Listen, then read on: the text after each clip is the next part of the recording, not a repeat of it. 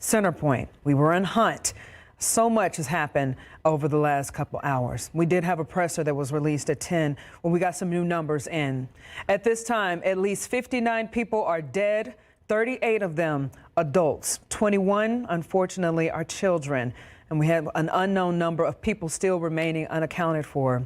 18 adults and 4 children have not been identified as we speak. We do have an update, though. 11 campers from Camp Mystic unaccounted for, along with 1 counselor. Plus hundreds of rescues have taken place. As far as we know, the crews are continuing to search at this hour, and they've been doing so overnight across the board. We talked about it earlier in that presser. They have over 400 first responders out and about searching from 20 different agencies. And they're still urging anyone that if you have a family member or know someone who is still missing, you need to report that. Call the number 830-258-1111. Make sure you tell your loved ones last known location. Again, this is something that we've been on top of ever since Friday when this happened. We do have meteorologist Shelby Ebertowski, and she's been following this closely as well since Friday morning, actually over Thursday night. Shelby, some more rain is in the forecast? Sadly, yes. I know more rain on already such a saturated ground isn't the best news. Now, right now, take a look at authority radar. Zooming in specifically in areas of Kerr County, it's just some light rain. Now, they did have some lightning and some thunder go through just earlier this morning, but currently it's just some light rain. What we're watching is just to the north near 290. That little cell could continue to move down closer to areas near Mountain Home, near Hunt, near Ingram, and especially of Kerrville, where they're continuing the efforts. Now, once again, this is all because of some tropical moisture, and this is the bigger picture for most of South Central Texas. Yes, we're still seeing some light rain along in the hill country, but we're also starting to see more pop-ups in areas near Uvalde County, closer to Brackettville, and down near Pearsall and Crystal City, and that's going to continue over the next few days. We do today have a flood watch in effect for most of the counties. This does include Bexar County because we're tracking more rain. This is going to be an area where we can have some additional flooding possible up until 7 p.m. tonight for 2 to 4 inches of rain. We can even see some localized areas of 5 or more inches of rain at times, with where we're seeing the potential for the rain. This does include Kerr County as well. But over the last few days, we've continued to see the heavy rainfall fall in areas of the hill country. This is a look at the rainfall from just July 4th near Mountain Home, Ingram, Kerrville, Hunt, even going through along Highway 39 for all of the camps, especially near Camp Mystic. We have received 12 inches of rain, and we continue to see that heavy rainfall flow down. What that little blue line, that's the Guadalupe River. That's continued to flow down into other areas through northern portions of the greater San Antonio metro. And just to kind of put it into perspective, there's about 100 billion gallons of water that fell in just this little outline alone from Mountain Home all the way through northern portion of Bandera County. That's more rain than in Niagara Falls in just a day alone. So let's take a look at the setup. Like we've been mentioning the last few days, it's all because of that one low pressure system. That's just bringing in all of that excess tropical moisture and all that moisture just in the atmosphere in general. And over the last 24 hours, not only did the hill country see some heavy rain, but areas near Austin, areas near Killeen, San Angelo, San Saba, Junction, they've continued to all see that heavy rain because that low pressure system, although it did move closer into areas of Austin and closer to College Station, it continued to move back into areas of the hill country. And that's specifically what we're watching tonight for the potential for rain today. I'm going to talk about the futurecast coming up later on, but just giving you an overview. We do still have more chances of rain, about a 40% chance for San Antonio, but that is going to be higher in areas of the hill country, especially because we're watching for the potential for some isolated flooding. Still going to continue to have rain chances up until about 10, 11, even midnight at times. and it does start to die down, especially because we're starting to lose that sunlight. Some areas are starting to see sun, and that is fueling the potential for some rain chances as well. So we're going to continue to keep you updated, and I want to leave you with just the headlines. This is the last thing I'll talk about, just kind of giving you an overview of what you need to know. Throughout the afternoon, we do have a flood watch. We'll continue to keep you updated. There's about a potential for about 2 to 4 inches of rain. A bullseye, though, that's what we saw Thursday night into Friday morning. That's where we're watching the potential for 5 inches of more potentially. And the Guadalupe River, Jeff, I know we've been continuing to track it it is receding, but there is still that high stream flow of where it's continuing to go down through Canyon Lake and through the other areas of South Texas.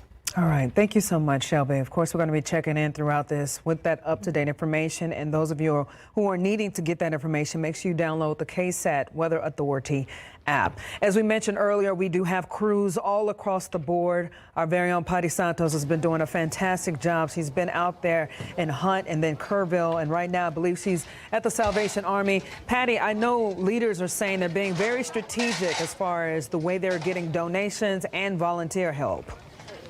There we go.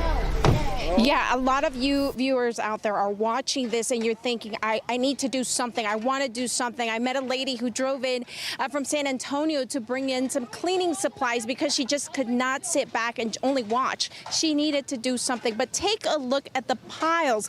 These are diapers over here. Somebody just brought in a donation of shovels. We have, of course, the brooms. They're going to be so needy. We're going to need that right now. There is cleaning supplies. There's dog food. There's water, there's of course detergent. I mean, the amount of things that we're all gonna need this as we rebuild this community, as we continue to rebuild this community, clean up. Look at this. There are, I'm sure, a lot of dogs out there and a lot of pets also going through this with those families. This is just one area. This is actually the area where some of the donations are coming in. I don't know if Alexis can pan over. You can see some of the donations that are pouring in. Right behind me, there's another warehouse. In front of us, there's another warehouse with volunteers just eager to help and take in these donations. But you know what? What they're telling us right now is they don't need any more donations for now.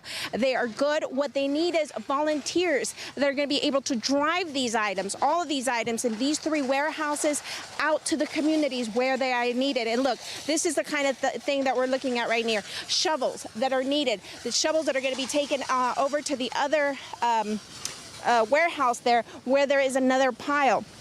And we have some items that are coming in right now.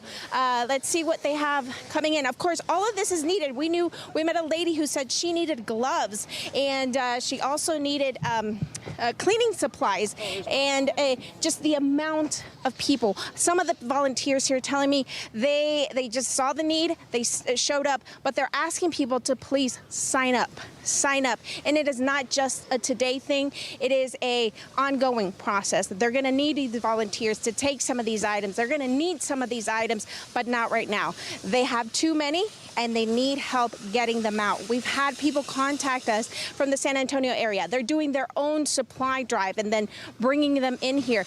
Please don't do that. Coordinate with some of the major organizations here to see how you can bring in those items, when those items will be needed, so they can get out to the people that need them. We were actually going to talk to Kim here. Kim, do you have a minute? I do. Kim, you're one of the volunteers. Yes, ma'am. Are you from this community? I am not. I am from in between San Antonio and Castroville. And you just decided to show up? Yes, ma'am. You knew there was a need? I'm willing and able, so I just came and found a place that needed some help.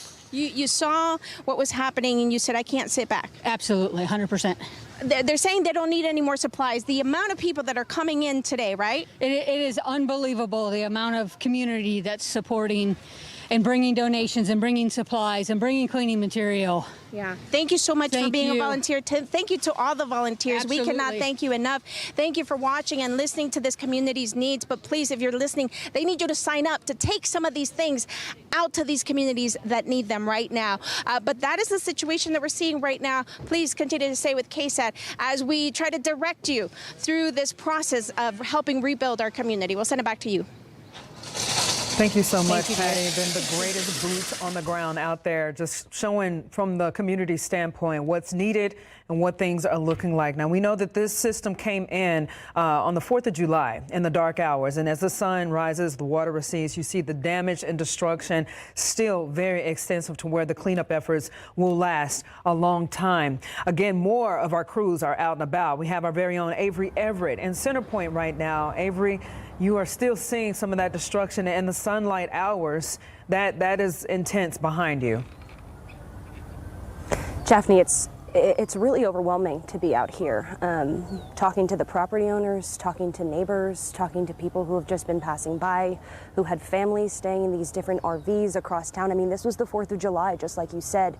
But the sights that we've been seeing out here, that's what's really taking my breath away. This RV that's just hanging on, balancing on another RV. And this isn't even an RV park. This was an empty property for families to come and enjoy the river, the RV park, at least over 100 yards away. But this all just shows the force of the floodwater. A refrigerator right here, and then a hot tub right behind it.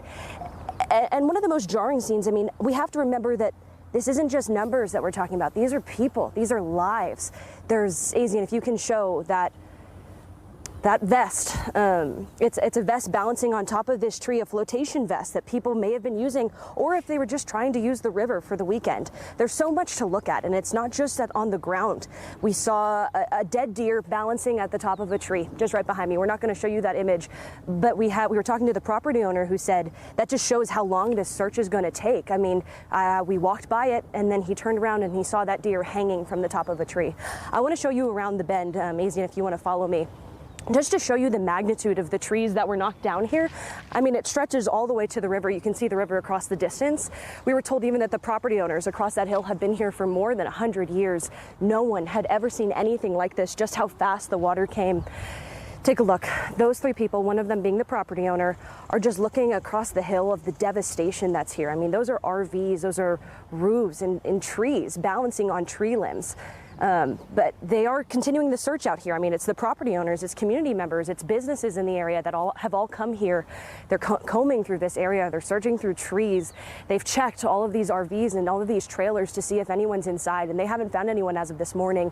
But we also saw helicopters. I mean, at least 2 helicopters we saw circling this area by the dam. You can see that the dam is right off in the distance over there, just to give you some idea of where we are. We are just east of the dam, off of 27. And people have been working here since really the early morning. I talked to a crew that got out here at 9, another crew that got out here at 7. Some people who said that they only spent a couple of nights in their hotel or in their house last night just to be able to come back here and continue this search. It just shows the magnitude of what's going on, Japhanie. All right, Avery, thank you so much. Please stay safe out there as you continue to bring us the coverage from across that viewing area. All right, at this time, 12:12. Again, the latest numbers into our newsroom, 59 dead, still an unknown amount of people unaccounted for. Our hearts are definitely out for people who are impacted in these communities. Stick around. We'll be right back after this short break with more team coverage over the Hill Country floods.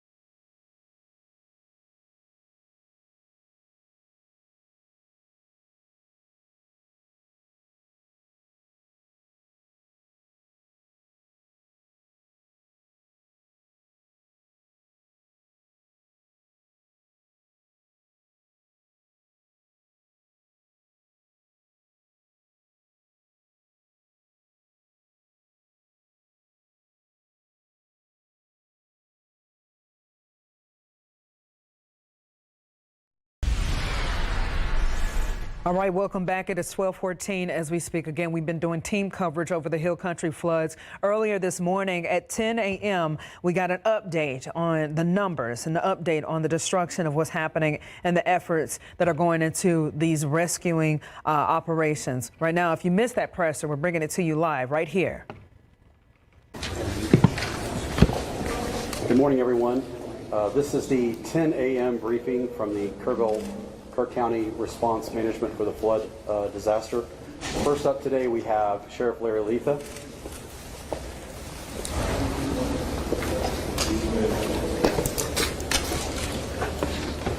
Y'all ready? Once again, Larry Letha, Kerr County Sheriff. Again, thank y'all for covering this and helping us get the message out.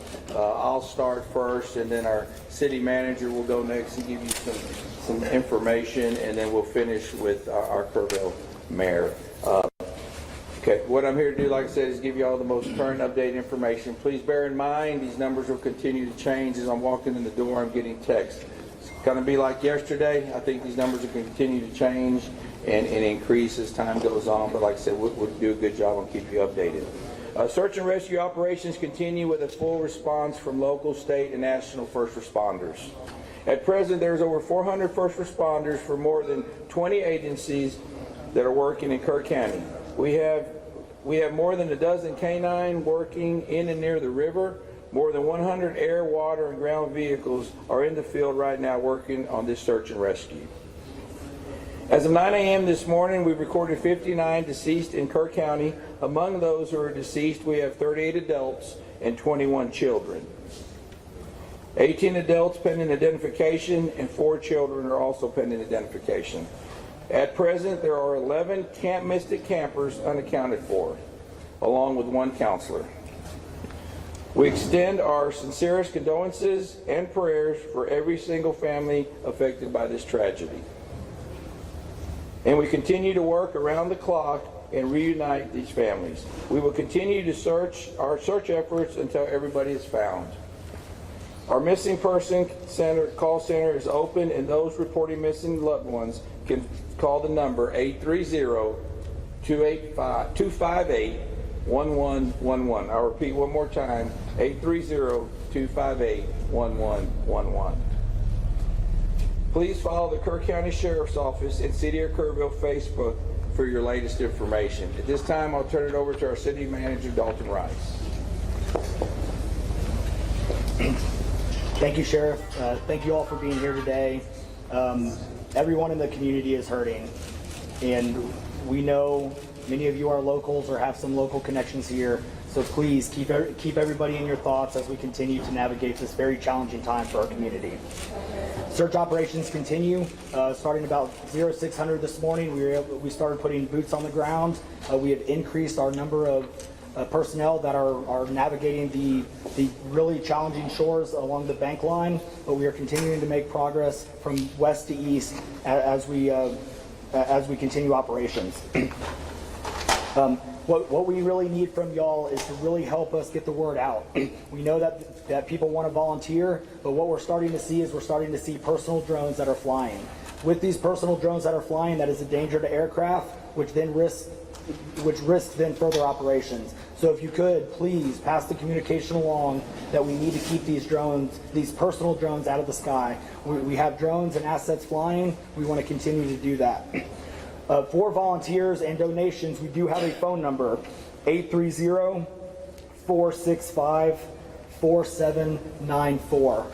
We can give you that number after, but if you want to volunteer, if you have donations, please contact that number and they will help get everything out. We have families who need to be reunited, and we are continuously making effort to make sure that our families are reunited. We want to continue to work together with our community. We appreciate everybody here, and we want to make sure that we stay Kerr united. I'm going to let the mayor wants to say a few words, and then I will take a couple questions after the mayor. Again, thank you for being here. You know, I'm old enough to remember Fred Rogers. And he one time said, during a crisis, look for the helpers. you will always find people who are helping. In Kerrville, those helpers are city staff, county personnel, state agencies, and federal agencies. The entire Kerrville City Council is on site today. We're doing everything we can. Let me repeat something I said yesterday. In our Emergency Operations Center, it's not a bunch of different teams. It's one team. Our goal is to rescue those in peril and find those who are lost. If you are interested in donating to help those families who've been affected, you can visit the Community Foundation of the Texas Hill Country. They've set up a portal for donations. I understand our community, our state, and the world have been responding. Thank you. Kerrville's branch of the Salvation Army has been designated as our official partner for volunteer coordination and in-kind donation. They can be reached at a number very similar to what you just heard, 830-465-4797. Also, we have a website for volunteers to register, a different website. It's tcr.communityos.org. It's important to follow the City of Kerrville's Facebook page for updates. If you follow social media and are interested in such things, I may be too old to tell you this, but there is a hashtag. It's hashtag KerrUnited. That's what we are. We're united to help those who are grieving and to find those who are lost. And now we'll open up to questions. I cannot answer operational questions, but I'm going to ask the city manager to come back up. I'm not sure who can answer this, but we just talked with business owners who are very concerned not only for themselves but also for employees about how are they going to pay their mortgage, how are they going to pay their electricity. They've been having people reach out to them about their bills, and they're terrified that in the middle of all this they're going to get cut off or evicted. We are working through everything right now. Currently our biggest focus is to making sure that we get families reunited with their loved ones. And so we are not going to stop until we are able to get those families reunited. This is a question for both you and the sheriff. There appears to be a massive operation now in Center Point. Is that where we're seeing bodies recovered at this moment? We are seeing bodies recovered all over, up and down. So as we make our way east to west, we have the entire pretty much span of operations. We broke it down into grids so we can recover those bodies. So yes, it is a full operation. None as of this morning. Mr. Rice. One more question. Sure. Yeah, well, one of the questions that still hasn't been answered 3 days into this is despite TEM's warning on July 2nd and July 3rd that something like this could have happened, that the threat existed, why that information didn't get down to camps and why they weren't evacuated. Can you answer that now? That is a great question, but again, we want to make sure that we continue to focus. We still have 11 missing children that we want to get reunited with our families. Until we can get reunited with the families, we are not going to stop. We are not going to stop until we do. So thank you. But just a quick follow-up question, sir. Was any emergency alert given out? So right there, right, you were hearing the press conference that aired live on our airways at 10 this morning. Again, some of the details that they mentioned, some breakdowns of the numbers that have changed since the last press conference that we had over the weekend. At least 59 people dead. 38 of them are adults. 21 of them are children. We do have an unknown number of people who still remain unaccounted for. We're just anticipating more numbers to come in. 18 adults and 4 children have not been able to be identified at this time. The 11 campers that we talked about at Camp Mystic unaccounted for along with 1 counselor. Plus, again, we still have hundreds of rescues that have taken place. And as far as I know, the crews, again, still out and about searching 400 different first responders across 20 different agencies. Again, we want to emphasize that if you know a family member, a loved one, or you have someone that you're still looking for and they're still missing. That number on your screen is one to call, 830-258-1111. That number again is 830-258-1111. And of course, when you make that call, make sure people know what their loved one's last known location was. Just also into our newsroom right now, Governor Greg Abbott expected to hold a press conference in Austin. This is taking place at 2:30 to provide an update on Texas' ongoing response to severe flooding. We're going to cover that live on all of our platforms and on air right here at KSAT. Stay with us.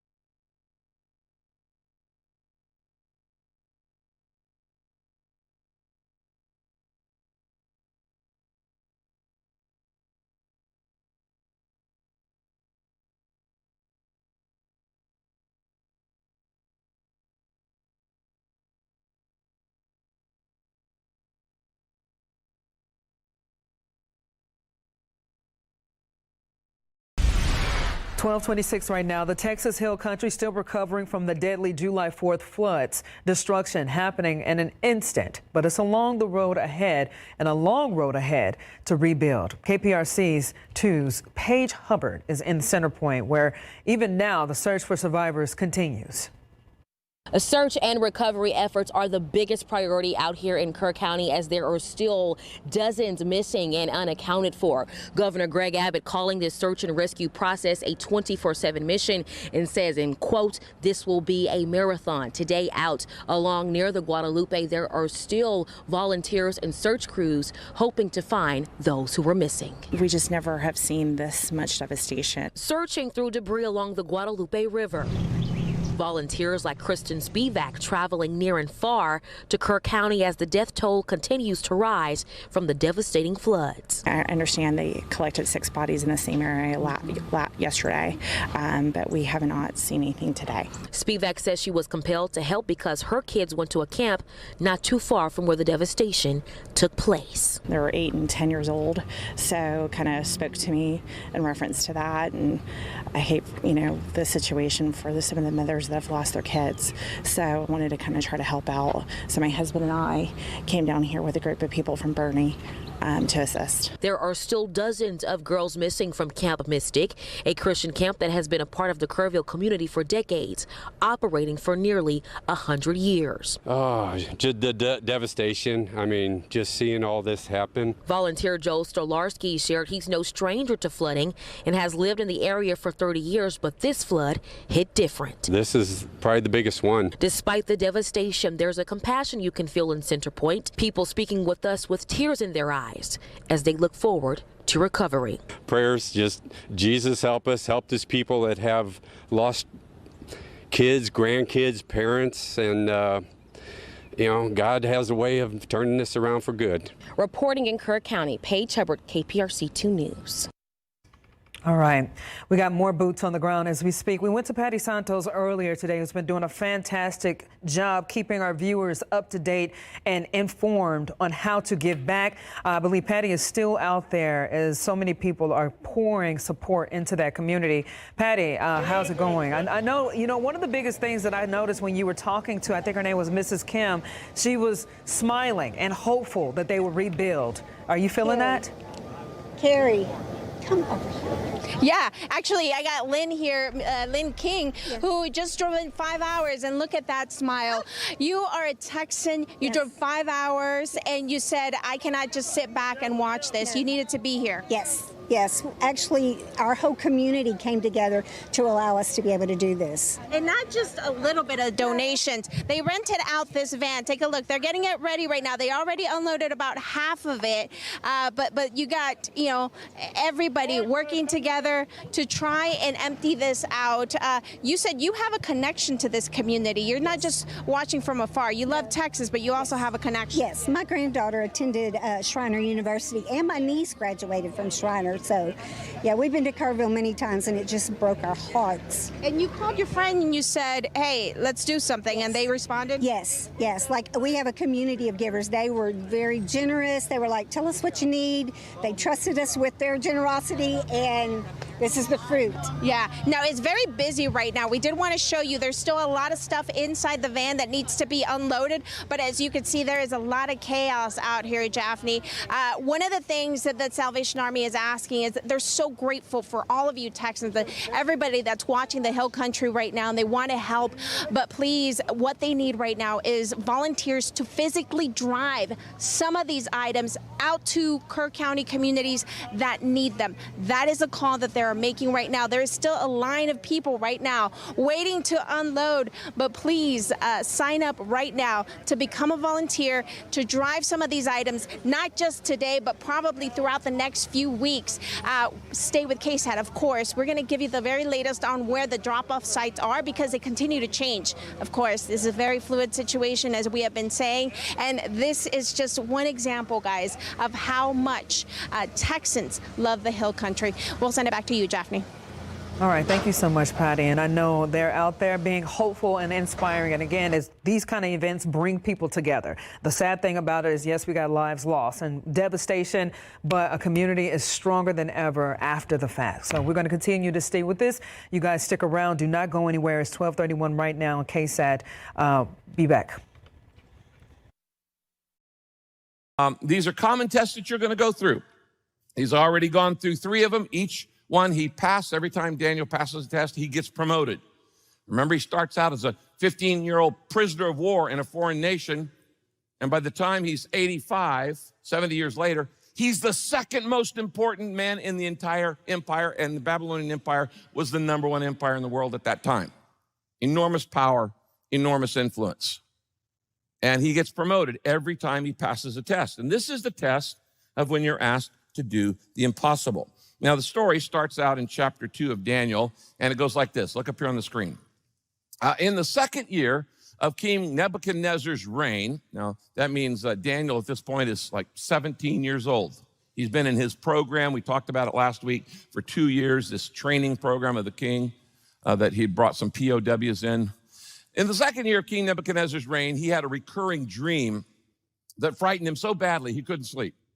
So he called in all of his magicians and psychics and fortune tellers and astrologers and demanded that they tell him what he had dreamed. Now, this is not an unusual thing. I told you that the Babylonian culture was based on a cult. And the wise men, the advisors to the leaders in those days, were all these magician guys, these mediums, these necromancers, these sorcerers and magicians and astrologers, not astronomers. Astronomy is the Welcome back. It is 12:33. Again, team coverage happening all across and all morning right here for the Hill Country floods that at this time is taking 59 lives, 38 adults, 21 children. Meteorologist Shelby Ebertowski, you've been following everything closely. You've been seeing the devastation and destruction. And unfortunately, we've been talking about how more raindrops are still in the forecast. Yes, sadly, I wish I had better news, but we are tracking more rain. This is Authority radar currently. Now, right now near New Braunfels, they had some heavy rainfall yesterday. Right now, some of that is just regular light feedback, but we're starting to see a few showers start to pop up near Schertz to Marion, New Berlin, down towards Lavernia. they also had some flooding issues yesterday, going through areas of San Antonio and through Bexar County. Relatively quiet, maybe a quick sprinkle, but we're starting to see more isolated showers in areas near Castroville, La Coast, and that's going to be the story. Is we're still seeing more just quick little showers and downpours currently on already a saturated ground. Some near Crystal City, near Pearsall, starting to see not really any lightnings reported in that, but what we did see is in areas of Kerrville and Kerr County specifically, they did have some thunder and some lightning earlier today with some of the storms that are now just producing some light rain, but that's already on a very saturated ground. This is a look at the rainfall for the last 5 days, but still, this is just, most of this came from Thursday night into Friday and Saturday for most of us here in South Texas. All where you see those purple colors, I'll take the little query here, that's where you're seeing multiple, if not a foot of rain at times. And this is the hill country, so it all went into the creeks. The Guadalupe River went down through Comfort near Kerrville, went through Spring Branch. And even yesterday in areas near Spring Branch and near Bulverde, Canyon Lake, and even in Seguin, this area yesterday, we were seeing some heavy rainfall rates. In areas of Seguin, they were tracking some heavy rain and even some localized flooding at times. Just take a look at this, multiple inches, 7 to 8 or even 9 inches of rain reported on that. Near Bulverde and Hollywood Park, once again, multiple rain inches reported. Even near Sattler along the Guadalupe, they continued to have some river flooding issues yesterday evening because of that heavy rainfall, and they're also dealing with some debris. So here's a look at the KSAT Connect video we got yesterday. This was before this was during the heavy rainfall from River Road, from Canyon Lake all the way to New Braunfels, of just the heavy rain that fell and the flooding from the river that went into some of the side streets, and specifically River Road, where there was an evacuation order issued for some time for some people. Now, once again, that was just from yesterday and the last few days. Here is a look at what you can expect throughout the day today. I know more rain isn't going to be the best news. However, it's going to be isolated at times, so not everyone is going to see some of the rain, but there is still the potential. So starting off throughout the rest of your afternoon, we're already starting to see some of those quick little showers and downpours start, but we're going to continue to see more rain chances. However, this is going to also have an impact for areas of Bexar County potentially. Don't pay attention to the exact location of where you see those purple and those small little bullseyes, because it can change and we really won't know where it sets up until we start to see that more chances of rain later on in the afternoon. But that's moving from the hill country through areas of Bexar County. Now, the good news is overnight tonight into tomorrow morning, we get a little bit of a break because of that sun. That sun basically heats up the atmosphere and kind of is a little bit of that added fuel to the chances of some showers and storms before we have more chances of rain throughout the next few days. And once again, this is already on a very saturated ground. So let's take a look at just what you need to know today. I mentioned, yes, we still have the chance of rain. We did in San Antonio bump up the rain chances to about a 40% chance. And the good news is we're not expecting temperatures in the triple digits because of the rain chances. So it's not going to be 100 and muggy. We're just expecting temperatures in the 80s, but still going to continue to have the rain chances throughout the rest of the afternoon, even into the evening, and a few days, a few more days. So let's take a look at the Guadalupe. I know it's been the biggest concern for the last few days of how much rain fell, where it continued to go. Now, we have seen multiple KSAT Connect pictures and videos of some debris and some damage moving through the Guadalupe, already down into areas near New Braunfels. Friday morning, in Hunt, the river crested about 29 feet.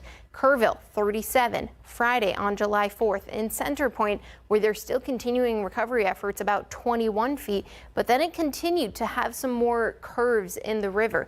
35 feet at 11 a.m. on July 4th in Comfort, and then continued almost Almonds Creek crossing just near the Bergheim sensor, 50 feet was reported for the crest Friday night, and it continued to go into areas of Spring Branch near Canyon Lake. Canyon Lake, the last reading we saw was about 50 or 60% full, so there is still more potential, and Canyon Lake still can handle more rain. However, we're still watching for the potential, Jeff, for more rain throughout the day. We'll continue to keep you updated as some of these showers in the hill country continue to make their way through. All right. Thank you so much, Shelby. Okay, let's go back out to Kirk County right now, where our very own Avery Everett is live at Center Point. At this time, she's speaking with different community members, showing us a bit of the destruction that we can see in the daylight. Good morning, Avery. Daphne, this is a new look of the damage that happened here in Center Point, right behind me. If we were here on Friday, we would have been underwater. Because the waters have receded enough, we're able to see just the destruction. I mean, like I said, 200 yards away from an RV park, and the waters swept all of these RVs, 12 different trailers, and a ton of other supplies. I mean, we're seeing RVs, trailers, what look to be propane tanks, roofs, storage units, all swept over 200 yards, roughly 2 football fields. That just shows the strength of these floods on Friday, and now we're able to see it in the aftermath. We spoke to the man whose trailer is that one right in the middle, Azian, if you can see it, that white trailer in the middle. He says this is the first time that he's able to see where his trailer ended up, and he's hoping to get inside soon because of his medication that's inside. All he has with him is a t-shirt, a pair of jeans, rain boots, and flip-flops. He says that at 6 a.m. on Friday, that's when they saw that the water was coming fast. They were full. They were full on Friday for the 4th of July. They weren't able to get everyone out, and they just drove away. He said that they came back Friday afternoon, but they weren't able to see any of this. This is the first time that they're able to search through, check for different possessions. But like we can see, I mean, this is mostly tree trunks and debris, natural debris, but also mixed with other things like we were talking about, canoes that are all just stuck in this bend of the Guadalupe River. This is just part of, like I said, we're just east of the dam here in Center Point, and you can just see the piles of destruction. We spoke to him, and he said that all morning people, different volunteers that they say, have been coming onto his property, and he says while it's helpful, there's also other ways to get involved that might be more strategic. Go through certain organizations. Don't just show up and start searching. There are specific search plans. So the owners here, 2 different properties, asked people to sort of take that navigation, that route, to be able to help in this community because there just is so much widespread devastation. But today they're searching, they're trying to get some of their most needed possessions, and that's when cleanup starts. They said they haven't even been able to think about cleanup. They're trying to call insurance tomorrow on Monday when all of this, the weekend sort of passes. But right now it's just searching and trying to find what they can. Daphne. Thank you so much, Avery. Today, the Texas Governor, Greg Abbott, declared today as a day of prayer.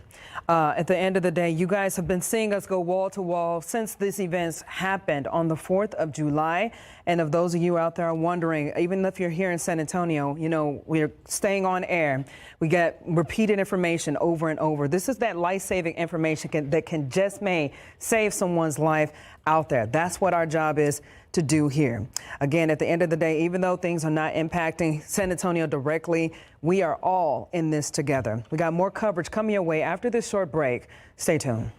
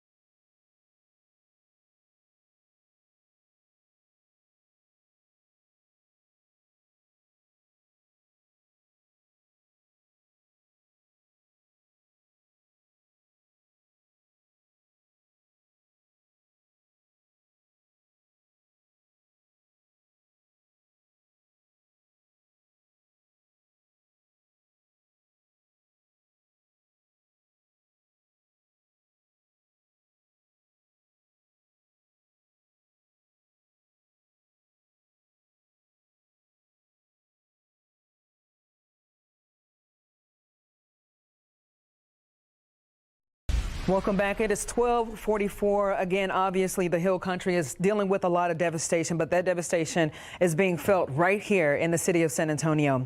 Earlier on GMSA, you guys may have paid attention or listened, but we had the mayor actually come to our studios to figure out, just how the Alamo City plans to provide more than just prayers to a community desperate to rebuild.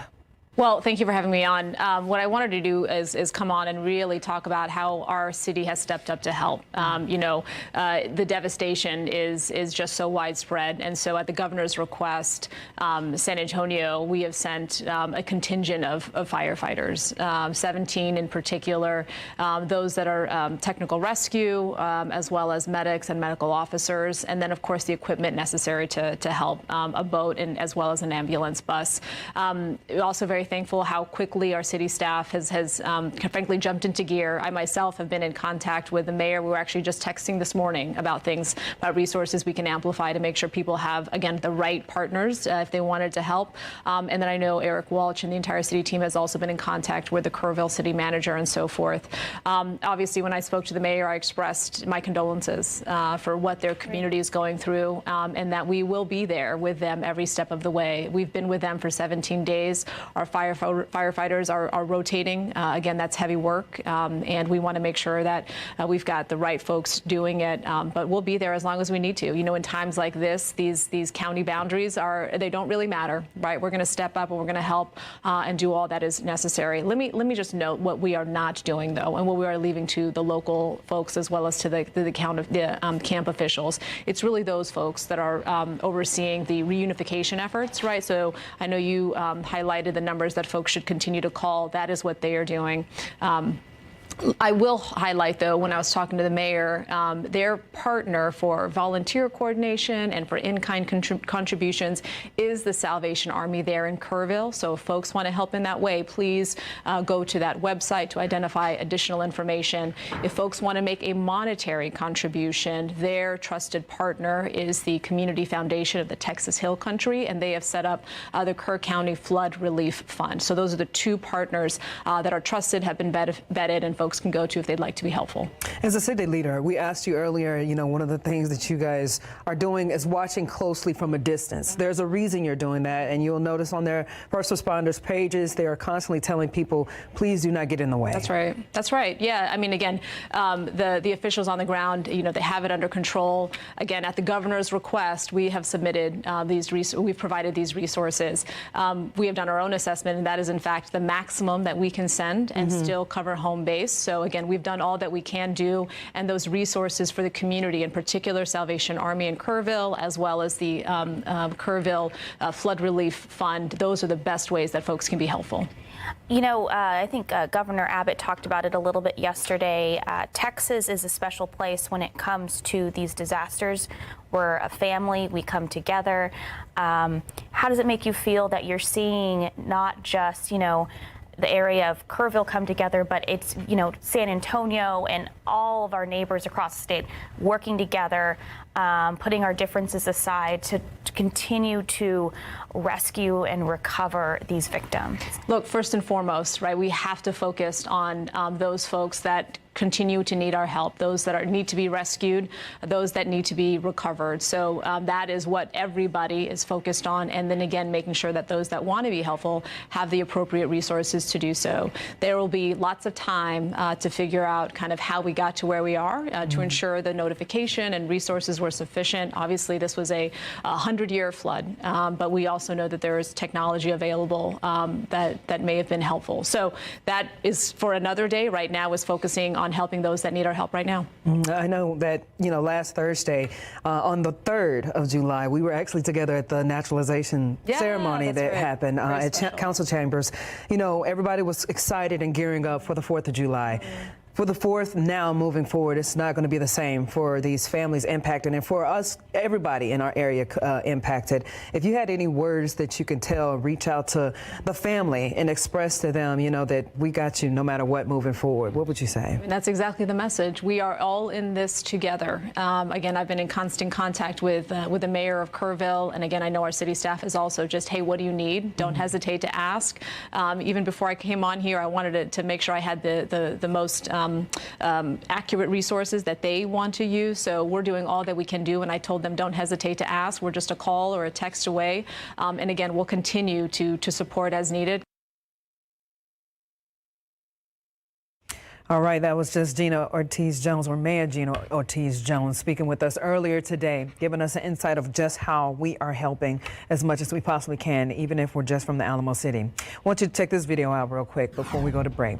You can see HEB trucks heading toward the Comfort, which is a reminder that there are tons of ways to help. If you scan that QR code right there on your screen, it's going to take you to a list that is on our website at ksat.com. Just a quick reset and recap of everything we've learned since the press conference that happened at 10 this morning. Again, we're dealing with at least 59 people who are dead, 38 of them adults, 21 of them children, and an unknown number of people remain unaccounted for. 18 adults and 4 children have not been identified as of right now. And we have 11 campers who are still unaccounted for from Camp Mystic, along with 1 counselor. Again, several rescues are still taking place as we speak. One more time, we're reiterating for any family member out there that if you are missing a loved one, a family member, a friend, if you know anything and need that help and that information, please call 830-258-1111. That is 830-258-1111. Our coverage continues after this. Captain of the Guard. Why? Why is so Arioch told him all that happened. You got to get the facts. And in this step, what you want to do is you go, what do I need to know to do what I got to do? That's what you ask. When you're facing, that deal is about to fall apart. That mountain of debt's about to come in on me. What do I need to do to get what I need to do done? And so you ask the question, why and what and why and what is the reason? What do I need to do in order to get this done? What do I need to know? Number 3, third thing you need to do is ask for time to create a solution. If your boss comes in and says, I need this done, and you go, it's impossible, you need to ask for time to create a solution. Now, the reason why you want to ask for time instead of just immediately get to work on it is because in a crisis, the greatest temptation you have is to be impulsive. If you're in a car accident, when you get out of that car, you're not thinking logically. You're not thinking rationally. You're in a car accident, you're thinking emotionally. And you want to make an impulsive decision, you want to make it fast. It's more important to make the right decision than to make a fast decision. The wrong decision is the wrong decision, no matter how. Welcome back. Our Hill Country flood coverage is continuing from wall to wall, giving you guys an update of what is going on, and what better way to do that than have crews out in the field. We have our very own Daniela Ibarra. She is out right now at the Notre Dame Catholic Church in Kerrville, where Mass just wrapped up, right, Daniela? Yeah, people are starting to make their way out of the church. We heard some of the singing, the hymns in that church, and the Archbishop, Gustavo Garcia Sied, he is here at the church. He's giving Mass. He said he wanted to give Mass to give comfort. You see, I believe the Archbishop is making his way outside of the church. I can't see him right now from where we're standing, but we see, people walking out of the church. Like I said, the Archbishop, he wanted to be here to provide comfort to the people here in the Hill Country. We're going to be speaking with the Archbishop in about half an hour or so. We did speak with one of the parishioners, though, shortly, just about 10 minutes or so ago. He came from San Antonio to attend church here, and I want you to listen to what he says about what he thought about the Archbishop's message. He brought an incredible message of unity and peace to the hearts of all the families, and peace to those that are resting with the Lord.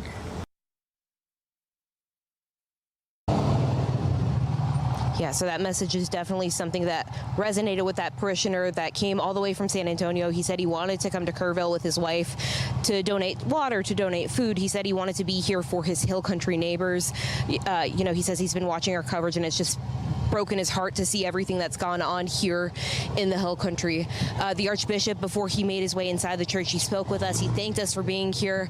And like I said, in the next 30 to 40 minutes, we're expecting to talk with him. I know he's been out here in the Hill Country as well over the past few days. days talking with people affected. So we hope to hear from him about what he's heard from the people here in the Hill Country. But for now, I'll send it back to you guys. Hey, Daniela, real quick, obviously this is a beautiful sight to see where there are so many people from around our area paying their respects by attending this, but the Pope released a statement too earlier today, didn't he? Yes, he did, and the Archbishop referenced that. One of the other things that he referenced during the Mass that really stood out to me, he offered comfort, but he talked about water. Obviously it's devastated the Hill Country. He talked about that devastation, but he also talked about how water is healing, and it just shows, the power of water, something that he knows many of the people here in the Hill Country have seen firsthand.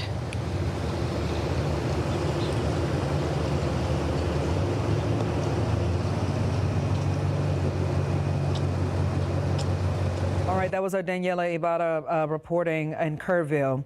Again, our very own governor, Texas Governor Greg Abbott, did make today a day of prayer. He even released a statement just basically asking for us to stick together. He says right here, I urge every Texan to join me in prayer this Sunday for the lives lost, for those still missing, and for the recovery of our communities, and for the safety of those on the front lines. Again, he will be having a press conference this afternoon at 2:30. This is taking place in Austin. Again, it's something that we're going to carry on air on all of our platforms.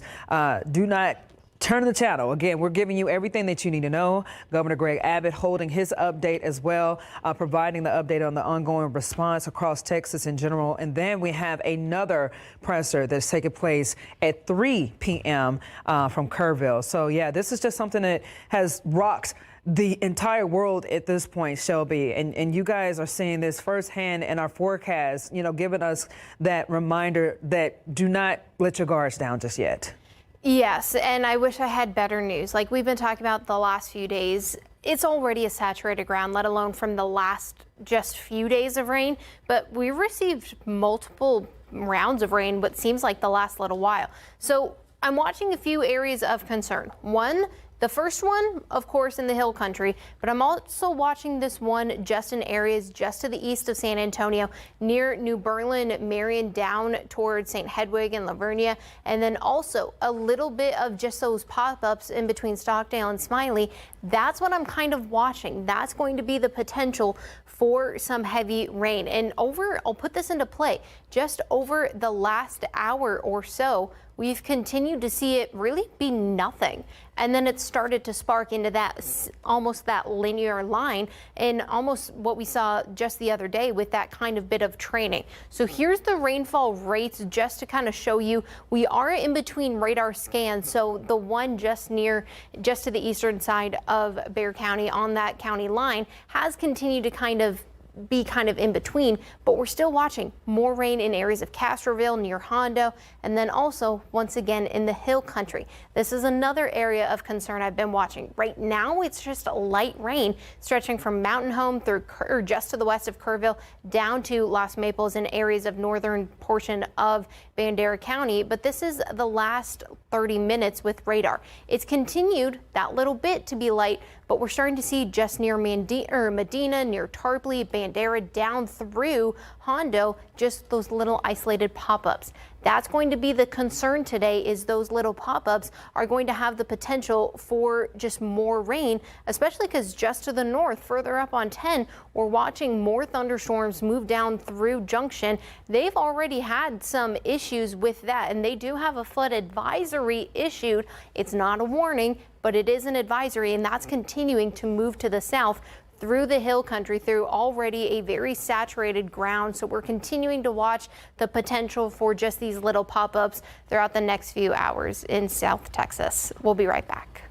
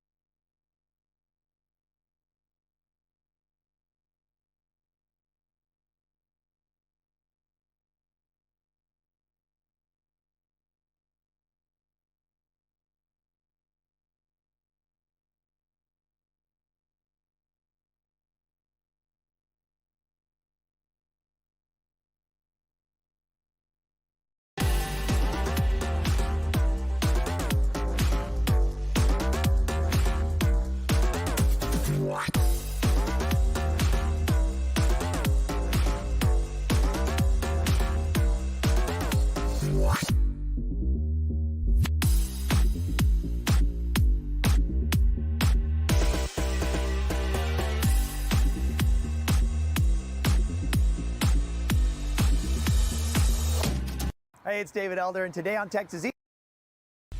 All right, welcome back. It is now 1:00 p.m. This afternoon is still doing our Hill Country flood coverage going on right now. We're going to go out straight to Kerrville, where we have some words from the Archbishop. Friends, but they were there. And you can tell their sorrow, their pain, their hurting in their eyes and their faces. Is that you're stunned, you don't know what to do. The experience of vulnerability, the experience of we really don't have too much control over life or lives. We think we do, but we don't. That was my experience that Friday. And even myself, I caught myself being vulnerable. As we heard Father Scott, we don't know, and sometimes we don't think, we don't become eloquent in moments like this. We bear the cross with others. We bring compassion, to be with, to be there. That's why even people, they are invited not to come now for the sake of those who are still doing the best for us in finding people and leading people to safety. So it's a prudential action. But wherever we are at, we can be for the people who are suffering. You know, there is no excuse. We cannot hide. You know, this is a loud cry for compassion. And wherever we are at, we can do something for others. We understand that you were scheduled to be here anyway. Do you feel that God put you here for these people in their time of comfort? Oh, I believe so. God works in so many ways beyond our plans, beyond our doings. We should avoid, in situations like this, to think that I have the answers. I will have the best example for others. Protagonism is not the point. Is allow God, who truly have the answers, God who moves the minds and the hearts and the wills of people, of us, to use us in ways beyond our understanding. Answering your question. Thank you. What was your message today to the church? It's a message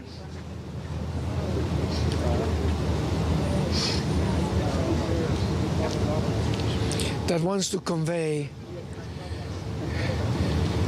that we are listening to the cry of all those who suffer. That their cry is not falling in deaf ears. And that we, many, beyond Kerrville, beyond the families in the state or beyond the state who were directly affected, that the larger community in the state, in the nation, in the world, that we are listening. Another message was that pain and sorrow and death does not have the last word. But goodness, truth, love, care,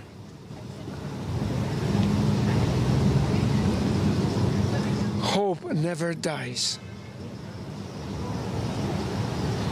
And the last message is one of peace.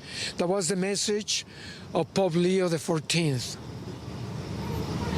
In his first phrase, the first words that came out of his lips, peace be with all of you. And it is true that peace is hard to enjoy in many ways now. But not because of that. We stop offering paths of peace, because that is God's will, for us to have peace inwardly and outwardly. And we will not stop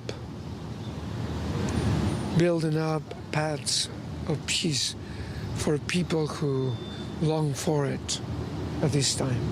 What are you praying for these next few days? These few days, I will pray that all what we have heard,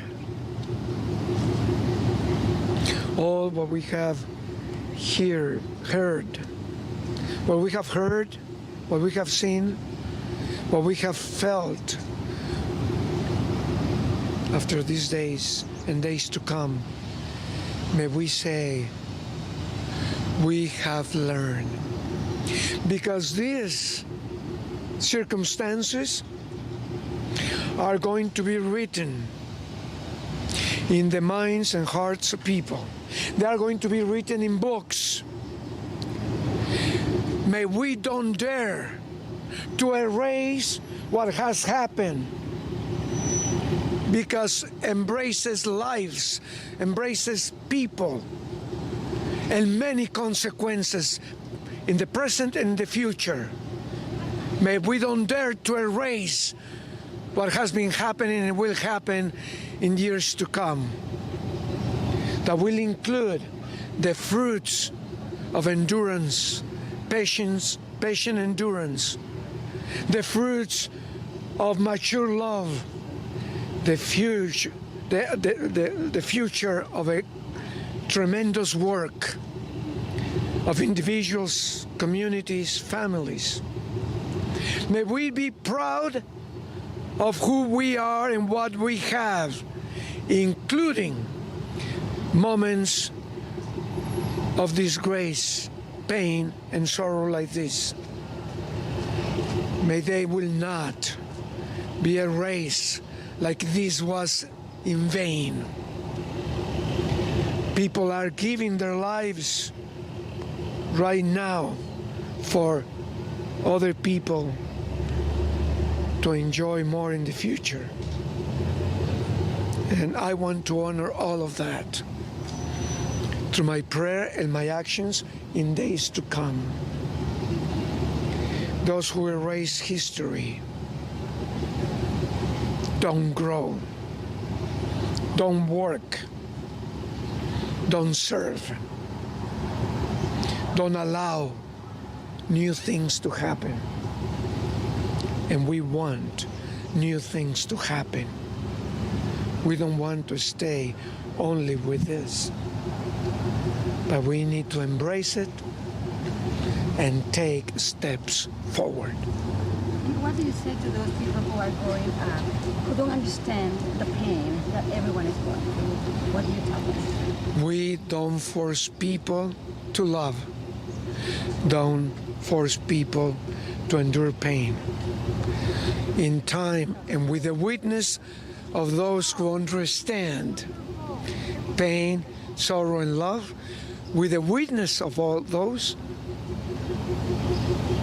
people will come to a better understanding. So I recently got a message where people say, where is God when all this is happening? Where is He? God is with us always. Always. It's like the sun. Do we see the sun today? So it doesn't exist? The sun exists. It just happened that there are some clouds in between at this time. But the sun is there. The truth is there. The beauty is there.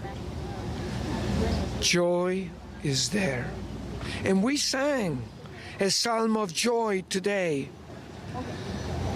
because we are brave, because we have faith. Shalom. Shalom. Thank you so much, Archbishop. Peace. Thank you all for communicating this difficult message that is already a seed of something better to come. Thank you. It's good to see you. Good to see you again. Good to see you again. God bless All right, you, we just Mija. heard some powerful God words bless you. coming from the Archbishop there at the Notre Dame Catholic Church. Our Daniela Ibarra is still on location. Daniela, if you can hear me, I know some viewers are just tuning in. They kind of got right after you had just started. If you could you kind of give us an idea of what he was speaking on when you first started talking to him? Yeah, so the Archbishop was talking about, he was actually, from what he was talking about, he was actually already scheduled to be here in Kerrville. So he said it was like God knew he needed to be here today. He said, before the flooding. He talked about, the message that he sends to all the people here in the Hill Country, which is one of resilience, one of faith. He emphasized that God is with everyone, even in times like this where it's hard, people are grieving. But yeah, he's just sending that message of, hope. Well, thank you so much, Daniela. Of course, we'll check back in with you a little bit later on. Pope Leo XIV, again, earlier today, tweeted this out, saying that I would like to express sincere condolences to all of the families who have been lost loved ones, in particular their daughters who were at the summer camp. In the disaster caused by the flooding of the Guadalupe River in Texas in the United States, we pray for them. The Archbishop there just mentioned him as well when they were talking about peace, hope.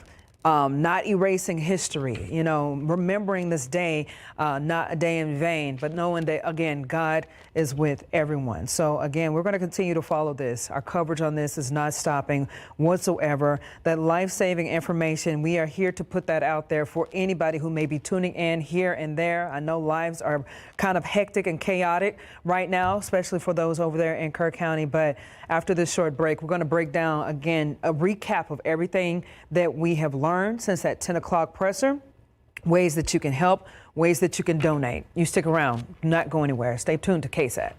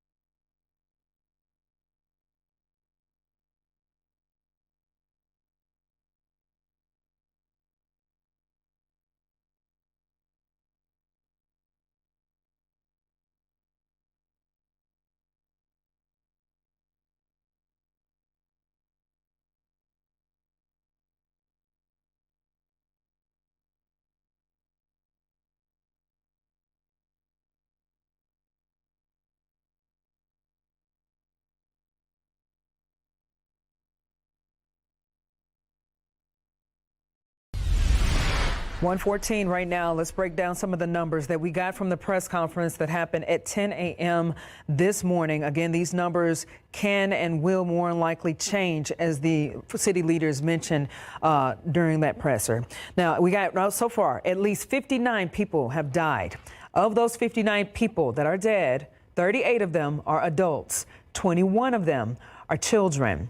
We're still waiting to hear a number for people who may remain unaccounted for. 18 adults and 4 children have not been identified just yet. 11 campers from Camp Mystic still unaccounted for, along with 1 counselor And again, hundreds of rescues are still taking place actively. Many people are still trying to figure out how they can help, how they can volunteer. Families are still waiting for more numbers, more updates. Again, if you haven't done so just yet and you are missing a family member or a loved one, that number on your screen, we've been saying it all day, all weekend, ever since the 4th, 830-258-1111. That is 830-258-1111. When you make that phone call to list off who your family member is missing, be sure to put down their last known location. Also, just into our newsroom right now, Governor Greg Abbott expected to hold a press conference in Austin at 2:30 this afternoon, providing an update on Texas's ongoing response to severe flooding. Again, that is Governor Greg Abbott. His presser is going to be at 2:30 in Austin. There's going to be another press conference happening at 3 p.m. in Kerrville, where we're going to be getting more of an update from the local standpoint. And again, more numbers, more likely. Also, new details. We got President Donald Trump stepping in, signing a disaster declaration for Texas following the deadly flooding in Kerr County. In a statement, Homeland Security Secretary Kristi Noem said federal emergency management resources have been deployed to the state. This comes after Governor Greg Abbott requested the federal aid yesterday. We are also working for people to find ways that they want to volunteer. There's a strategic way that city is looking for that help. They're not asking for a lot of people to come and bombard them because they already have so many different resources, but they are taking people as far as putting your name down. If you want to volunteer or donate, you can call this number, 830-465-4797. Again, that is 830-465-4797. That's for anyone who has it in their heart to go and volunteer or at least be available to be called on. Happening right now, recovery efforts are underway, including the search to find all those who are missing because of the flooding. And as of right now, family members have identified 12 people who are presumed missing, including this girl right here on your screen. This is Kellyanne Lytle. This photo was shared to us by her father. She was at Camp Mystic and she has not been located, excuse me. Also missing from Camp Mystic is Eloise Peck and Lila Bonner. Relatives have identified them as well. Also missing, we got Greta Toranzo. Family members asking you to call the number that you see on your screen if you have any information about her.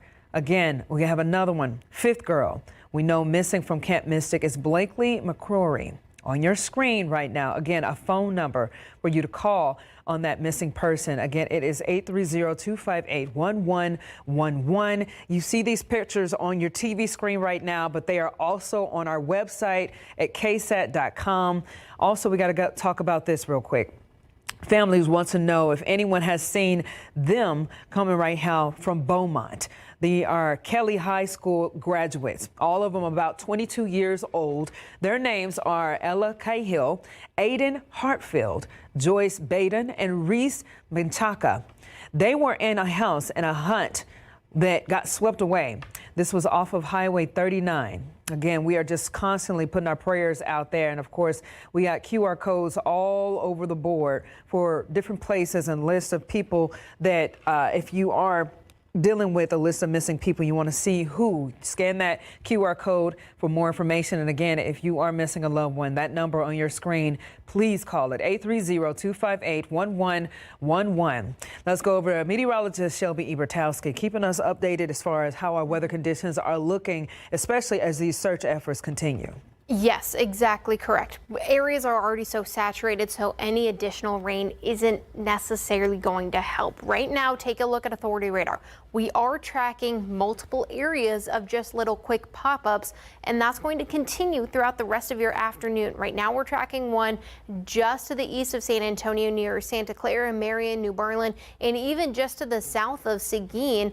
That continuing to slowly weaken, but that's already an area saturated from rain that saw heavy rainfall yesterday and even some flooding in areas of Seguin. And then just to the west, we're still tracking more chances of rain, already tracking a little cell down near Crystal City and near Medina County, even Bandera, going up to the hill country. We're continuing to see just little pop-ups right now, but there is more on the way. Just take a look at what's already unfolding in Junction.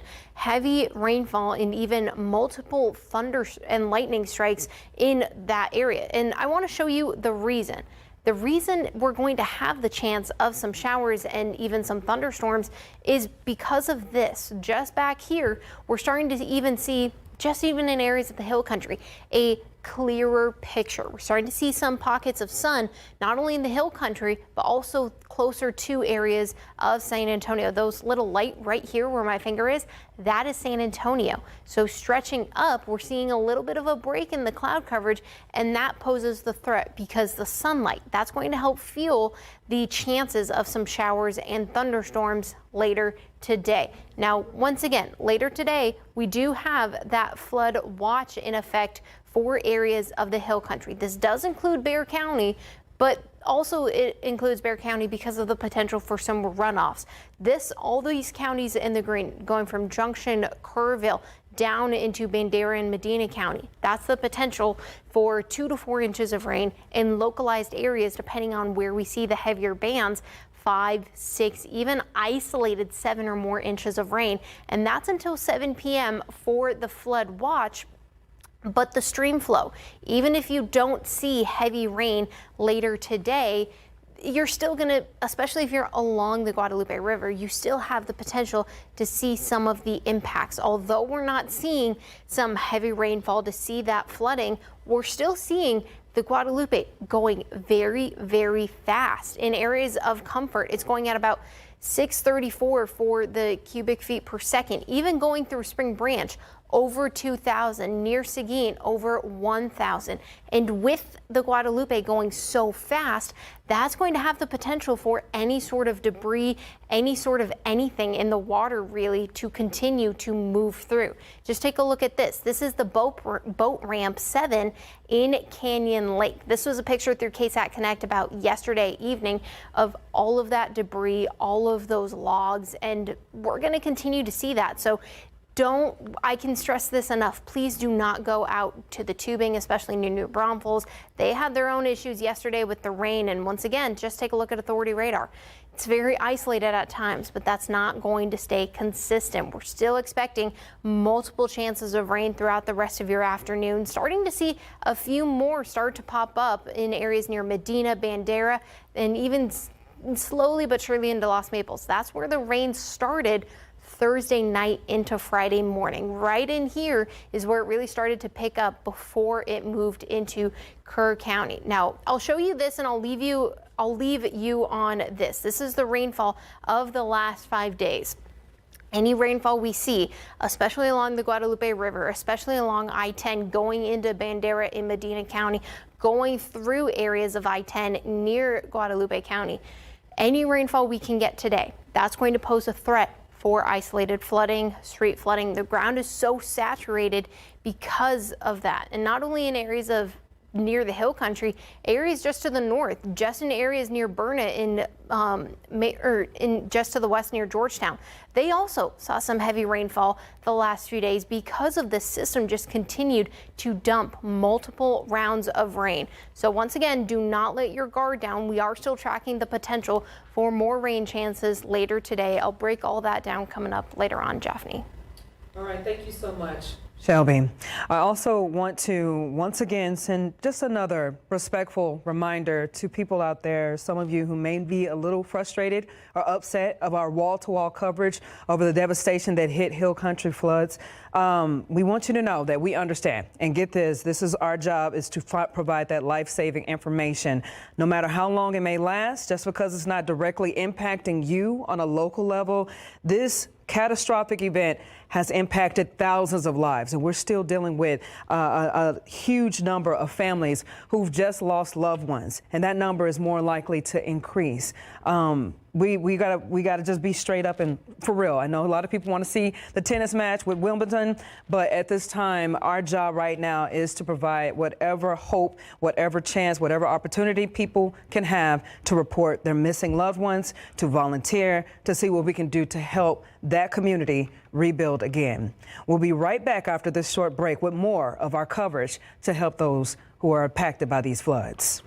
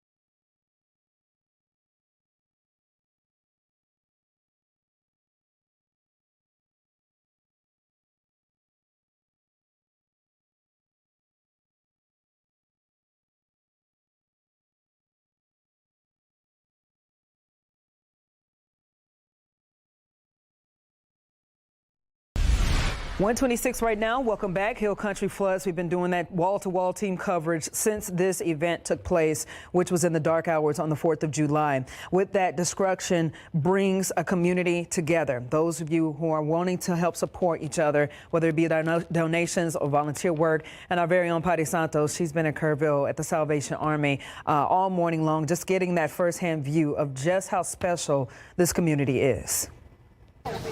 Yeah, a lot of you viewers out there are watching this and you're thinking, I need to do something. I want to do something. I met a lady who drove in from San Antonio to bring in some cleaning supplies because she just could not sit back and only watch. She needed to do something. But take a look at the piles. These are diapers over here. Somebody just brought in a donation of shovels. We have, of course, the brooms. They're going to be so needy. We're going to need that right now. There is cleaning supplies. There's dog food. There's water. There's, of course, detergent. I mean, the amount of things that we're all going to need this as we rebuild this community, as we continue to rebuild this community, clean up. Look at this. There are, I'm sure, a lot of dogs out there and a lot of pets also going through this with those families. This is just one area. This is actually the area where some of the donations are coming in. I don't know if Alexis can pan over. You can see some of the donations that are pouring in. Right behind me, there's another warehouse. In front of us, there's another warehouse with volunteers just eager to help and take in these donations. But you know what? What they're telling us right now is they don't need any more donations for now. They are good. What they need is volunteers that are going to be able to drive these items, all of these items in these 3 warehouses out to the communities where they are needed. And look, this is the kind of thing that we're looking at right here. Shovels that are needed, the shovels that are going to be taken over to the other warehouse there where there is another pile. And we have some items that are coming in right now. Let's see what they have coming in. Of course, all of this is needed. We met a lady who said she needed gloves, and she also needed cleaning supplies, and just the amount of people. Some of the volunteers here telling me they just saw the need, they showed up, but they're asking people to please sign up. And it is not just a today thing. It is a ongoing process. They're going to need these volunteers to take some of these items. They're going to need some of these items, but not right now. They have too many, and they need help getting them out. We've had people contact us from the San Antonio area. They're doing their own supply drive and then bringing them in here. Please don't do that. Coordinate with some of the major organizations here to see how you can bring in those items, when those items will be needed, so they can get out to the people that need them. We were actually going to talk to Kim here. Kim, do you have a minute? I do. Kim, you're one of the volunteers. Yes, ma'am. Are you from this community? I am not. I am from in between San Antonio and Castroville. And you just decided to show up? You knew there was a need? I'm willing and able, so I just came and found a place that needed some help. You saw what was happening and you said, I can't sit back. Absolutely, 100%. They're saying they don't need any more supplies. The amount of people that are coming in today, right? It is unbelievable, the amount of community that's supporting and bringing donations and bringing supplies and bringing cleaning material.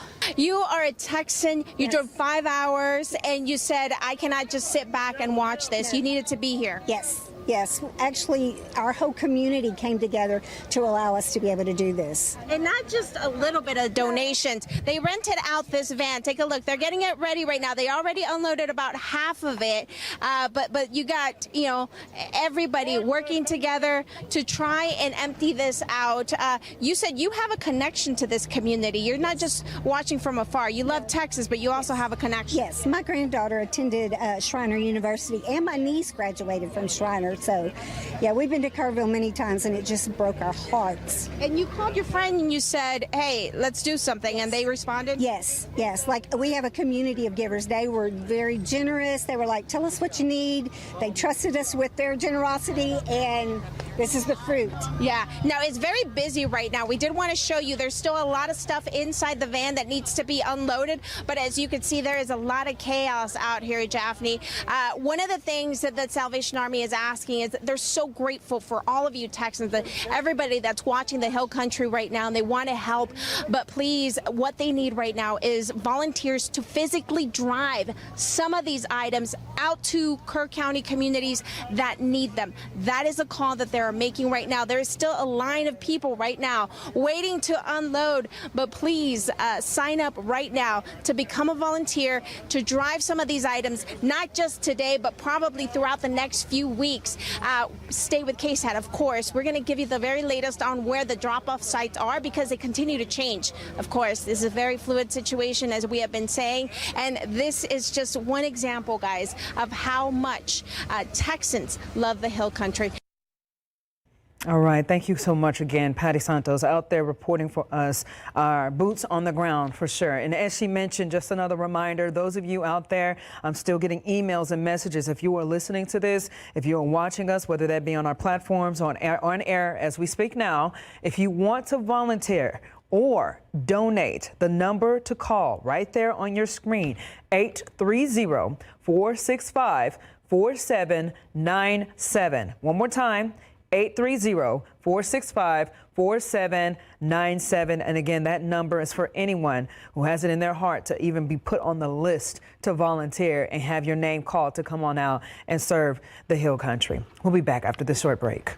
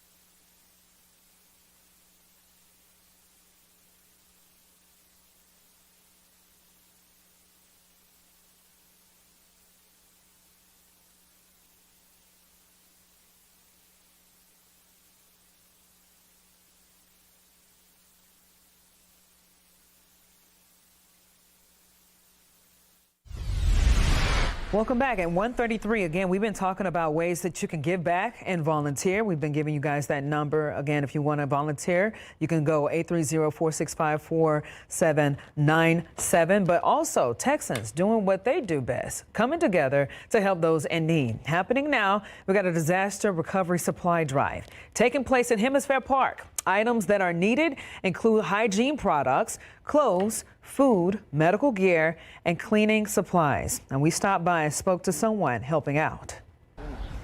It's really amazing. You know, I knew we were going to be kind of like, I knew we were going to expect a lot, but it's always just surprising when people come together, especially like Texas people coming together. It's always like above and beyond. So yeah, it's been great. This drive will go through 4 p.m. today and tomorrow. Another supply drive will be held. Now, it's going to start at 10 a.m. and will go through 4 p.m. All supplies collected will be delivered to Cross Kingdom Church in Kerrville. Now, just another recap of everything that we've been dealing with today, the numbers that we are getting into our newsroom. 59 people have passed away. 39 or 38 of them are adults. 21 of them are children. And at this time, a still unknown number of people remain unaccounted for. And again, one of the riskiest things that we're learning about that, those could have been people who were visiting from out of town, in town. Number is still unknown at this time. 18 adults and 4 children who have passed away have not yet been able to be identified, but they're working on it. 11 campers from Camp Mystic unaccounted for, along with 1 counselor. Plus, hundreds of rescues still taking place. We have in the presser, it was said that it was about 400 first responders have been on the ground working around the clock from 20 different agencies, and that includes K9s on the ground, choppers in the air. Again, effort in trying to find anyone who may be missing. And I know Governor Greg Abbott mentioned that they are still treating this operation as if they are looking for someone who is still alive. So at this time, we're still following that. That presser that he has, there's going to be an update, will be in Austin at 2:30. Again, if you are missing a loved one or a family member or someone that you know or someone that you know who knows someone who may be missing, that number on your screen, 830-258-1111. That is 830-258-1111. And again, make sure you tell them your loved one's last known location. So we all know the Texas Hill Country recovering from the deadly July 4th floods, the destruction happening in an instant. But it's a long road ahead to rebuild. Our KPRC's 2's Paige Hubbard is in Center Point, where even now the search for survivors continues. A search and recovery efforts are the biggest priority out here in Kerr County as there are still dozens missing and unaccounted for. Governor Greg Abbott calling this search and rescue process a 24/7 mission and says, in quote, this will be a marathon. Today out along near the Guadalupe, there are still volunteers and search crews hoping to find those who were missing. We just never have seen this much devastation. Searching through debris along the Guadalupe River. Volunteers like Kristen Spivak traveling near and far to Kerr County as the death toll continues to rise from the devastating floods. I understand they collected 6 bodies in the same area yesterday, but we have not seen anything today. Spivak says she was compelled to help because her kids went to a camp not too far from where the devastation took place. They were 8 and 10 years old, so kind of spoke to me in reference to that. And I hate, the situation for some of the mothers that have lost their kids. So I wanted to kind of try to help out. So my husband and I came down here with a group of people from Bernie to assist. There are still dozens of girls missing from Camp Mystic, a Christian camp that has been a part of the Kerrville community for decades, operating for nearly 100 years. Oh, just the devastation. I mean, just seeing all this happen. Volunteer Joe Stolarski shared he's no stranger to flooding and has lived in the area for 30 years, but this flood hit different. This is probably the biggest one. Despite the devastation, there's a compassion you can feel in Center Point. People speaking with us with tears in their eyes as they look forward to recovery. Prayers, just Jesus help us, help these people that have lost kids, grandkids, parents, and God has a way of turning this around for good. Reporting in Kerr County, Paige Hubbard, KPRC 2 News. All right, we're keeping our coverage going right after this short break. Do not go anywhere. It's 1:38 right now on KSAT.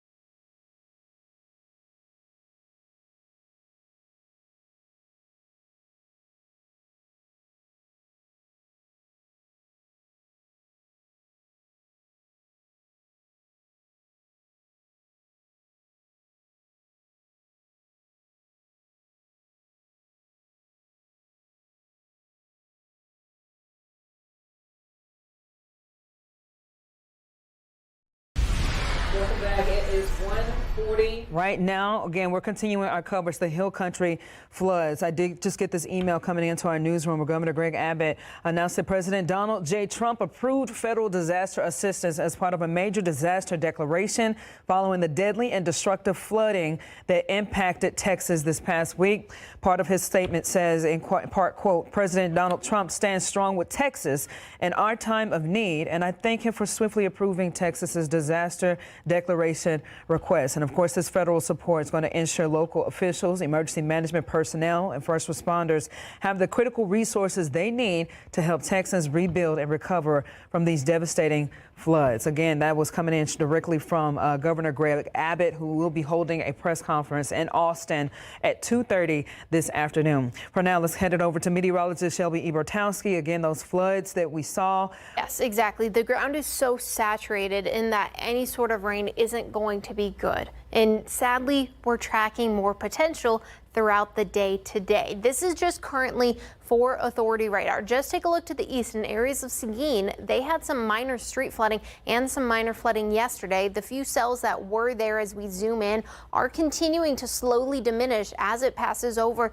the Guadalupe, as it passes over I-10. So that is good news for over there. But once again, just to areas just to the west, we're continuing to track just some isolated showers and storms right now, but the potential is still there, specifically in areas just to the west of Bandera, just to the south of Medina, specifically in areas surrounding Tarpley. That's where we're starting to see the first batch of some of these showers really starting to really grow, not only in the size, but the rainfall rates. I'll see if we're in between radar scans to kind of see if we can get the rainfall rates associated with this. And we're still in between, so bear with me, but we're still just having that one little one just near Medina in that little green area. Although it is still fairly light at times, we're still tracking that rainfall rate in that little green bullseye up to anywhere from ½ an inch to even a full inch at times. So the potential is there,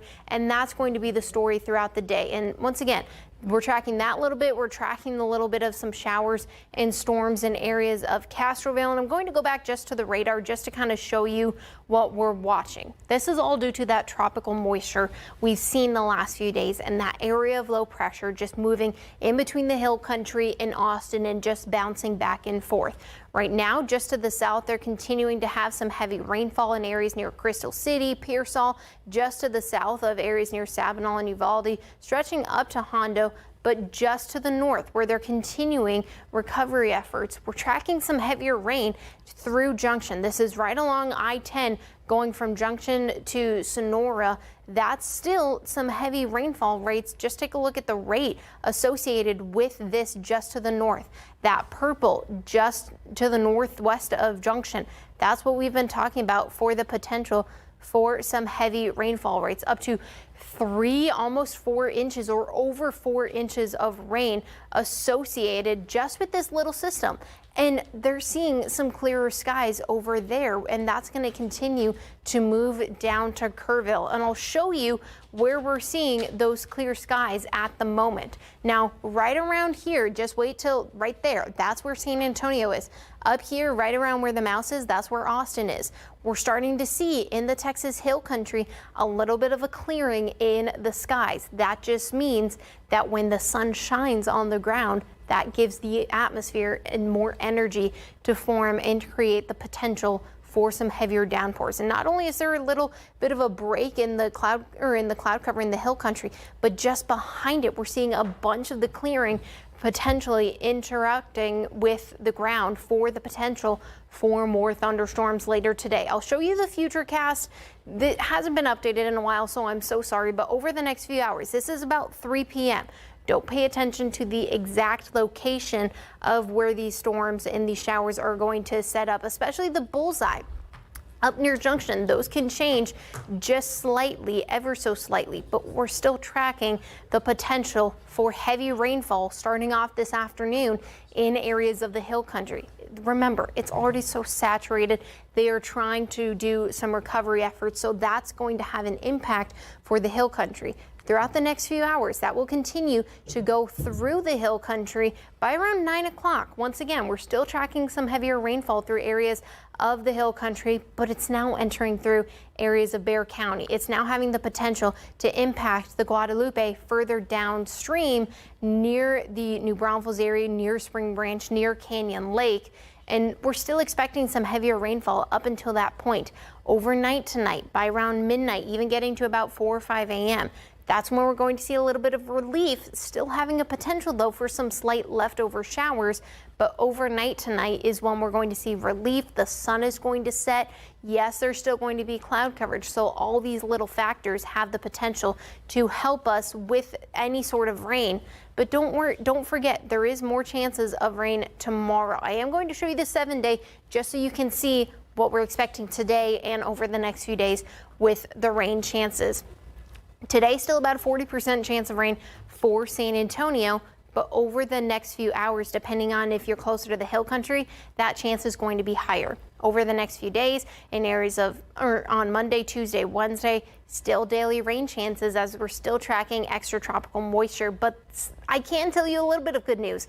We're not expecting triple-digit heat. So although there's still going to be extra moisture and more humidity in the atmosphere, we're not expecting it to be hot and muggy for people still without power until next week. We finally start to see the sun return for most of us in South Central Texas. We're starting to see a little bit of relief from the rain chances, currently still in multiple areas. Now, once again, here's the current authority radar. Still very isolated at this moment, but don't forget those little blue lines.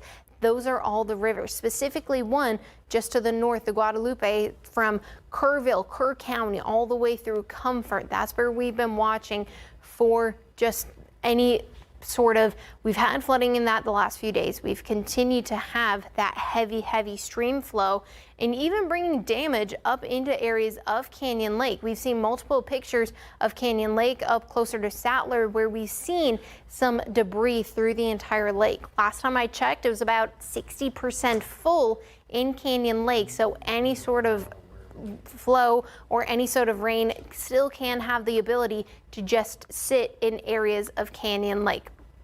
Once again, this is just big picture. I'll zoom out all the way. Not only are we seeing some rain in areas of the hill country in South Texas, there's even rain as you get into areas just to the north. If you're traveling back home today from wherever you were spending the 4th of July, do not let your guard down. We are still potentially seeing more chances of rain throughout the next few hours and even today. Like I've mentioned, more rain chances today. I'll leave you with this just for temporarily. This is that flood watch. Not only does it include Bexar County in areas of Medina Lake and Medina, but it stretches all the way into areas of North Texas, near Killeen, Waco, even getting up into the Metroplex up there with multiple flash flood warnings. This is what we're talking about. Today's going to be another day that can be impactful for some people, especially because for rain, we're tracking the potential for about 2 to 4 inches of rain, localized 5 inches or more, depending on where those smaller bullseyes really set up. So we'll continue to keep you updated as we go throughout the next few hours, the next few days for really any sort of impact we can see in areas of South Texas for the rain chances. Currently seeing in areas of Kerrville, Medina, Hondo. We'll continue to keep you updated on all sorts of rain over the next few days, but still things to watch in areas of the hill country, especially because we've seen the last little bit of the really saturated rain for most of us in the hill country, and it is devastating. Our hearts go out to them, but we'll continue to keep you updated on the rain chances we've seen, plus any rain that can help impact negatively or positively for areas of the hill country. All right, thanks so much, Shelby. And as you know, with this wall-to-wall coverage that we're having to switch out, switch in. And Steve, thank God that you're here. Unfortunately, since the last time you were here, we do have a devastating update coming in as far as our numbers go. Well, we're looking at 59 dead now, 38 adults, 21 children. Yeah, that's hard to wrap your head around, and that's just in Kerr County. Yeah. And children still missing, hoping against hope that maybe something can happen. But, you know, I said yesterday, Japhanie, that I'm very familiar with this area where this flooding happened. My daughters went to camp not far from there. And for a lot of people, when you talk about Camp Mystic or La Junta or some of the other camps that are along there, that's sacred ground for them. Yes. I mean, these are places where a lot of young people go for a big part of their summer. And so for this to hit in the middle of the night and rise so fast and be so deadly is certainly something you could never have imagined. Oh, no, definitely not. And obviously right now the recovery efforts are still underway, including the search to find all those who are missing because of the flooding. Right here, you see a picture on your screen. You're going to be seeing these pictures throughout our coverage. Family members have identified 12 people who are presumed missing. Yeah, including this little girl, Kelly Ann Lytle. This photo shared with us by her father. She was at Camp Mystic. She has not been located at this hour. Also missing from Camp Mystic, we have Eloise Peck and Lila Bonner. Relatives have identified them as well.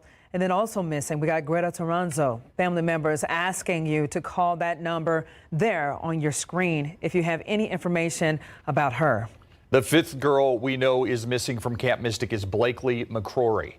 On your screen right now is a phone number to call for information on missing people. If you have a loved one that is missing that you haven't heard from, not just at Camp Mystic, but if they were in the Kerr County area, Hunt, Ingram, Kerrville, Center Point, the number to call is 830-258-1111. And they have been very clear that they would like you to give the last known position of your loved one. Again, 830-258-1111. Also, if you're looking at your screen right now, see if you recognize these people because their families want to know if anyone has seen them. They are from the Beaumont area and are Kelly High School grads. They're all about 22 years old, and their names are Ella Cahill, Aiden Hartfeld, and Joyce Baden and Reese McChaka.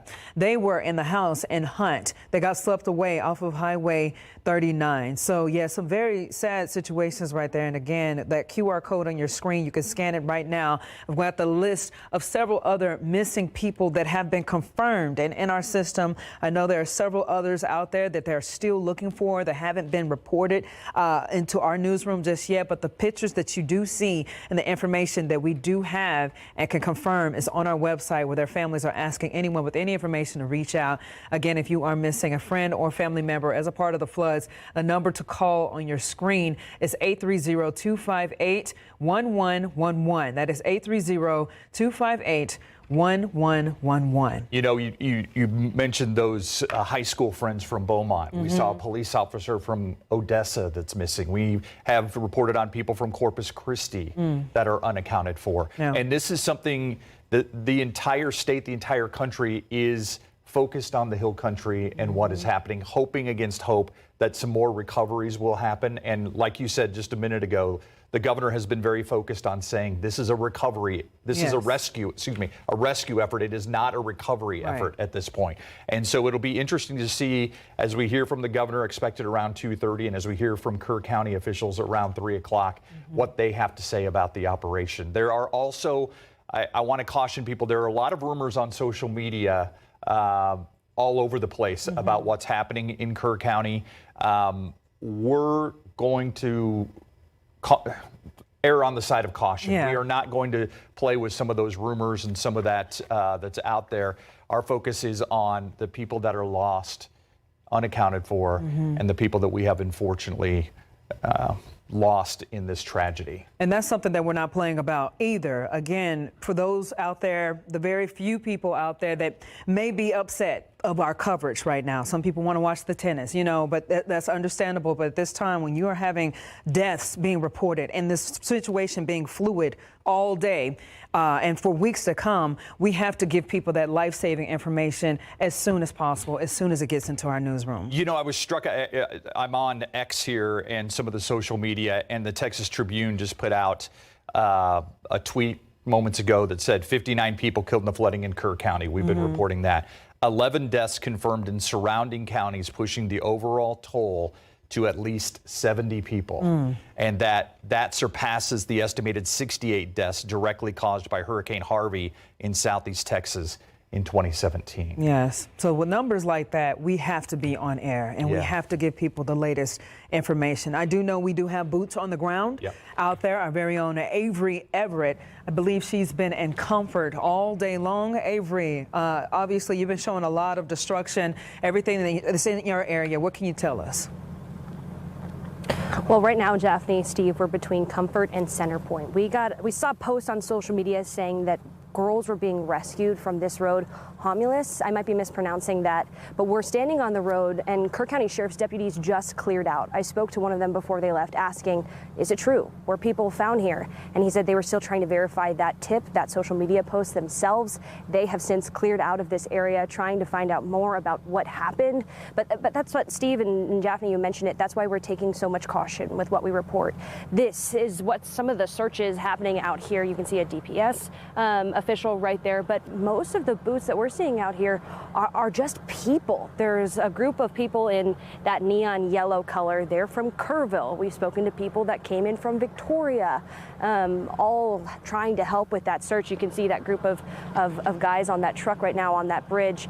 People have just been walking, combing through brush, trying to find any missing people, any survivors. And they are also considering this a rescue effort at this time. People just trying to verify the posts that they've been seeing on social media and really trying to find people. As we've been driving around Centerpoint and Comfort, it's the roads, on the side of the roads, there are so many cars parked. And you know, there's been some discussion from local officials, some residents here that say we need these roads to be open so that emergency personnel can get through. But you see these groups of people that are just searching.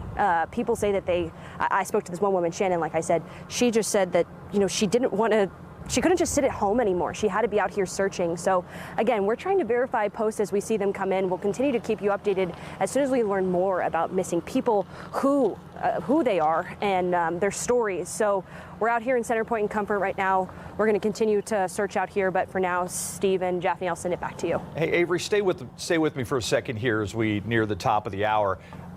Every live shot that I've seen us do from that area, I'm just struck by the fact that these are giant trees, some of them cypress trees that have been out there for hundreds of years, and you can tell which way the current went because they're literally bent over towards the direction of the current. I mean, it's the power of Mother Nature and of this flood is just, I mean, it's hard for me to believe here in the studio. I can't imagine what it's like out there in the field. Yeah, Steve, I was out of state with family on the 4th of July, just gotten back into town yesterday, and I had seen all the photos and the videos on social media and on our platforms. And then I got out here this morning, and it literally takes your breath away. We spoke to before you got in, when we were talking with Japhanie, we were at an RV park just about 5 minutes down the road, and the owners were saying that the cypress trees had been up there, had been growing for hundreds of years. They've seen floods before, never even moved, even pushed in any direction, those trees. And now they're laying on their side. Like you said, these are just a couple of the trees that you can see down, and it shows the flow of the river. Like you said, Steve, I mean, it's not just the brush, it's up in the air, and you can see some of the debris, some of the plastic, some of the bags. I mean, we saw flotation devices earlier. We saw dead animals that were stuck in trees. So, I mean, the search efforts aren't just on the ground and in the river. I mean, it's literally up in the air. And then not just helicopters, people with walking sticks trying to bring things down so that they can see up into the trees. I think that just goes to show, I mean, we all know how long the Guadalupe River is, but it goes to show how long this search process could take because there's so many different things for people to be searching at.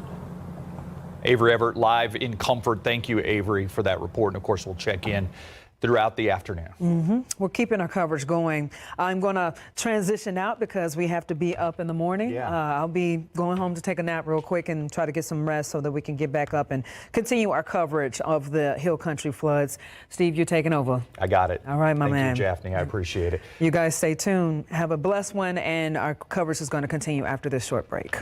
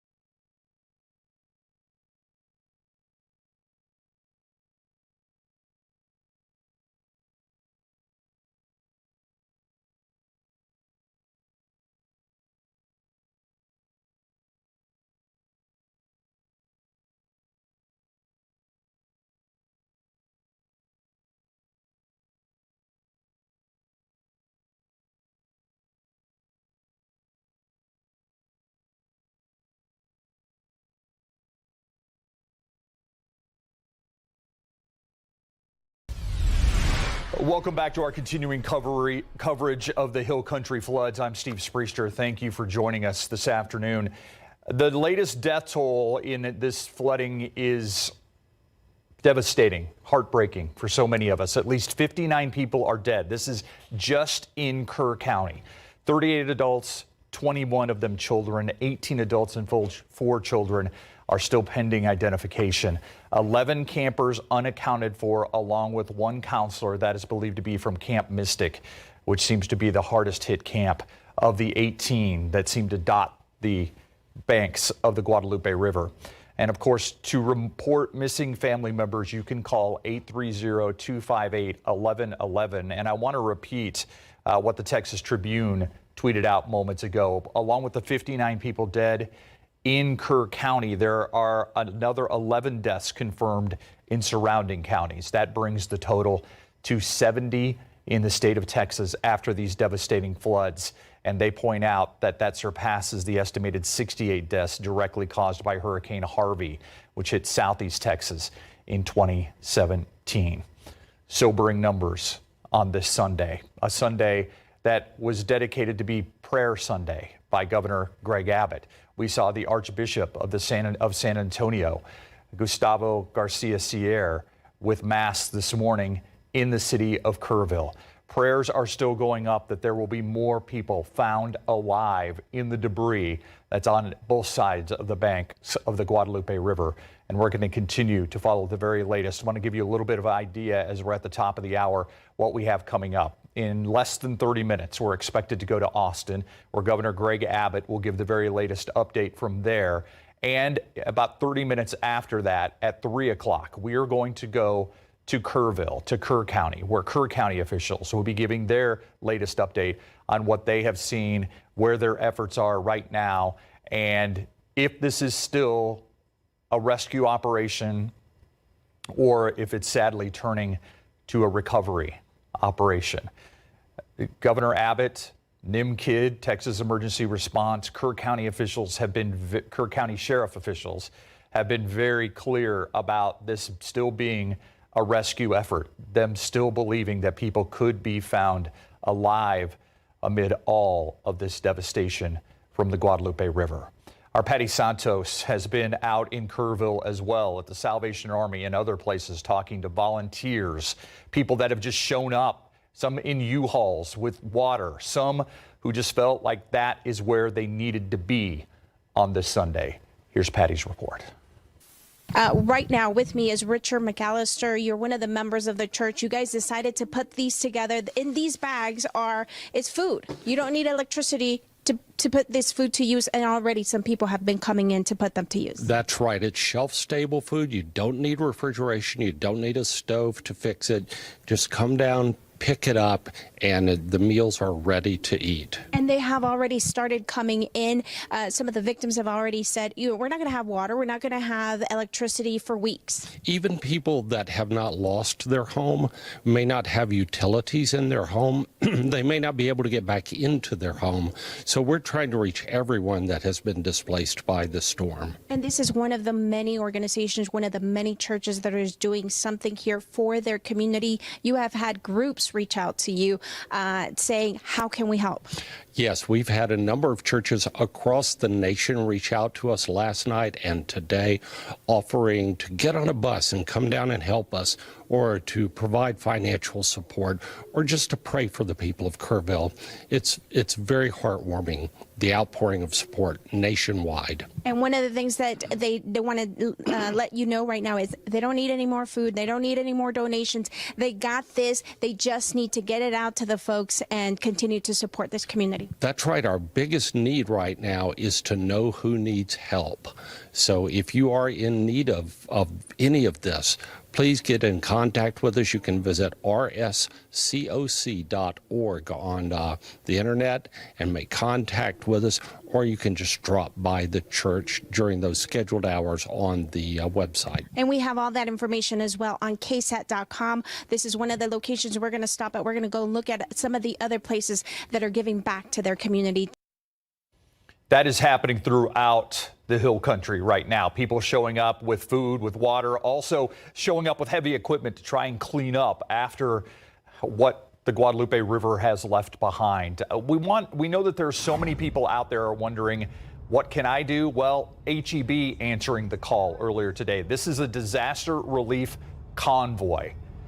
Truck after truck heading to Kerrville to help in any way they can. This certainly shows how Texas comes together. And of course, HEB started in the city of Kerrville. So they are going back to where it all began to help out so many that have been affected. And like I said, there's so many people that are wondering what they can do, wondering how they can help, feeling helpless in this whole thing. Let's give you some information on exactly what you can do, some ideas how you can help some of the flood victims. It was interesting, though, in talking to that gentleman that Patty just talked to, that he said their real need right now is to know people who need help, like to let people know that they can come and get help in Kerrville. Cross Kingdom Church, 3044 Junction Highway, they're gathering donations. Folklore's Coffee House.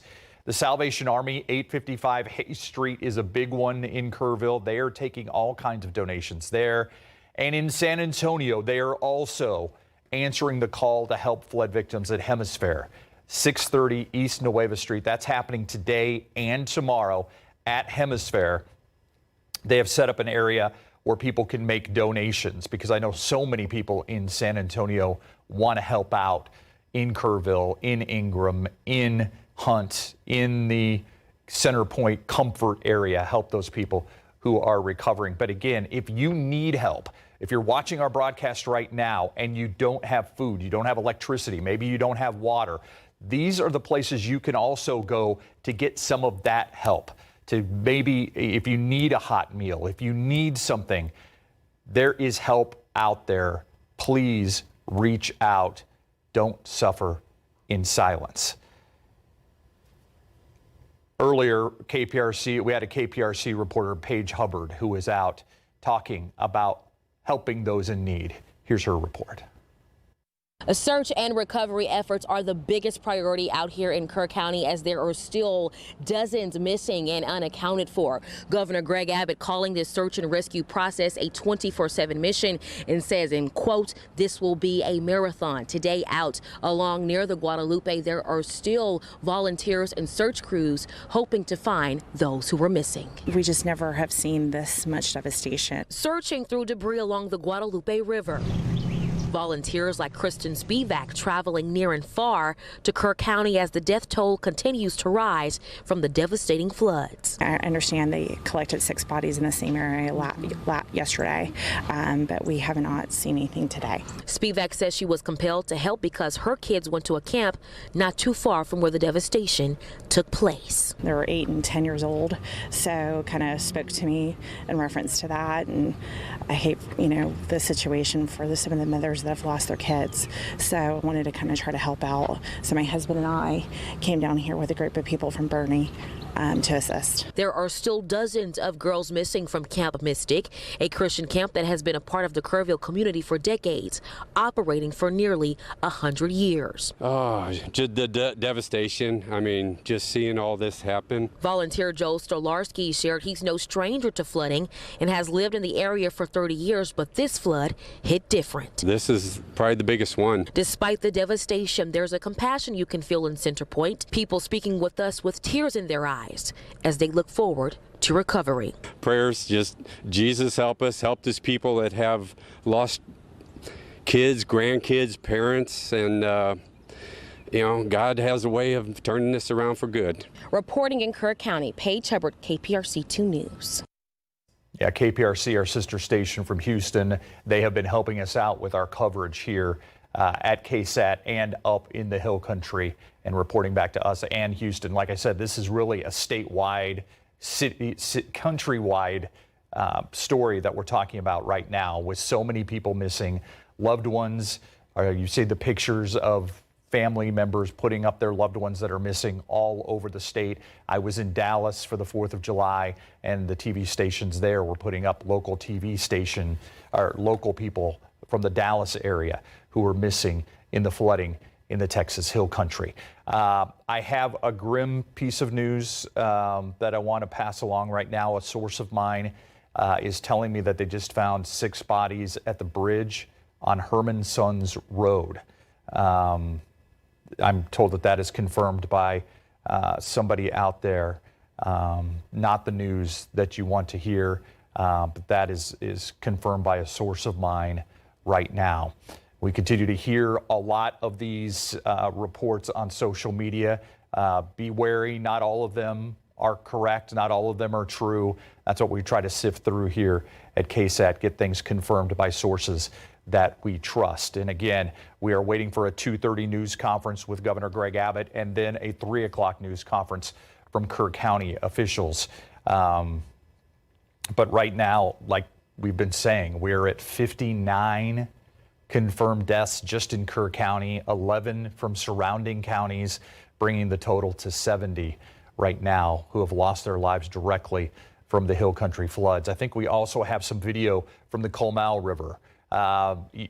This is actually some video that was put up, and they have asked people to stay off the waterways in the Comal River. It will remain closed for recreational purposes.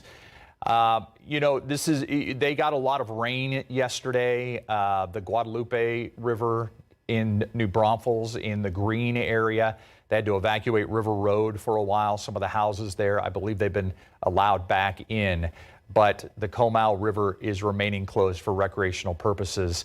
And I know yesterday, Lake LBJ and the Marble Falls area, they had asked people to stay off the lakes in that area because of some of the debris from all of this flooding.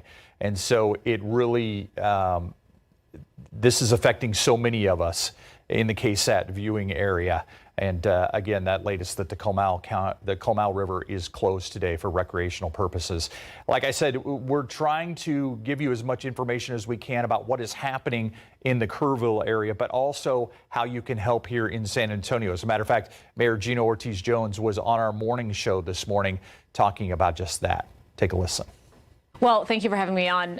What I wanted to do is come on and really talk about how our city has stepped up to help.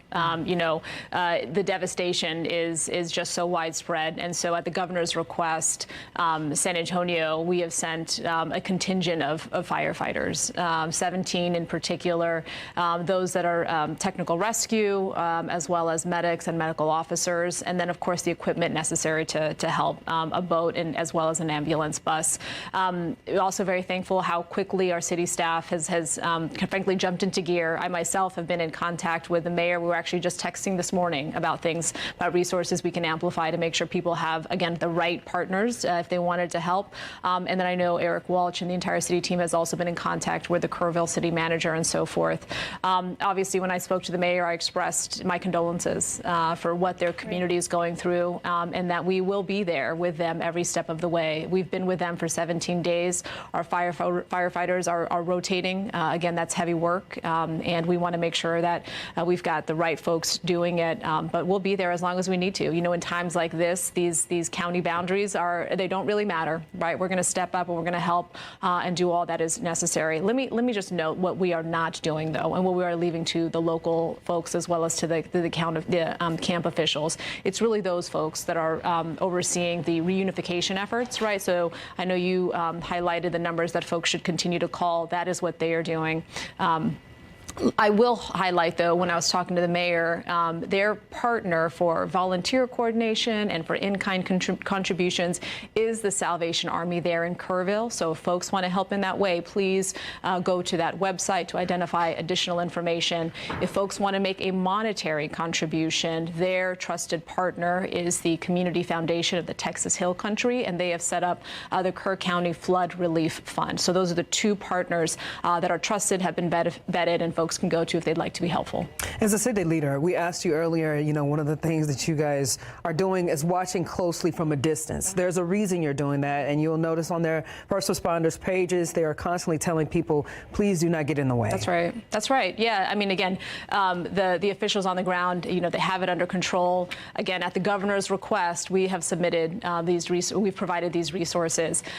We have done our own assessment, and that is, in fact, the maximum that we can send and still cover home base. So again, we've done all that we can do do, and those resources for the community, in particular Salvation Army in Kerrville, as well as the Kerrville Flood Relief Fund. Those are the best ways that folks can be helpful.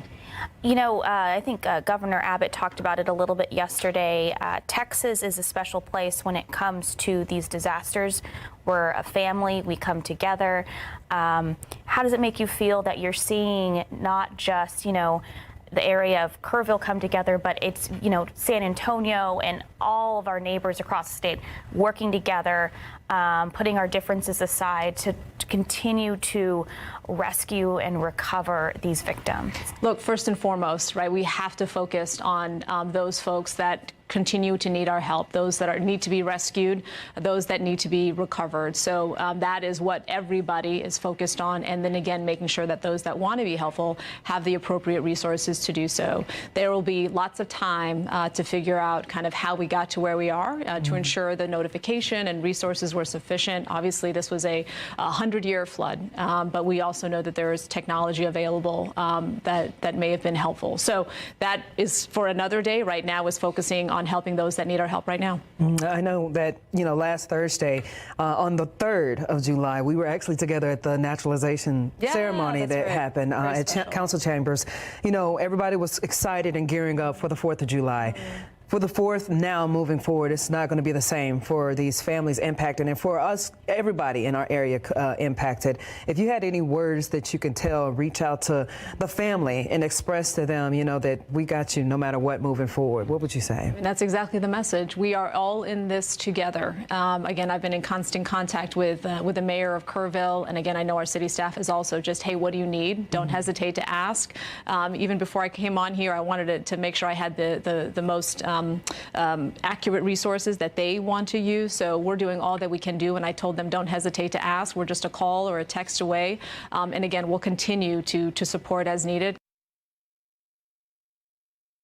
That's San Antonio's mayor pledging the city's support for Kerrville and that area, saying she has been in communication with them. And again, not the best news we received just moments ago, that in the city of Comfort, they have found 6 bodies near the bridge on Herman Sons Road. That's what we are reporting at this hour. Our Avery Everett is in that area. That is what a source has just told me. Hoping for rescues, not recoveries on this day. Expecting a news conference with the governor at 2:30 and then Kerr County officials at 3 o'clock. We're going to take a break. We'll be right back.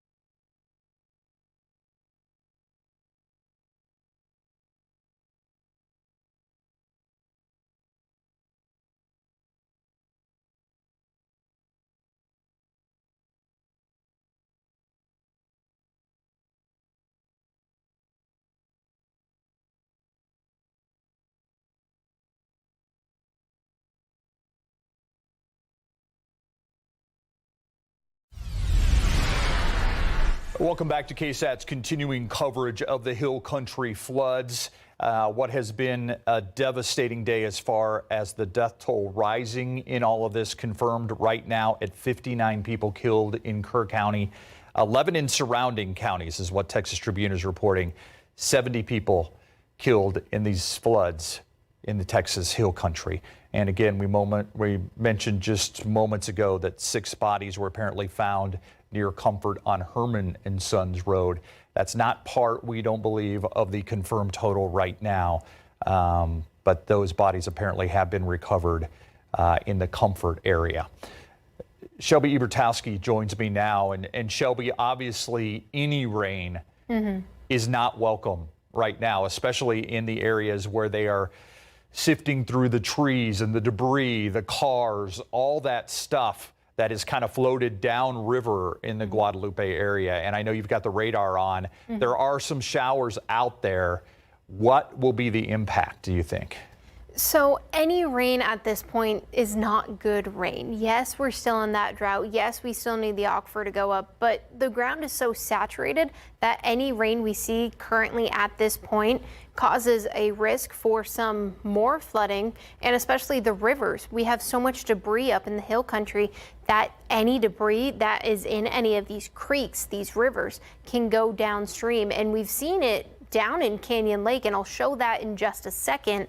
But right now I want to focus on authority radar. Right now we're starting to see some of those showers and those thunderstorms that we've been mentioning last night and this morning for all of the weather team here. We've been mentioning the potential for more rain. We're starting to see some lightning strikes for just this specific area. It's just to the west of Medina Lake and Lake Hills, just to the south of Medina, now kind of in between areas of Tarpley down to Hondo. And that's just the start. These very isolated pop-ups will continue throughout the next few hours, and I'll actually put this in motion for the last 30 minutes so you can kind of see just the evolution of the thunderstorms down there, but also the thunderstorms already starting to spark in areas of Ingram, moving to Kerrville, moving to Hunt, in areas near Mount Alamo, near Gravetown, where they also got heavy amounts of rain. So we're still tracking those showers over there, up more towards Fredericksburg and Gillespie County,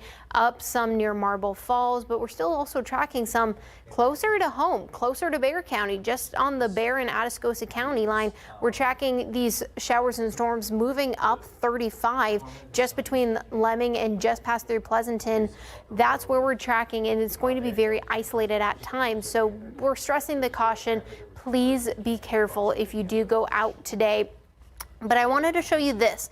We've received plenty of KSAT Connect pictures, and I appreciate it. We love being able to see all of the pictures and videos. This is, like I was mentioning earlier, in Canyon Lake, the Guadalupe just flowed. It is up to 60%, and I'll talk about that later on.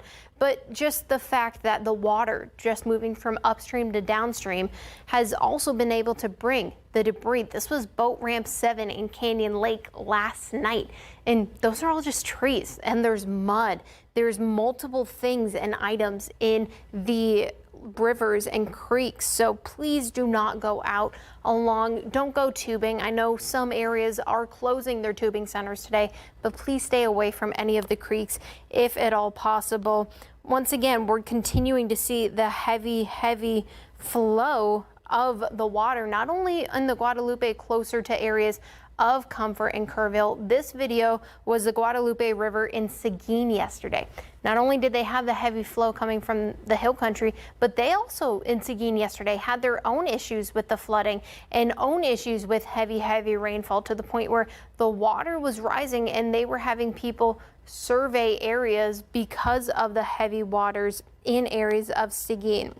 I'm going back to a few pictures from before, just showing you kind of pictures of the Guadalupe River before the water was really entering through areas of Canyon Lake about 1 p.m. yesterday. And we did get one KSAT Connect picture recently today of just Kerrville, of just the pictures and the amount of debris and everything out there currently up there for what kind of they're dealing with, and the fact that any rain is not going to be good. This was a video that our viewer taken yesterday, just as the power went out. There was the heavy rain, and you can see the flow, and that's going to continue to be the story for most of us is we're still seeing the heavy rainfall, and any rain will go into not only the Guadalupe, the Medina River continuing to also see some rain, and both of these lakes and reservoirs are continuing to increase. I'll go to that here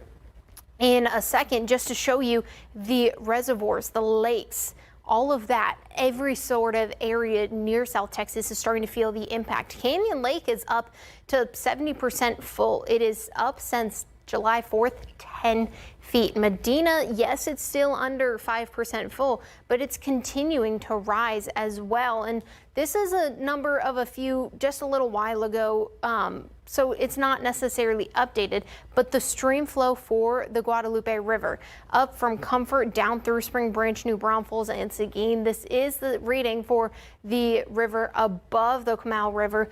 But even though we're still continuing to see not as much flooding, the river is still moving fast, which is why we want to stress, do not go out to the river, do not go tubing if you can help it at all. Is we're still seeing up in Spring Branch over 2,000 cubic feet per second, still really fast, as well as you get down through areas of Seguin. So we're still seeing the potential on top of more rain chances coming up as you get into areas of the hill country near Bandera, Medina, down through Hondo. Very scary situation as it's already very saturated. So we'll continue to keep you updated. We're still tracking the potential not only today for some rain, Steve, but also over the next few days. I'll go to the rain chances not only today, but through the next few days. We're still tracking daily rain chances. It's going to be very isolated at times. Once again, Tuesday, we're still watching for more potential. So, Steve, any rain at this point is not necessarily going to help areas of the hill country, but we're still needing the rain. It's just not all at this one time. Yeah, it's just, so much rain in so little time, just in one area. I've had friends refer to it as a rain bomb that basically hit the Kerrville area and caused all that flooding. And when you look at the lakes, especially Canyon Lake, I mean, this is what Canyon Lake was designed for. I mean, it was designed for flood conditions, so that's where the flooding stops. And in a way, it was good that it was so low because it could take all this water and continues to take all this water. Yes, very much so. It's allowed the fact to kind of slow the river down at least a little bit, kind of catch some of the debris as well in Canyon Lake. But any rain can also have an impact not only to Canyon Lake, but also further downstream with just the fact and how fast the river is continuing to go. Yeah, I guess I should say Medina was designed for the same reason, for that, and to also help with some of the agricultural needs downriver from Medina. But the fact that we have seen both of those rise significantly, you have to think they're just going to continue to rise in the days to come. Yes, for sure. All right, Shelby Ebertowski, thank you, Shelby. I said that really the eyes of the nation are on this devastating incident in the Texas Hill Country. First Lady Laura Bush was a camp counselor at Camp Mystic. Her husband, the George W. Bush Presidential Center, put out a note earlier today. It said, "On this day of prayer, Laura and I are holding up our fellow Texans who are hurting. We are heartbroken by the loss of life and the agony so many are feeling. Those who have lost their precious children are facing a grief no parents should ever know. We are grateful to the first responders and volunteers who are working to find the missing and comfort the grieving at Camp Mystic and along the Guadalupe. We know our words cannot help, but we believe the prayers of so many Americans will." That's President George W. Bush. That was put out about an hour ago, a statement. President Barack Obama also putting out a statement. "The flash flooding in Central Texas is absolutely heartbreaking. Michelle and I are praying for everyone who has lost a loved one or is waiting for news, especially the parents. And we're grateful to the first responders and rescue teams working around the clock to help." That is President Barack Obama.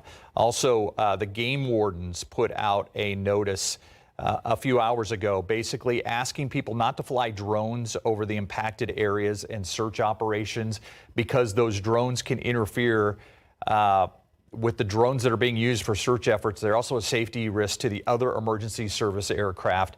We appreciate your understanding as emergency personnel continue their important work. And there were so many people that we saw out there walking the banks of the Guadalupe all yesterday, even last night at 10:30. We saw people with flashlights walking up and down the banks of the Guadalupe River. That effort continues today. We saw behind Avery Everett some of those volunteers that were out there searching through the rubbish, searching through the debris, what was there. So many people have come out to help in the search efforts. And you can see on the screen right there, that is the setting for the governor's news conference, which is supposed to take place about a minute and a half ago. He has been a little bit late, not right on schedule with some of these, which is understandable as he gets the briefings before he comes in and gives us the very latest. Before this starts, I want to let you know the latest that we have is that 6 bodies have been found in the Comfort area near the Herman and Sons Road Bridge. Again, that is in the Comfort area. I'm also told there was an RV park that's nearby the Herman and Sons camp, which is out there. That camp was not in session. There were staff there, but apparently they are all fine. But there was an RV park that was nearby that was completely destroyed. And that's some of the numbers that we don't know right now when it comes to missing people. We have a good idea on the camps like Camp Mystic. They know how many kids they have and how many kids are missing.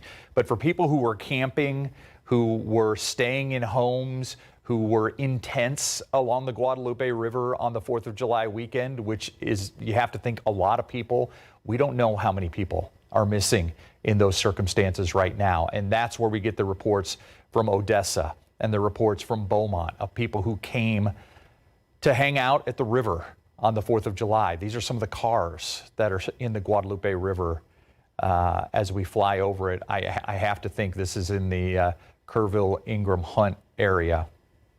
Our first aerial views of some of the devastation, our latest aerial views, I should say, of some of the devastation there. And as we continue to wait for the governor, again, we have a 3 o'clock news conference in Kerr County as well. The governor has gone back to Austin after he did his last few news conferences from Kerrville. And it looked like it'll be a much smaller group in Austin. They had 3 chairs set up. So they will continue to update us on the state efforts. And as I reported that the 6 bodies were found along Herman and Sons Road, unfortunately, you have to think that that is happening up and down the Guadalupe River. Again, 59 people are confirmed dead just in Kerr County. We don't believe that includes the 6 people that were just found. 38 of them are adults, 21 of them are children. And again, 11 people confirmed dead in surrounding counties, and that rises the death toll to 70. We were speaking of Comfort and the fact that I have a source telling me that 6 bodies were found there along Herman and Sons Road. Let's go to our Avery Everett. I have not had a chance to talk to Avery and update her on all of this. Avery, I don't know if you heard my reporting that apparently I'm told 6 bodies were found on Herman and Sons Road out there in Comfort. Are you seeing anything from your vantage point? Steve, let me first check just how far away. I think I'm a 10-minute drive from that. I'm a 10-minute drive where we are right now. We have not been seeing anything, but since we talked about that a little bit earlier, we talked about a post saying that possibly 2 girls were found where I am between Centerpoint and Comfort. We have seen an influx of people. I'm talking about at one point, there were at least 75 people who are just coming out here to help searching, or to help search rather. I know a big group of about 40 are with Representative Josie Garcia. They just got here and they're getting a couple of quad cars to be able to drive around here. But a lot of other people are just out in the community searching. And you can see the river right behind me and just the devastation. We talked about those trees that have been fallen over, but the search is really on here. People have been parking on the road, walking down. We saw 2 people in canoes with helmets and life vests that were getting in, trying to navigate the river. We saw 2 people on horseback, and then, I mean, dozens of other people just walking, trying to search this area. So, I mean, mean, the search very much continues here, and they say that they've been coming to this area because of the reports. So that's exactly what we've been hearing out here. But Steve, I hadn't heard that report yet. We're about a 10-minute drive from there. The helicopters have since cleared. I haven't seen helicopters really in the last 30 minutes. So maybe if we get word from our producers, we can head that way next. Yeah, and that was my question, Avery. It was a constant in all of the live shots we did from Kerrville and Ingram and Center Point yesterday was you heard the helicopters overhead. You have heard some of that today. Oh, yeah. We have, since the morning, we've seen at least 3 different helicopters. 2 of them were unmarked. One said the U.S. Coast Guard, and that one got extremely close to the riverbed here. I mean, just above some of these trees. That's why we thought at one point that maybe they were going to stop, possibly do a rescue, but they kept on flying by. So, yeah, we've seen a lot of really low helicopters coming through. It appears that they're searching, but obviously we don't know exactly what they're doing up there. But it all coordinates with the other search efforts that are happening here on the ground. All right, Avery, I'm going to let you go so you can check out the report that I'm told. But I appreciate you reporting live there. We continue to wait for the governor's news conference and the fact that, I'm sure the numbers for him and the situations for him are changing so much. He was very clear yesterday that this is a rescue effort. It has not gone to a recovery effort at this point. They're still hoping that they can find people alive, maybe in some of this debris, maybe they're unconscious, hoping against hope that some survivors can still be found after Friday morning's devastating flood. I am also struck by the governor calling today a day of prayer, asking for this to be a day of prayer. San Antonio's Archbishop Gustavo Garcia Sierra was in Kerrville giving Mass today at Notre Dame Church there in Kerrville and basically saying the same thing, asking for prayers, prayers of hope, prayers of comfort in all that is happening in the Texas Hill Country. As you can see, that's our live feed. We are waiting for the governor to come in and give us the very latest update. We're going to take a quick break right now, and hopefully this news conference will start when we get back.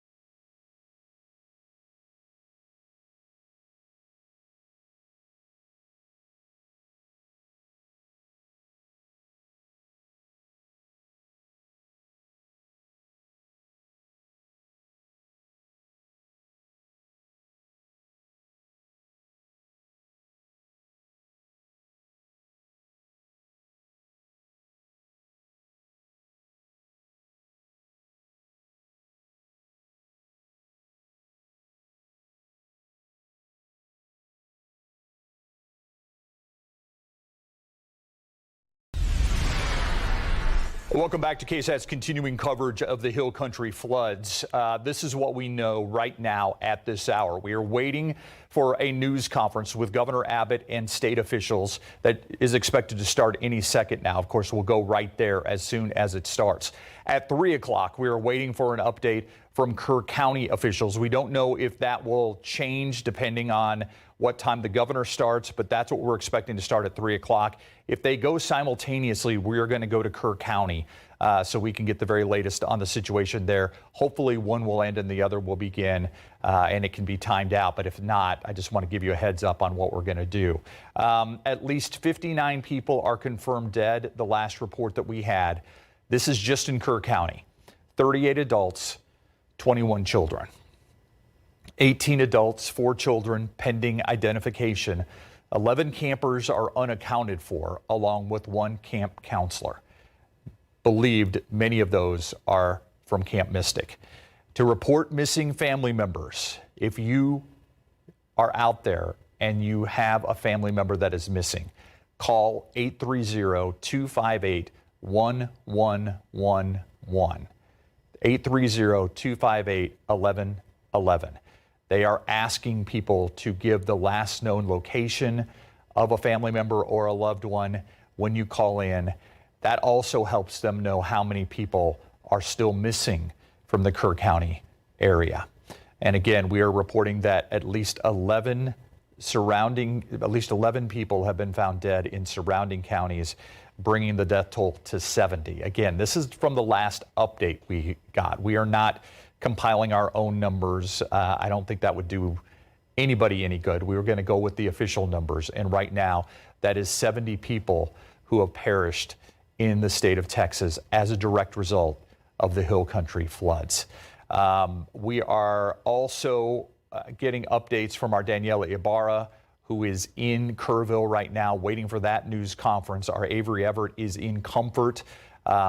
She is getting those updates as well from Comfort on the very latest that is happening out there. And again, we are reporting that 6 bodies have been found in the Comfort area, not far from the Herman and Sons camp there. Avery said she was about 10 minutes away from there in her last report. And the Herman and Sons camp was not in session at the time of this flooding. They did have staff there. They're fine. But there was apparently an RV park that was nearby the Herman and Sons camp. It was completely destroyed. And I know a lot of people at that camp, their fear is that some of these bodies that may have been found may be from that RV park. Let's check in with our Daniela Ibarra. I believe she joined us now in Kerrville as we get ready for the very latest update from the Kerr County Sheriff. We've heard from Kerrville's mayor. We've heard from Kerrville's city manager. They have been very transparent throughout this whole ordeal, Daniela, and you certainly can tell when you hear from them that they want to get word out on certain things that are happening in that community, certain things they need and certainly certain things they don't need, Daniela. Yeah, that's right, Stephen. There's still a lot of questions. I know a lot of people want to know how many people are missing. So just to give you an idea of where we're at the Hill Country Youth Center. We're just outside. Inside is where media is setting up. There's several crews waiting. We're anticipating that this press conference is going to start at 3. So some of the things that we're expecting here is an update on that unfortunate climbing death toll. Last we heard, it was 59 people. And so we're expecting to get an update in just a couple of minutes. I'm not sure if we're going to have another press conference, but I do want to point out Governor Abbott is not here. He's actually going to have a press conference in Austin. I know he was here yesterday with Homeland Security Secretary Kristi Noem. So we're expecting that press conference to start in about 15 minutes or so. We're going to stream that live. And so I'm going to go inside, Steve. That way we can get set up and make sure to get our spot out. Yeah, all right. Thank you, Daniela, for that preview of what we expect. I am also just told that Homeland Security Secretary Kristi Noem is still in town, still in the state, that she is expected to join the governor when he gives his update momentarily. It was scheduled to start at 2:30, but they have been running a little bit late with these updates. And I think a lot of that is making sure they get the numbers straight, they get the information straight. But they have been running a little bit behind schedule from when they were scheduled. Again, that's scheduled to start. It was scheduled to start at 2:30. The Kerr County briefing was scheduled to start at 3. We don't know if the Kerr County briefing will be moved back so they can get both of those news conferences in. But we are going to go with the Kerr County update if that begins while the governor is still speaking, to give you, for us to be transparent and let you know our thinking in this whole thing is to get on the ground in Kerr County and get an update from Kerr County officials. So that's why we're kind of hoping that the governor's news conference will start here momentarily. There is still a number out there for people that are missing. We've been giving it to you really for the last 2-3 days. If there's information that you would like, if there's information on missing people, we have so much compiled right now on ksat.com that can be kind of a starting place. If you want to see some of the pictures of people that are missing, if you think maybe you have seen some of those people, if you really want to help, we have that information as well on ksat.com. And I just mentioned moments ago that we are hearing from both former presidents, Obama and Bush, weighing in on their hopes and prayers and really their thoughts going out to the people of the Texas Hill Country and, as they said, Central Texas for all that is happening. Here's ways that you can help some of the flood victims. You heard earlier, too, we heard from San Antonio Mayor Gina Ortiz-Jones talking about the fact that the city of San Antonio is ready to help in any way. They pledged their help. She has talked to the Kerr County city manager. She's talked to the Kerrville manager, the Kerrville city manager, and the Kerrville mayor about this whole thing. And any way San Antonio can help. These are ways you can help. Cross Kingdom Church in Kerrville, 3044 Junction Highway. Folklore's Coffee House in Kerrville. The Salvation Army, 855 Hayes Street is a big one. We have seen people turn up there with water, with equipment, people renting U-Hauls to bring things to Kerrville.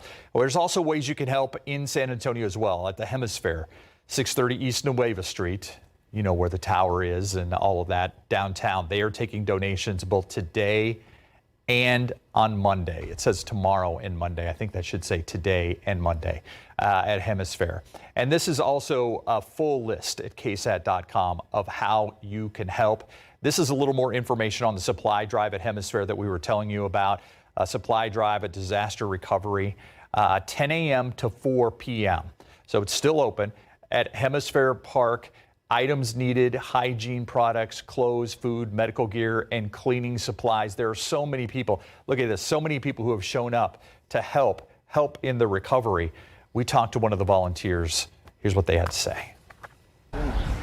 It's really amazing. You know, I knew we were going to be kind of like, I knew we were going to expect a lot, but it's always just surprising when people come together, especially like Texas people coming together. It's always like above and beyond. So yeah, it's been great. Yeah, this is the scene again out at Hemisphere. They're going to be collecting donations today until 4 o'clock. And then tomorrow again, donations for Kerr County. This is a very grassroots effort out there to help in any way you can. And this is San Antonio's grassroots effort to get some of these supplies that are needed in the Texas Hill Country. It was also interesting talking to one of the leaders from the churches in Kerrville. He said their biggest need right now is they need to know who needs help, that they are looking for people in the Kerrville, Comfort, Centerpoint, Ingram, Hunt area that need help. They have meals that just need to be warmed up. They're ready to go meals that they have and are available. Our Patty Santos talked to him earlier, talking about the fact that they are willing and ready to help. They have the meals ready to go. They just need people to come and get them or to let them know they need help. And there are some areas that frankly don't have power yet, especially in the Hunt area. We're told it could be 4 days before they get power back to parts of the city of Hunt as well. We also know that the water in Kerrville, that they're going to be using well water for at least the next 4 weeks because of all that's frankly in the Guadalupe River right now. Cars, gas, oil, trees, toys, all pieces of housing, all of them. All right, the governor's coming out in Austin to start his news conference. Let's take you there live.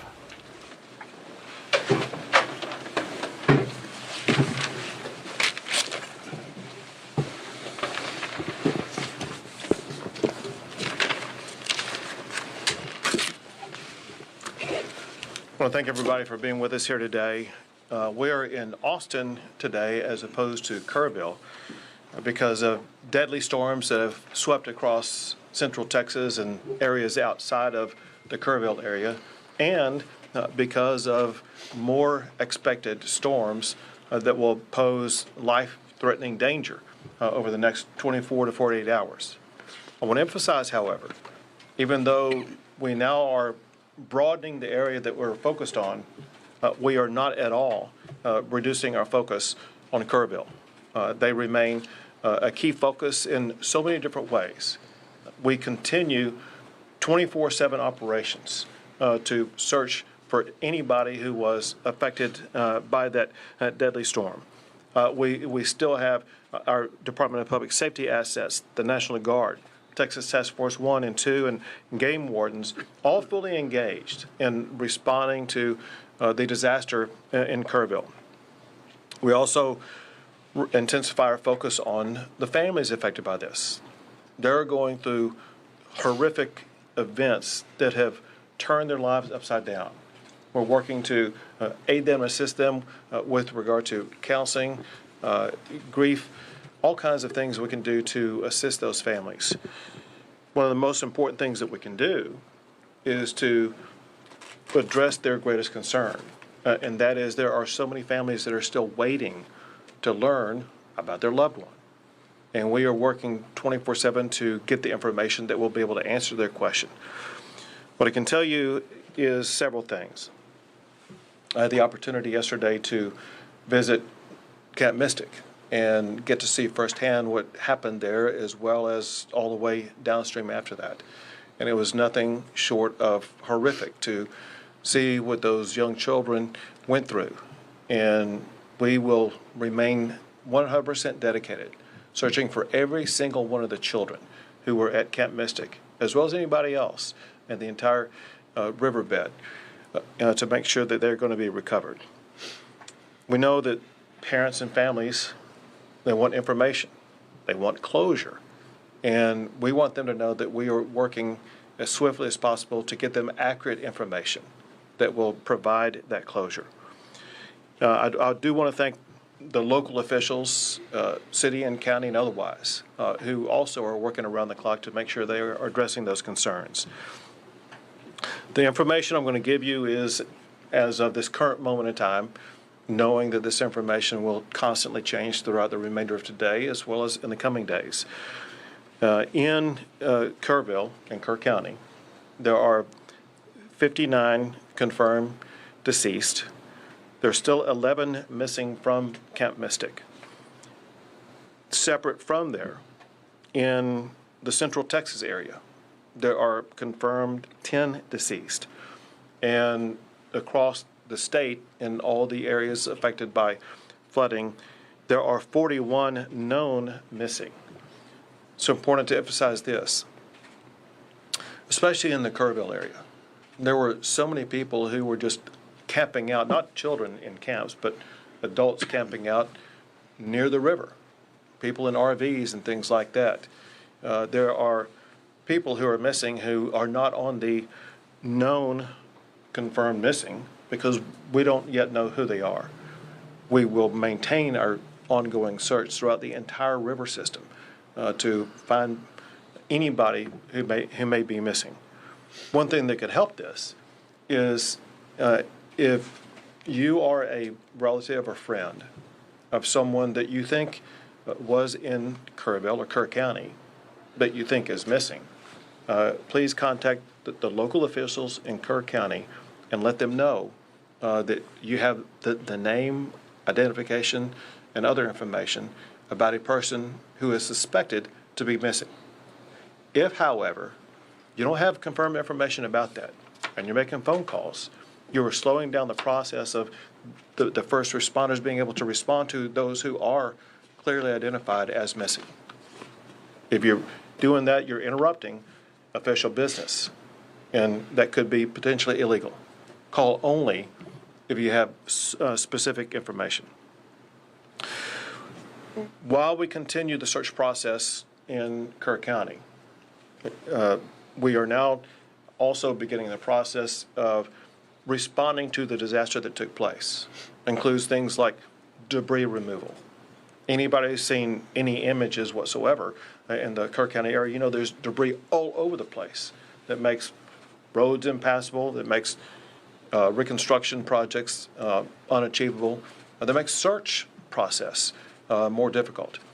And the state and local governments are working now on that debris removal process. That process is improved because of President Trump's swift declaration of our major disaster declaration. He ensured in less than 24 hours that major disaster declaration was approved, ensuring that state and local governments are going to have more resources to be able to respond to that disaster, more resources to begin the debris removal, more resources to help individuals who've been impacted by this, as well as local governments that have been impacted by this. Bottom line is this, and that is the swift and very robust action by President Trump is an extraordinary help to our response. I also want to thank Homeland Security Secretary Kristi Noem, with whom I spent the day yesterday in Kerr County. I've been doing this a long time, and I've never seen anybody as responsive and as quickly in her response as what she was yesterday. She didn't wait to get back to us. She was able to, in a matter of minutes, get answers to very important demands. And on behalf of the state of Texas, we cannot thank her or the Trump administration enough. I've also been in contact with, and people reached out from Secretary Kennedy, Secretary Burgum, and others that in the entire administration are a tremendous help.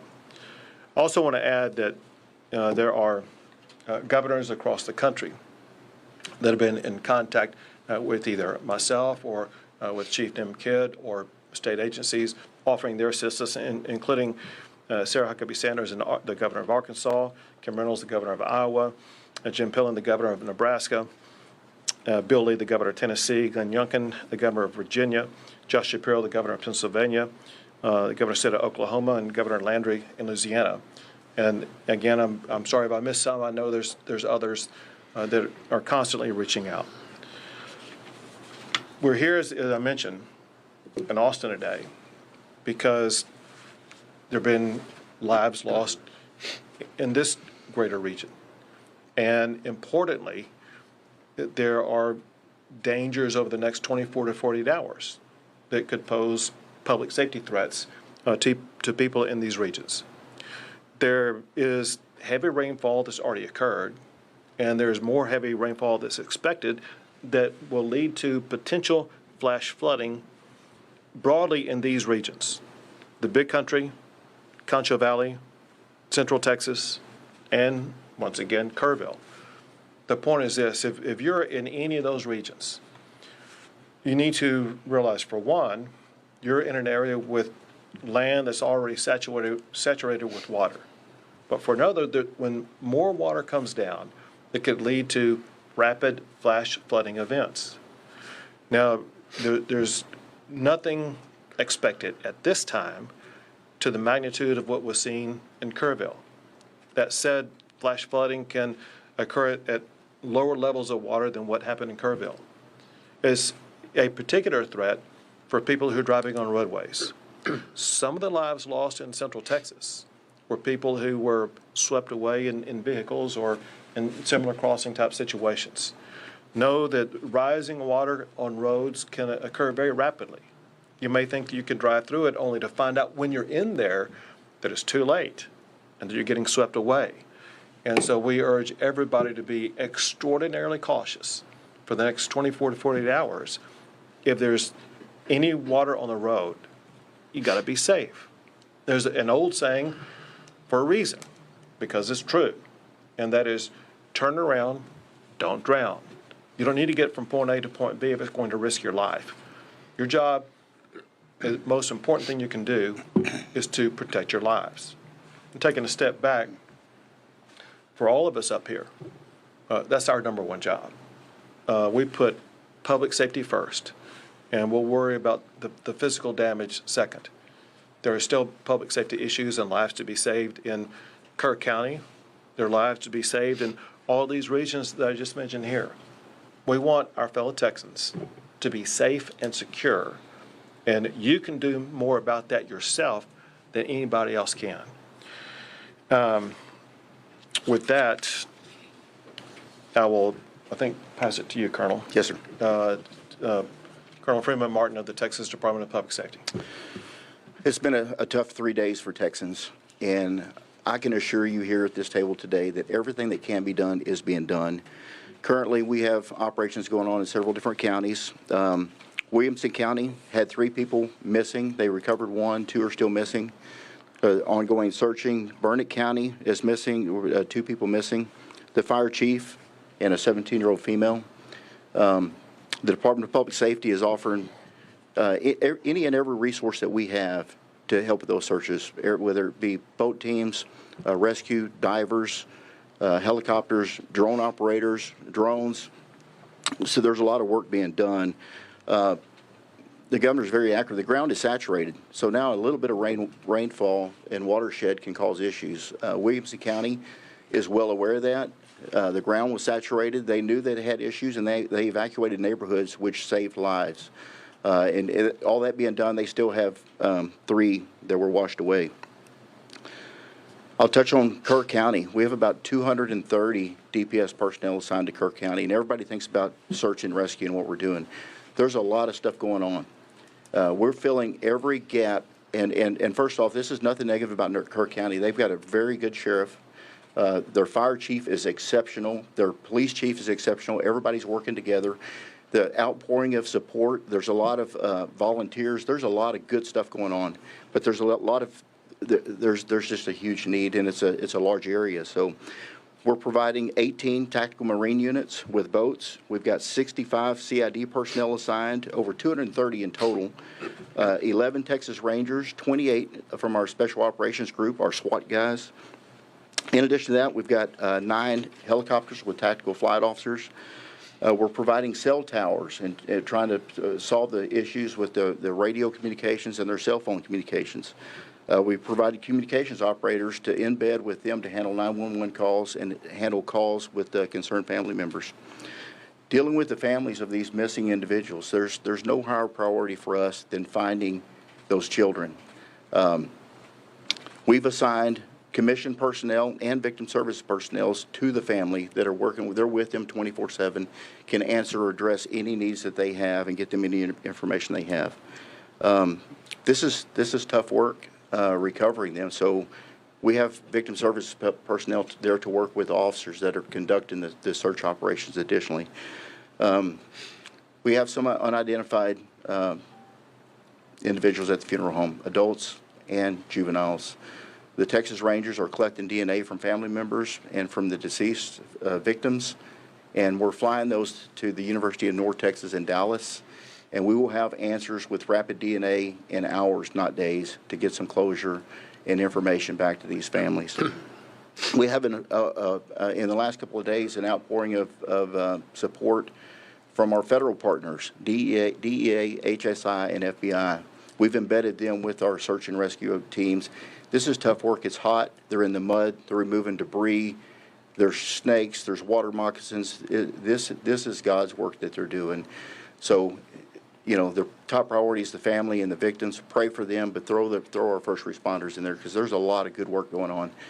We're not taking away from any resources from Kerrville to pre-stage here. We're pulling from South Texas, West Texas, and North Texas into Central Texas to prepare for our emergency response. We're well prepared. The legislature, the governor, in previous years have been overwhelmingly supportive of law enforcement and gave us the resources, so we're prepared to respond to events like this in multiple regions of the state at the same time. So, Governor, thank you. Thank you very much. Now, General Seltzer with the Texas National Guard. Good afternoon. The Texas Military Department remains decisively engaged across the flood operations area. Our current force composition, we have 230 personnel operating. We're flying 8 helicopters, and we've increased the size of our force of high-profile military vehicles to help evacuate people from high water areas. We've also expanded our operations area to not only include Kerrville, but we now have personnel operating in San Saba and Burnett. The additional resources we've added since our last briefing are a behavioral health officer in Kerrville, a chaplain in Kerrville. We also sent a chaplain to San Saba.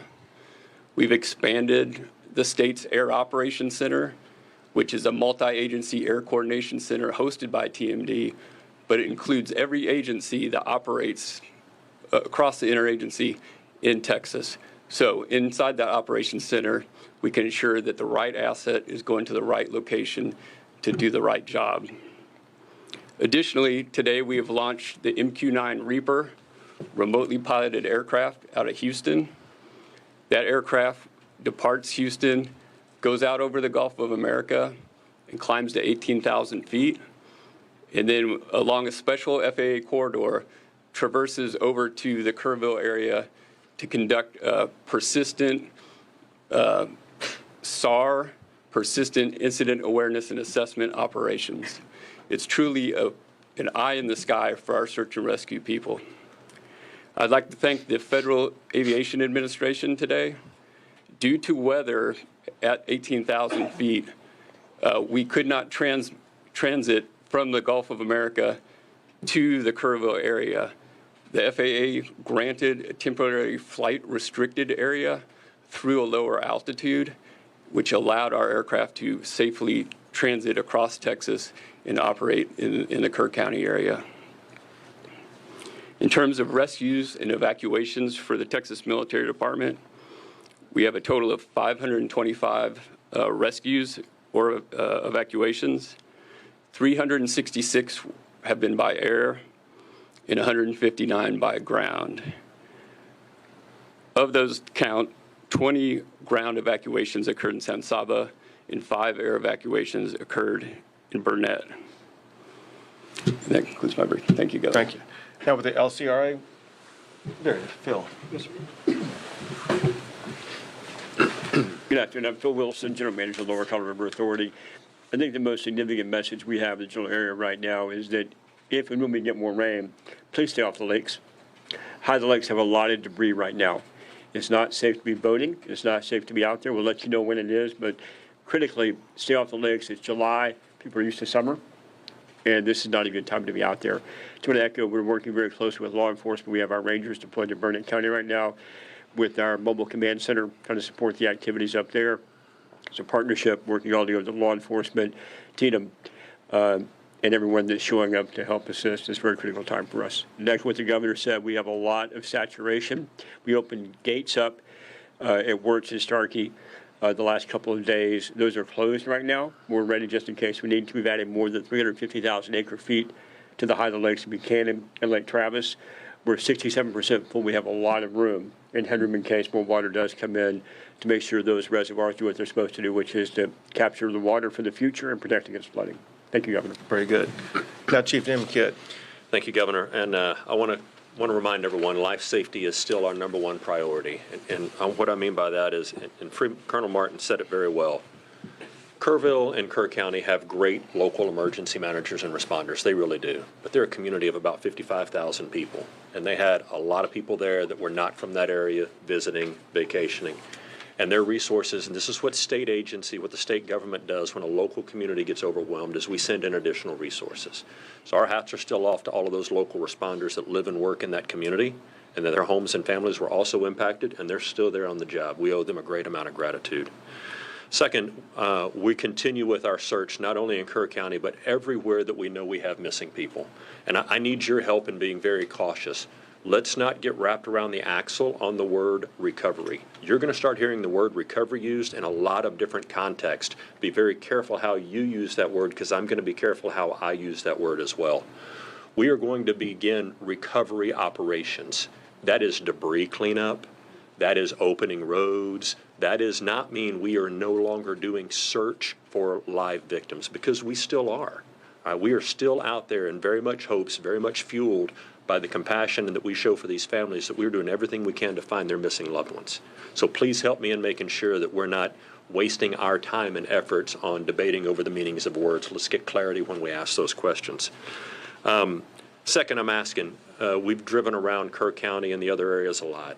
We have a lot of people that are traveling in because they want to see firsthand the damage. I'm asking you, if you're not from the community and if you're not involved in our response and rescue and recovery efforts, stay out of the area. Stay out of the area because you don't know the area. Another thing I'm getting right this minute during this press conference is reports of an additional wall of water coming down some of the creeks going into the forks. And I want you to think about that for a second. If you're not from that area and you don't know the low water crossings, you could find yourself in a very dangerous situation. The next thing is we see a lot of information on social media about volunteers and spontaneous volunteers being frustrated because they can't help. We are evacuating parts of the river right now because we're worried about another wall of water coming down in those areas. If you're a volunteer there that you're not checked into our operations, we have no way of accounting for you right now. There is a process that we use to get volunteers into the response, and I'm asking for your help and to get that message out.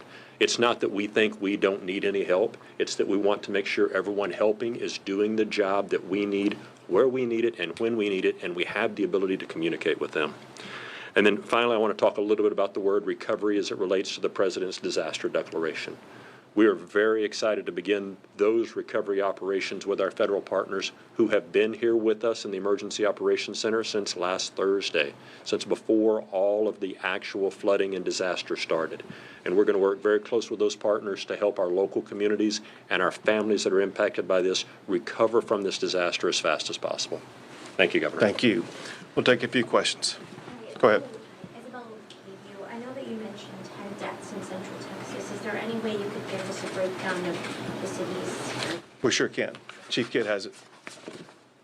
So we're showing reaffirmed 3 in Burnett County, 1 in Tom Green County, 5 in Travis County, and 1 in Williamson County. And again, those numbers are a few hours old. Those numbers could go up, but that's what we had as the time preparing for this briefing. You said what county? Tom Green. Tom Green? Yes, ma'am. San Angelo area. You just said something about a wall of water that you're just now getting reports about. Can you talk more about that and what you're seeing there? Yeah, I'll share some of it. So I apologize for looking at my phone during the press conference, but this is the live updates that we're getting right now from the field. Is there are unconfirmed at this point reports of additional water coming in. And as the governor mentioned, there's rain still falling on the area. It's not going to take the same amount of rain that caused this damage to make the current water levels rise up, right? Because the ground is already saturated. So any rain that falls can be perceived as life-threatening rain. And so if you're in a low-lying area, we need you to move yourself out of that low-lying area. We've got DPS aircraft that are flying up to try to find this wall of water right now, and the people in the reported areas, again, unconfirmed, that are on our communication systems, we're asking them to get out of the water and out of the way so that we don't wind up having to do additional rescues. Governor Alabella, CBS Austin, you had mentioned that there are dozens of Central Texans missing. Local resources can't continue searching in the dark of the night. Does this federal disaster declaration mean that we have federal resources to continue searching when it's pitch black? Sure. Well, first of all, on the federal disaster declaration, it applies right now to Kerr County. Let me go back. Let me see the total, my disaster declaration counties. So let me walk you through this. So I made an original state disaster declaration, and then I amended it to add more counties. Let me first go back over those counties, then I'll explain to you what's going on.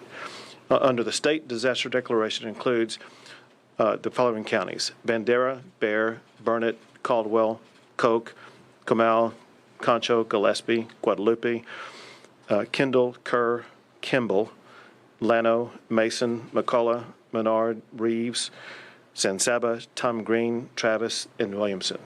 That means, because of that the state is providing additional resources for those counties and state-based assistance.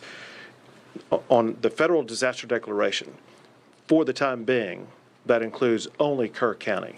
And they are waiting to see the magnitude of what happens in other counties before they may potentially expand that, the federal disaster declaration, to include other counties. So for now, local resources have to stop search and rescue efforts when they fall. That's not accurate. We have drones and helicopters that have thermal and night vision and FLIR where they can search at night. Our special operations groups have that.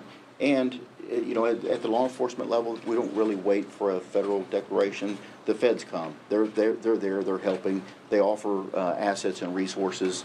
You know, this helps with funding and additional resources and bringing in from out of state.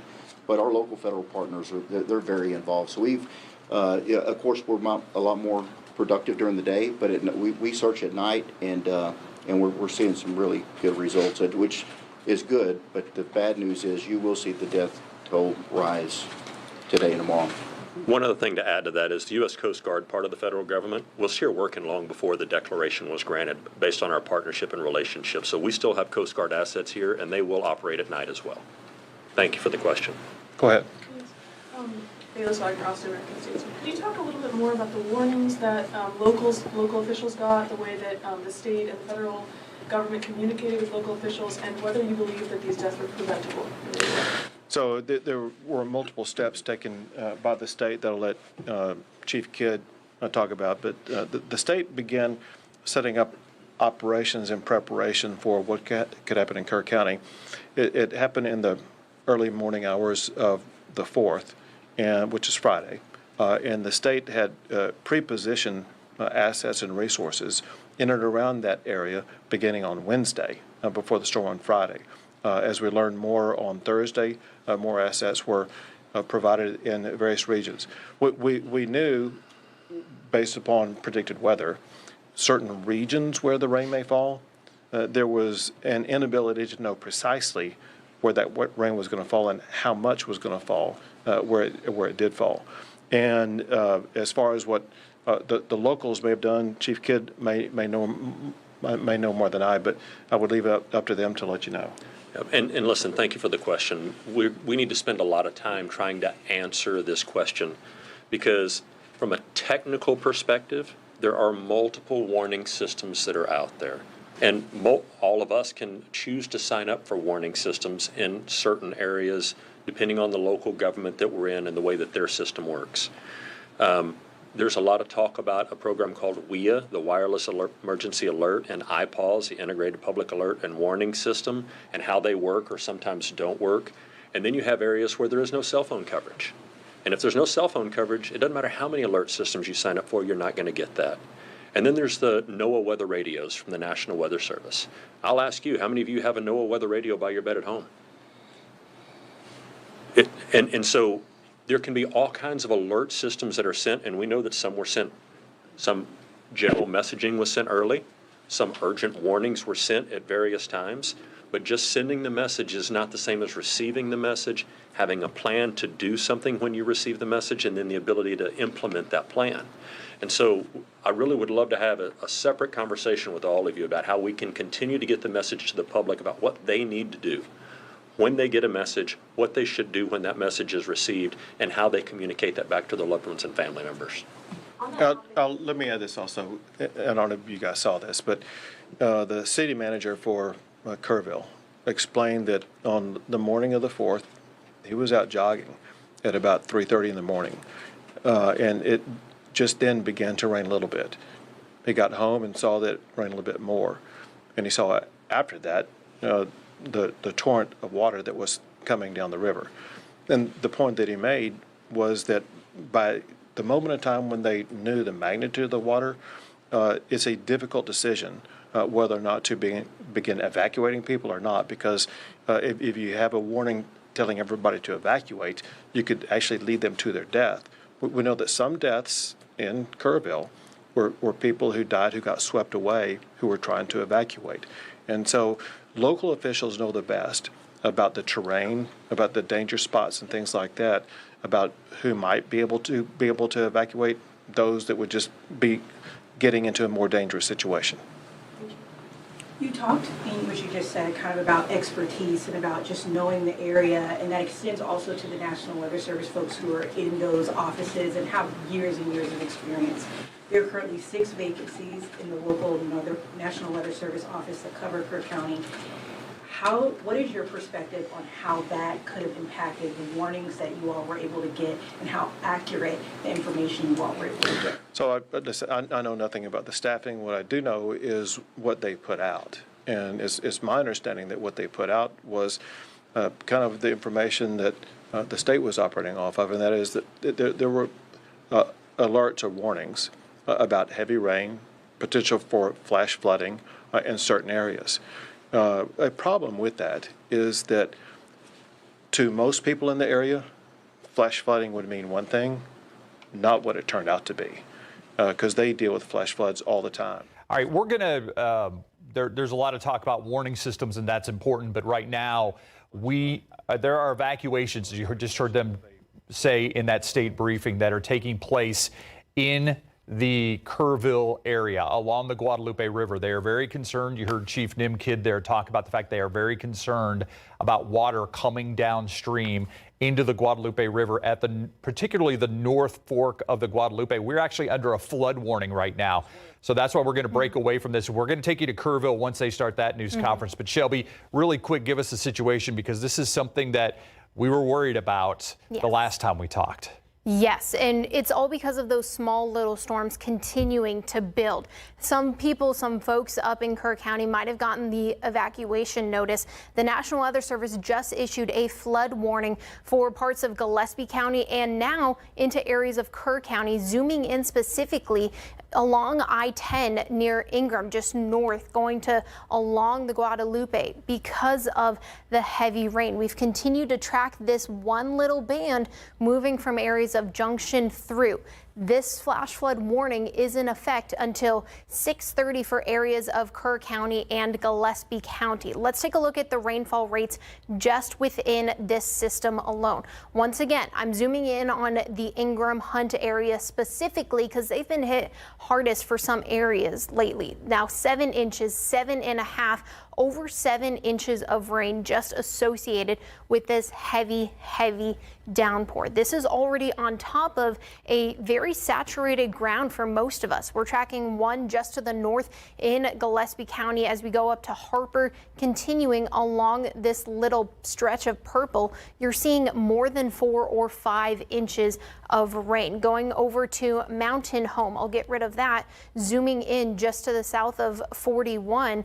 Specifically, again, you're seeing the heavy rainfall rates up to 8 inches already just associated with this, Steve. Yeah, stay there, Shelby, because that's very demonstrative of what people are worried about. You heard Nim Kidd say they're evacuating parts of the river right now because of water coming downstream, and that's where the tributaries for the Guadalupe River are what they're worried about right now, particularly the North Fork of the Guadalupe. Yes. There are evacuations taking place right now. We want to point that out along the Guadalupe River.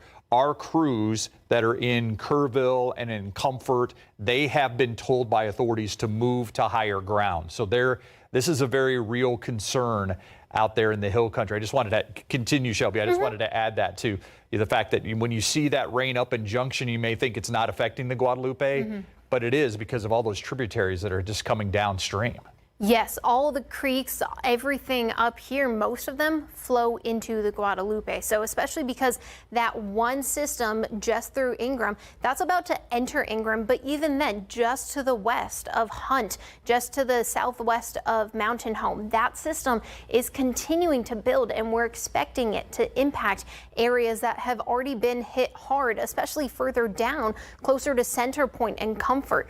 They're still seeing some heavy rain down there as well. So it's very not a good situation for folks up there. I am going to pause it once again just to zoom in on the specifics. Now in Ingram, you should be already receiving some of that heavy rainfall just to the west in Hunt. This is along the North Fork. Phones went off, I would say, about 5-10 minutes ago at some areas. I know our Avery Everett, her phone went off, and I immediately was messaging her because of the heavy rainfalls. Part of it is the ground is so saturated. Any rainfall we get is going to continue to help have the river continue to have flooding issues, especially because there's a lot of debris over here. It's not going to help some of the recovery efforts as well. Now, I am going to show you the last hour just to kind of put it in perspective how quickly these systems have continued to really spark.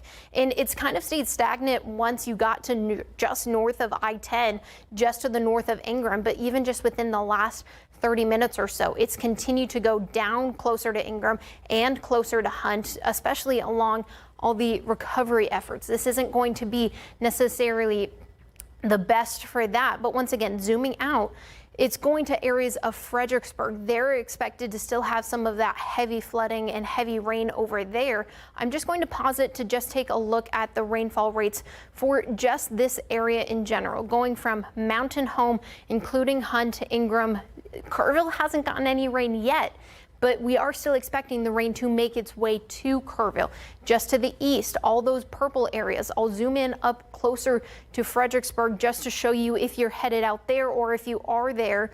Still 5 to 7 inches for the heavy rainfall rates. But once again, this is already a very saturated area. And even then, I am going to take a break from just the radar to show you the stream flow, kind of how fast the river has already continued to go.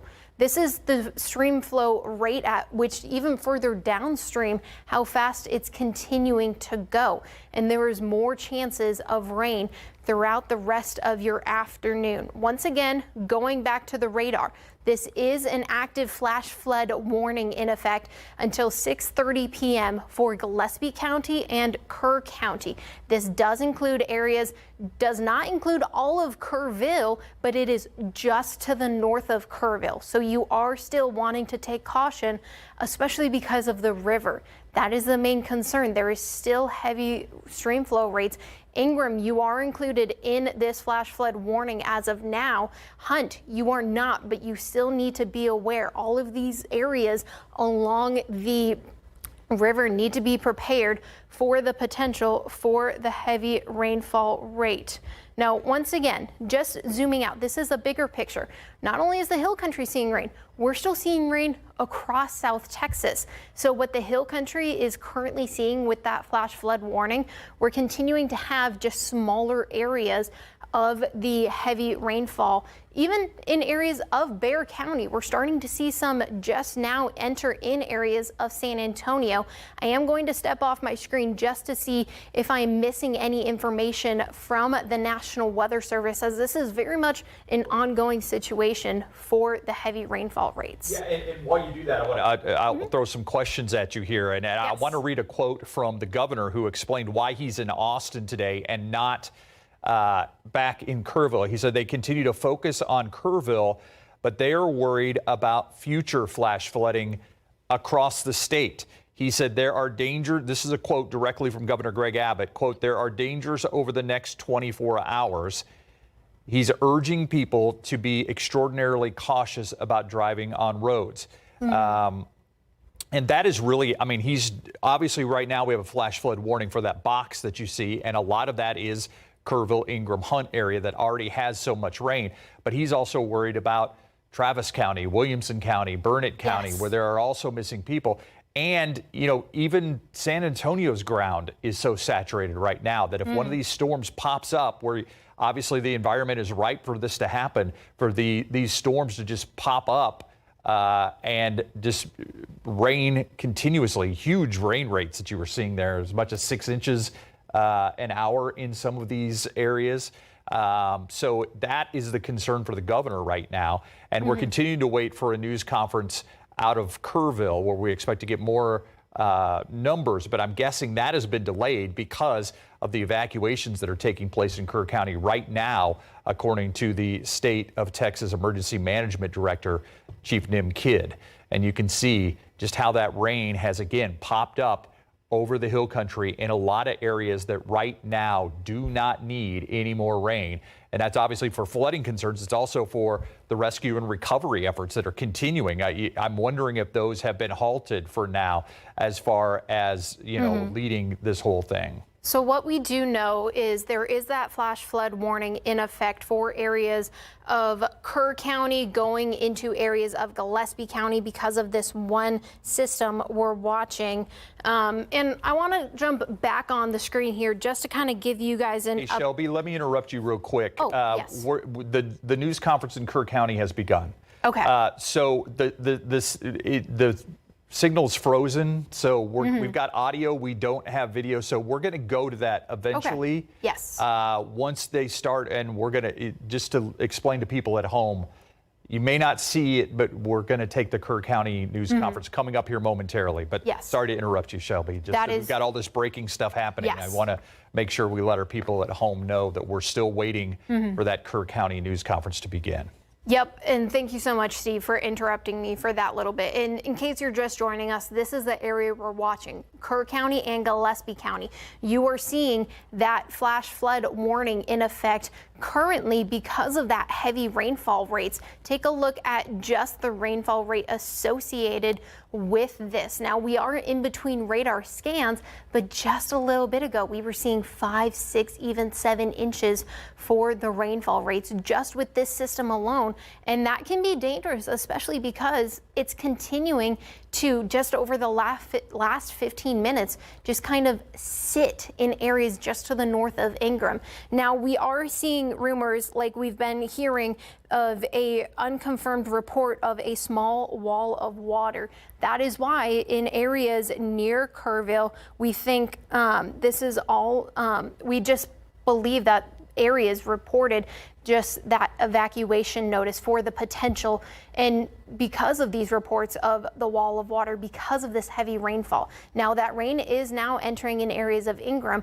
but just behind it, we're seeing that heavy rainfall going down from areas of Mountain Home just to the west of Hunt. And this is all kind of along the Guadalupe River, right there, that blue line, that's where the Guadalupe River starts. This is along the North Fork area.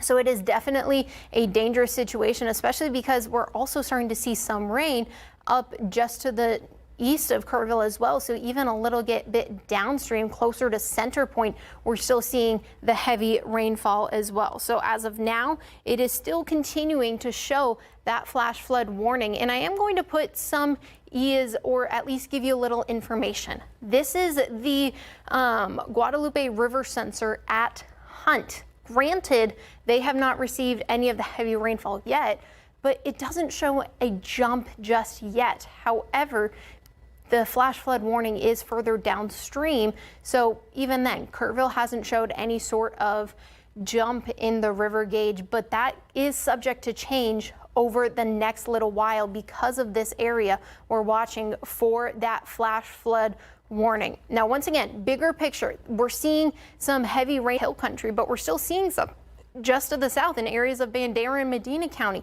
Medina seeing some heavy rainfall, areas near Medina Lake down towards Castroville, and even getting into the San Antonio metro, where we've been a little lucky with the heavier rainfalls not impacting us, but we're still seeing some heavy rainfall going from Laughlin down towards Palo Alto College, even going into areas of southeastern San Antonio, near Calveras Lake, near Hilltop. Still seeing that heavy rainfall currently moving through areas of South Texas. So it's a very scary situation, especially for the hill country on a already saturated ground. And how saturated, you might be asking? This is a look at the last 5 days of the rainfall. As you can see, those purple colors where we specifically have that flash flood warning along I-10 near Ingram, near Hunt, just along these areas where you're seeing the heavy rainfall, and especially along the North Fork, we're seeing 7, 8, 10, 12 or more inches of rain that was just within the last few days alone. So any rain is really not going to be good for most of this area once again. Now, I am going to play it in motion once again, just about the last 30 minutes, so I can kind of time it out with you. Once again, the last 30 minutes, we've continued to see this heavy rainfall go through areas of just the hill country. Once again, it is continuing to move relatively slow, which is not a good sign. But if you look and zoom in, it does have a slow southeasterly movement to it. So in areas of Hunt, we are expecting, once again, what started out there continuing to move and strengthen. It's about, let's say, the center of it, 5 miles away from you. But even on the outskirts of it, as we take a look of right now, even just let me put that in pause, the furthest away from you, it's just about 3 miles. In Ingram, the heaviest portion of that rain, if you take 27 if you take 27 down, it's just about 4 miles away. Now, once again, we're still seeing that heavy rainfall rates, which isn't good for the flooding. We are sadly in between the radar scans, but still not necessarily a good situation for that. Big picture, the flash flood warning, it just barely scrapes the north end of Kerr County. It does not include all of Kerr County, but you still need to be cautious for areas of Kerr County, especially just in the areas of Gillespie County, all the way up to Fredericksburg is where this flash flood warning is in effect because of the heavy rainfall rates. Once again, I'll put this in motion to continue to time it out. The last hour, it started off just a quick shower, quick little downpour, and it's continued to expand into areas of so much more.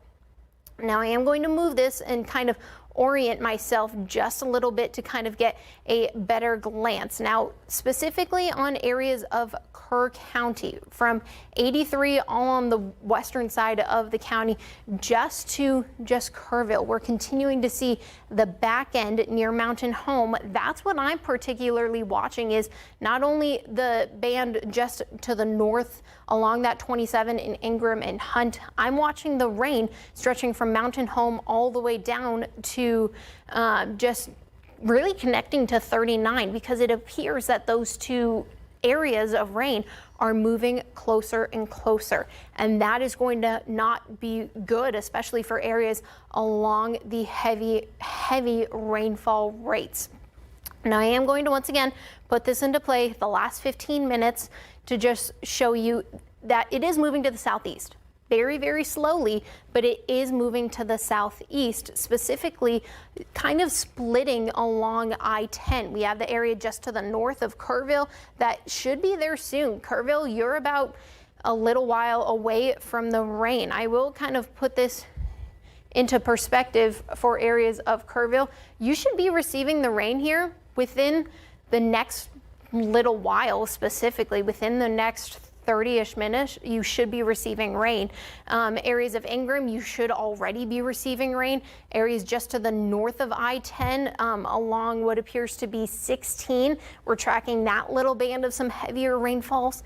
And one thing I want it noted too is in between all of the heavy rains, we're also getting little pockets of sunshine and little pockets of light rain. And that's the reason we've seen the heavy rainfall earlier today, is because we did, and a little bit of why we're seeing the heavy rainfall right now is we saw some sunshine earlier today, and that sunshine really fuels the potential for the heavy rainfall rates, specifically in an area already dealing with such saturated grounds, such saturated areas, especially along the riverbed, especially along the creeks near Medina, still seeing some heavier rainfall. Now, that flash flood warning in the Hill Country as of now is the only flash flood warning we currently are seeing. I want it known that just because you aren't under a flash flood warning, especially in the Hill Country, you still need to take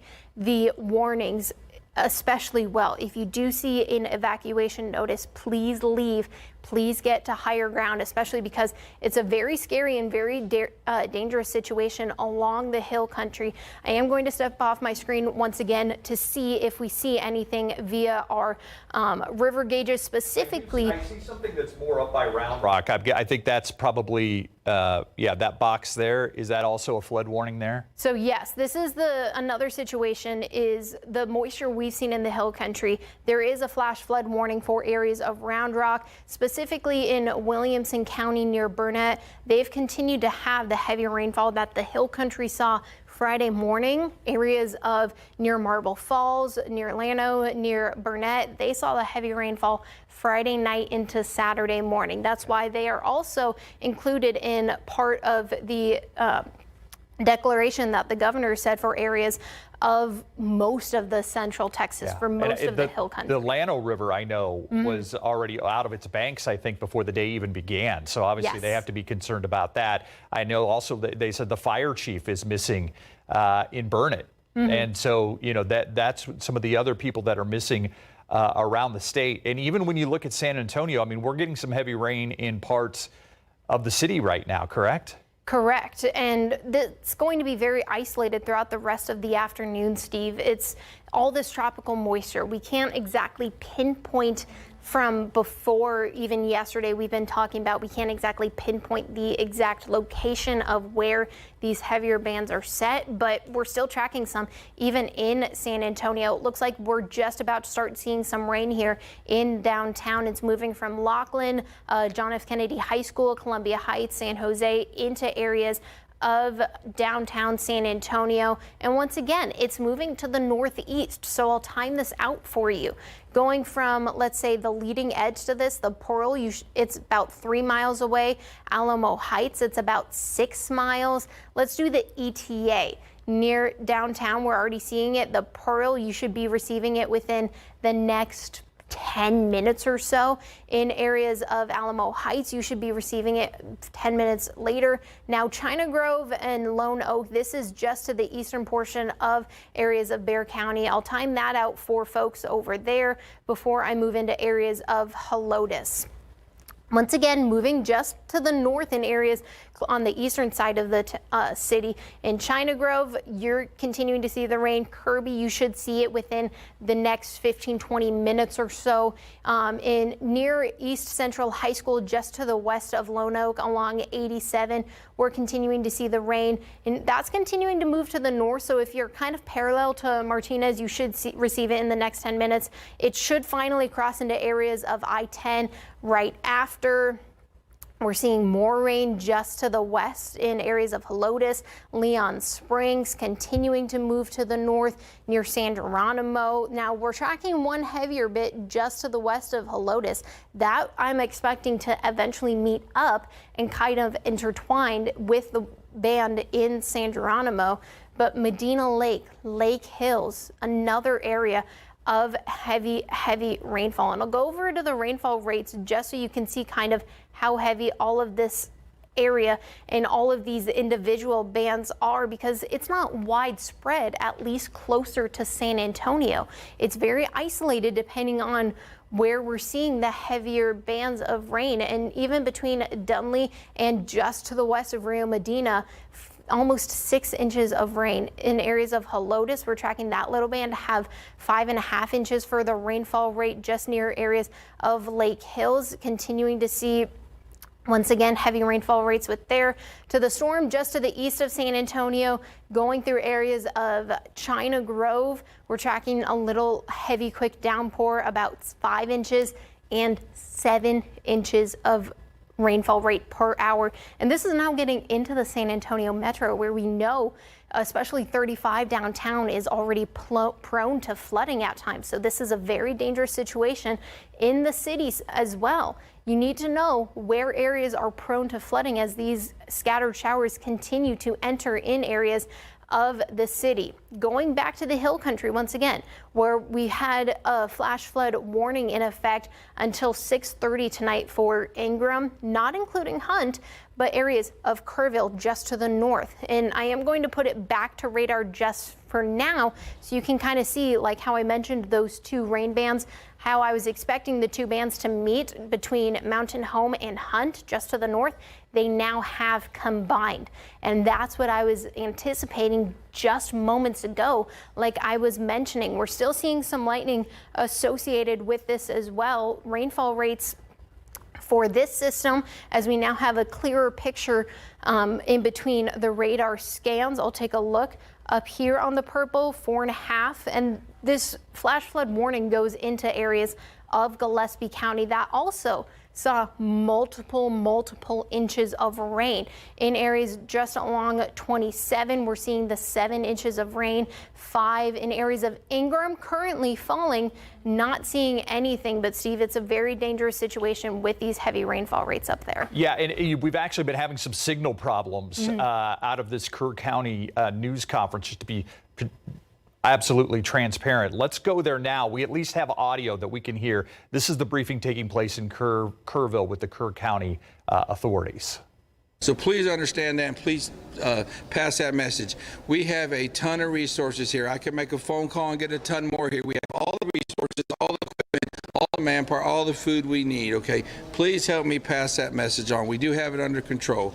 So now as we get into my notes, search and rescue operations continue with a full response from local, state, and national first responders. We continue to have hundreds of officers, deputies, and to support our staff working every aspect of this emergency along with air, water, canine, and other assets conducting search and rescue.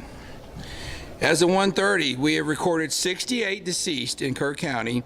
Among those who are deceased, we have 40 adults and 28 children. 18 adults are pending identification and 18 adults are pending identification and 10 children are also pending identification. Once again, pending identification are 18 adults and 10 children. At present, there are 10 Camp Mystic campers unaccounted for and 1 counselor. We continue to offer our condolences to those affected, and we will work tirelessly till we reunite them with their families. We know there are many people concerned that are affected by this tragic situation. Please be careful about social media rumors and misinformation. False information can cause pain to families and those already devastated by this event. Please follow the Kerrville Police Department, our Kerr County Sheriff's Office Facebook for verified information. Let's do that. All of our information put out is verified. Please note that 39 is closed to the public. We are closing that. It's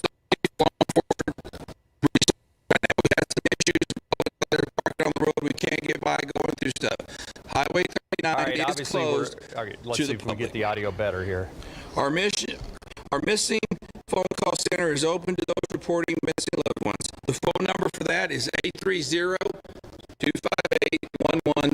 That's the same number we've had. 830-258-1111. At this time, I'm going to turn it over to Dalton Rice. Thank you, Sheriff. Again, welcome. We appreciate your patience. Obviously, we want to make sure that we have the safety of our responders, at the forefront of this so we can continue to do search and rescue operations. First and foremost, our hearts are with the families and loved ones affected by this heartbreaking tragedy. Our entire focus at this time is on the search and reunification efforts for those remained unaccounted for. That is where our energy, our resources, and our attention are directed. Nothing is more important than bringing comfort and clarity to those who are waiting and grieving. We know questions are being asked about the emergency notification, and while it is not the time to speculate, local and regional partners are committed to a full review of the events and systems in place. At the appropriate time, we will take clear steps to strengthen our future preparedness.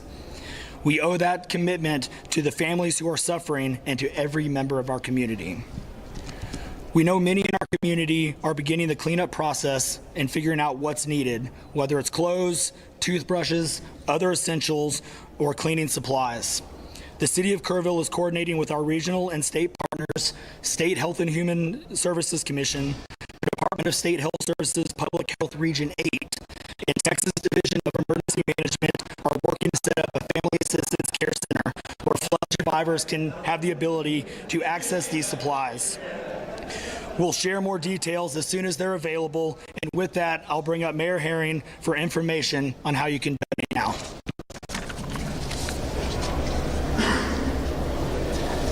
Thank you for being here. I'm Joe Herring Jr., Mayor of the City of Kerrville. Our work continues. Trained experts and professionals from the City of Kerrville, from Kerr County, from state agencies and federal agencies are all working together with one goal. That is to rescue those in peril and find those who are missing. I repeat what I said this morning. Even though different groups and different agencies are involved in the Emergency Operations Center, we are all working as one team. We want to achieve our goal of helping those who've been affected by this flood. Today I learned that another helping hand has joined the fray. HEB is setting up a mobile kitchen in Ingram. And when that kitchen is set up, it will be able to feed a lot of hungry people in the Hunt and Ingram area. If you want more information about that, just go to heb.com, /newsroom. Countless other local businesses are stepping up. They are finding needs and they are meeting them. Now, how can you help? If you would like to make a financial donation, we recommend that you go to the Community Foundation of the Texas Hill Country. They have set up a portal to receive donations. That would be communityfoundation.net. People across our community, across our state, across the world have been responding to that request. If you would like to volunteer, the city has set up a partnership with our local Kerrville Salvation Army at the Kroc Center. The number to call to register to help or to donate is 830-465-4797. And when I say in-kind donations. For full updates, verified updates, please follow the City of Kerrville Facebook page. Under Facebook, it's called City of Kerrville-City Hall. Finally, as I have said every time I've been before you, please pray for our community. I believe in prayer, and prayers have been answered. Thank you. And now Dalton Rice will come back up. All right, at this time, we will take 4 questions. Tammy Prout with Hill Country. Yes, can you tell me, we talked a lot about the bad things, the recovery, but how many rescues are you at? And of the kids that were in the camps that you couldn't get to, that were safe, that you couldn't get to, are they all evacuated? I'm actually going to turn that one over to the sheriff, if that's okay. You have those numbers.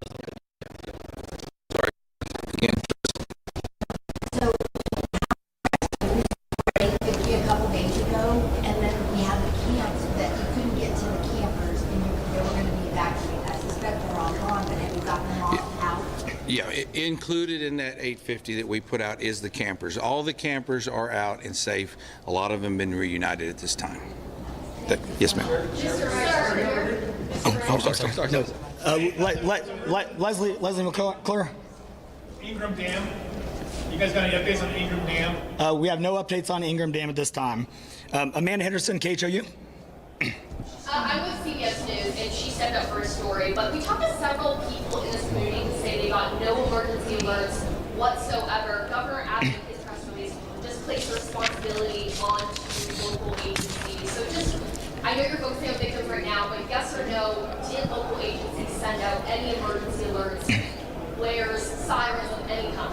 No, I know you guys keep asking this question. You know, we appreciate it. We think it's important. We don't want to speculate. You know, at this time, we know there's a lot of speculation and question around it. Again, there's going to be a full review, you know, of this, so we can make sure that we focus on future. Just again, we're getting through that. So thank you. Leah Waldman, CNN. Okay. Focus on families here. We know that there was a National Weather Service alert issued on Thursday afternoon talking about these flood watches and issuing the county as a high-risk area overnight. Why not preemptively evacuate these camps? You said earlier that was a good question. Can you give somebody the answer? Yeah, no, again, it is still a great question. And when you looked at the National Weather Service notification, when you look at that map showed Kerr County kind of in the northeast corner, and that spread all the way through San Angelo. So there's a lot of information. That's a wide area that must be addressed. And so as we were, preparing for it, unfortunately, the rain hit at the most inopportune time, and right in the most inopportune areas where the North and South Fork hit. It converged, and so here we are. So again, we want to continue to focus on those rescue operations, and at that, we're not taking any more questions. Thank you. All right, thank you. That's going to do it for this afternoon. The next time that we'll be in front of the cameras are going to be 10 o'clock tomorrow morning, unless there is a major development where we need to speak to you sooner. And we will use the sign-up sheet and the contact information that y'all have provided to us to reach out to you and let you know time and place.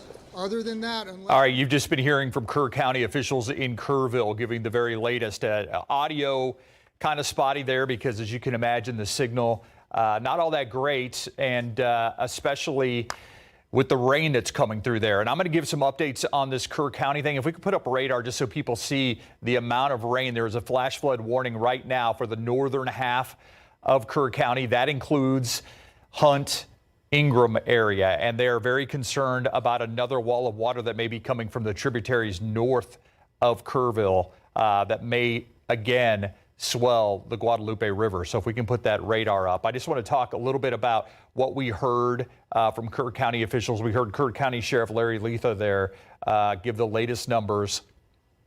Unfortunately, they have risen again in Kerr County. 68 people confirmed dead just in Kerr County, 40 adults, 28 children, 18 unidentified adults right now, 10 unidentified children. 11 people are still missing from Camp Mystic. That includes 10 campers and 1 counselor. And when we talk about the unidentified, they talked a little bit about that during Governor Abbott's news conference earlier and said that they were actually taking fingerprints and DNA samples and sending them to the University of North Texas to have them kind of help identify some of the bodies that they have in Kerr County. We also know that there are between 10 and 11 deaths from the surrounding counties. So that would lift the death toll up to 79 people. 89. Let's do that again. 79 people that have been killed so far in the state of Texas. The sheriff also said he wants people to be careful about misinformation. There's a lot of misinformation out there on social media. Sheriff Larry Letha asking people to be very careful about that.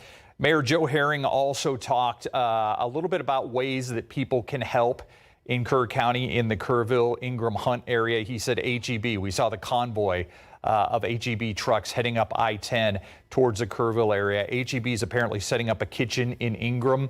He said he will let us know when that is up and operational. That's just to help people that are there. He said monetary donations are greatly appreciated, and those can go through the Community Foundation of the Hill Country. And he said you can make a monetary donation to communityfoundation.net. That is what has been set up as the official donation center, according to Mayor Joe Herring of Kerrville. He said he knows a lot of people want to volunteer. They are very appreciative of people wanting to volunteer. And right now, instead of just going up there and trying to find ways to help, the Salvation Army in Kerrville is actually helping set up the volunteer effort. That number, I believe I heard 830-465-4797. That's the Salvation Army in Kerrville. They are taking and kind of coordinating the volunteer effort for the Hill Country area. He said the City of Kerrville Facebook page is the best place to get updates on how you can help, how the city is dealing with this, and information for people who want to help and people who need help. He also said, quote, "Please pray for our community. I believe prayers work," end quote. That is Kerrville Mayor Joe Herring Jr. That's the latest update from Kerr County. We didn't talk all that much about the update that we got from Governor Greg Abbott earlier because of the flash flood warning that came through and took place, and the rains continue to come down in the Junction area south. It's really spread from Fredericksburg almost all the way through the Hunt and Ingram area. Shelby will join us here in a little bit to talk about the showers that just sprung up this afternoon. The governor said the focus is on Kerr County still, but he's worried about future flash flooding. He was talking about some of the storms that we're seeing right now. He said they are working as swiftly as possible to get accurate information out, especially for parents who have missing children and missing loved ones out there. They are continuing their search, but they're also starting debris removal in Kerr County, the governor said. He is thankful for federal help from the federal government, and they are pre-staging in Austin because he is worried about more flooding events that could happen over the next 24 hours. The general from the Texas National Guard said they have done 525 evacuations so far in the state, 366 by air, 159 by ground. He also had a sobering message saying, quote, "You will see the death toll rise today and tomorrow," and certainly we have seen that. NIMKID, Texas Emergency Management, saying recovery operations are beginning. That means getting rid of debris, etc. He said that does not mean that rescue operations are stopping. They're going to start doing both. He also asked if people are not from the area, if they're not from the Hill Country area, if they're just there to see all the damage, he's asking them to please leave, especially under current situations with so much rain out there. And for example, right now, the flash flood warning that is taking place. And he said they are evacuating parts of the river right now. Water coming downstream. Like we said, was raining very heavily in the Junction area. A lot of the creeks from the Junction area and south flow down into Hunt Ingram area. That's really the latest update that we have. They're worried about the North Fork of the Guadalupe in particular. There are a lot of people missing, 40 known missing across the state from the flooding. As we said, we have a very active weather situation also taking place amidst all of these other things that are happening with these Hill Country floods. We're going to take a quick break. We'll have weather on the other side.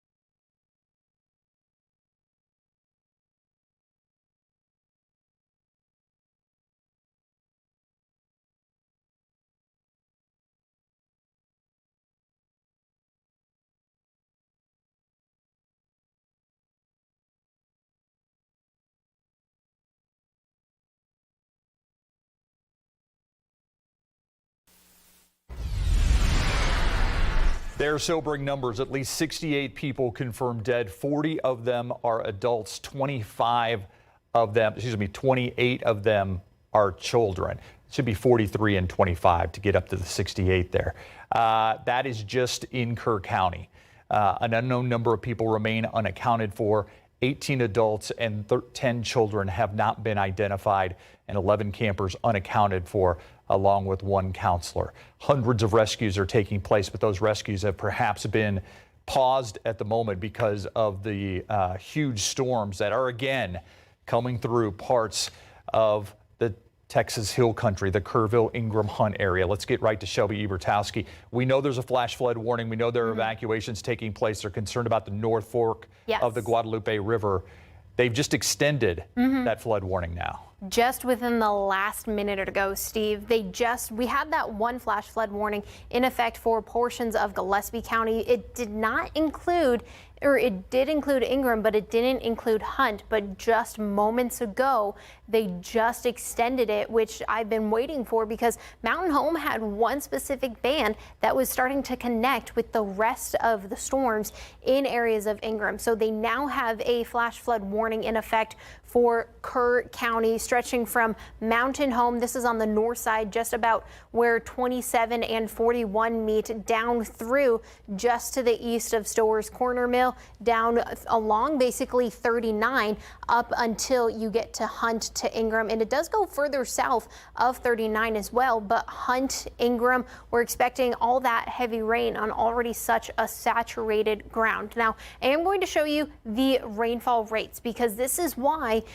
Now, sadly, we are in between some radar scans, but this is why they have extended that flash flood warning into areas of Hunt, into areas of Mountain Home and past where multiple camps are, where Camp Mystic was. And once again, this is because of the heavy rainfall rates just to the north of or northwest of Ingram, where I'm really zooming in here, just to the northeast of Waltona, just to the northwest of Ingram, where you see all the purple. That's where we are getting the heavy rainfall rates of more than 5 inches an hour. And even just right about here where I just kind of did a query, I did see a radar indicated of more than 7 inches per hour for that rainfall rate. So this is a very dangerous situation because all the little small creeks nearby are also flowing into the Guadalupe River along areas of 39, along areas of the Guadalupe River on already such a saturated ground. And you might be wondering how saturated? Well, this is a look at the last 5-day rain totals for areas of South Texas, specifically in areas near Mountain Home, Hunt, Ingram, along Highway 39. Take a look at, I'll do a few queries just so you can see already on a very saturated ground, and we're still receiving heavy rainfall. Ingram, anywhere from 7 to 12 and even 13 inches of rain. Now that they did just extend that area of that flash flood warning in effect until 7:30, but not only that, we also have a flash flood warning going up into areas of Fredericksburg. They also saw some heavy rain. They're also still seeing some heavy rain. And for most of areas of South Texas, I know the governor was also talking about the rain up near the Llano River, near Marble Falls, near Burnett. They're still seeing some heavy rainfall up there. But not only is the Hill Country seeing the heavy rainfall, areas closer to the San Antonio metro, we're talking about more chances of some heavier rainfall closer to home. I'll put this into a loop of the last 15 minutes so you can see where we're talking about. We were talking about earlier before we went to the Kerrville press conference of that one line of some showers going through areas of downtown San Antonio. It's continued to move through downtown San Antonio. It's just about to go into areas of Alamo Heights near Castle Hills. The medical center seeing a little bit of some rain as well near Oakland Estates, down towards SeaWorld. Once again, going up to Helotes. Now in San Antonio, you need to know what areas are already prone to flooding because we're still seeing the heavy rainfall rates in San Antonio as well. Specifically, also another area we're watching is just to the south, near Atascosa, near Lytle, near Pearson, up to Lacoste, up to Medina Valley High School. That's another area of the heavy rainfall we're watching. I'll see if I can get a rainfall rate indication of just this little system.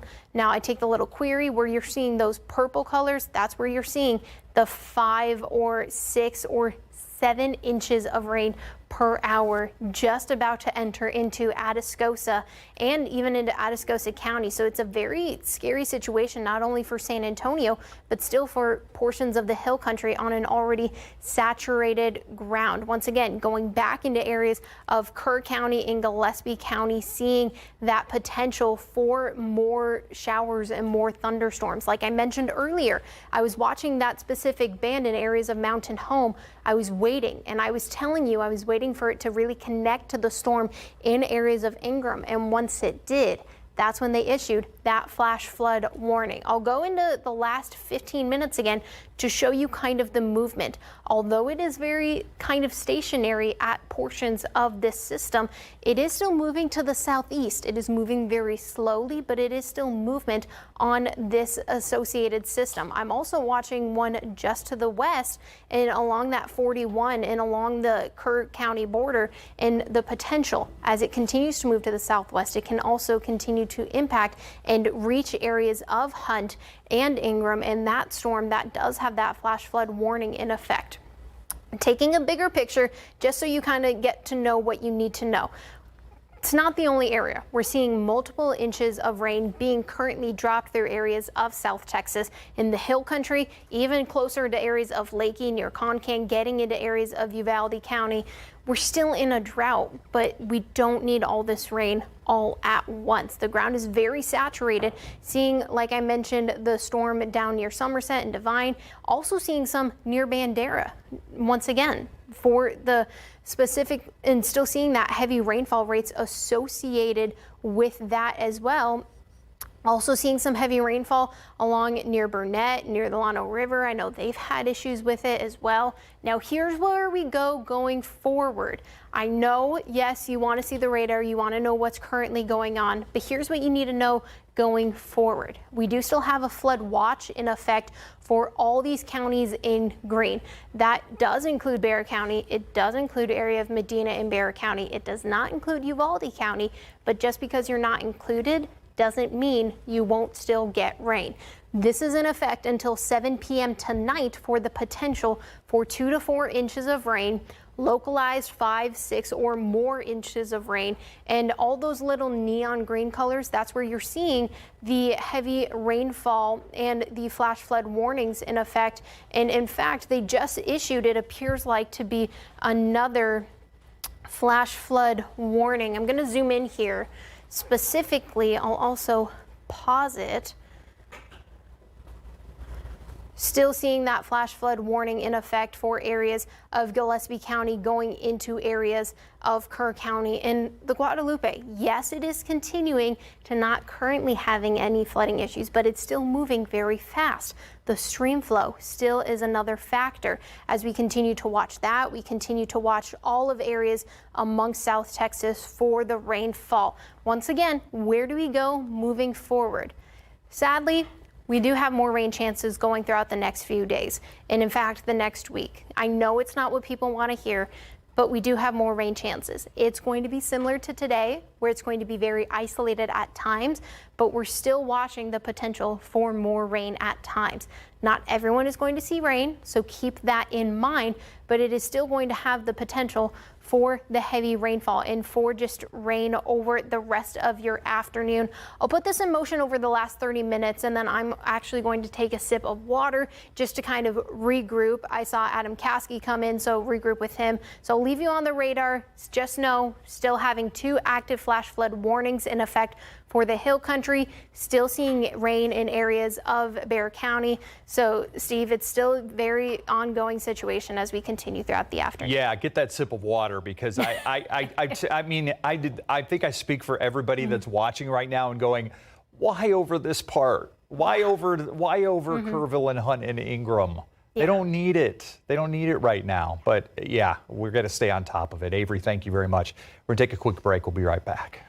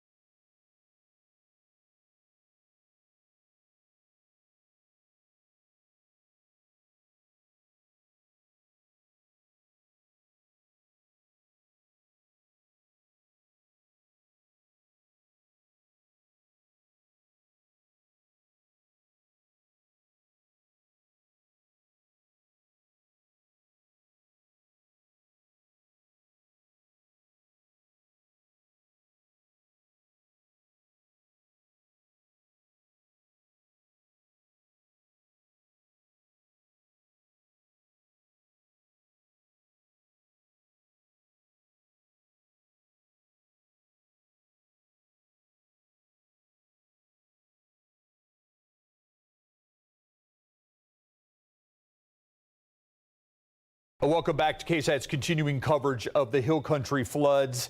And unfortunately, some areas are concerned that they will be flooded again. A flash flood warning has been issued for parts of Kerr and Gillespie counties as we speak. We continue to monitor that, but I want to recap on what we know at this hour.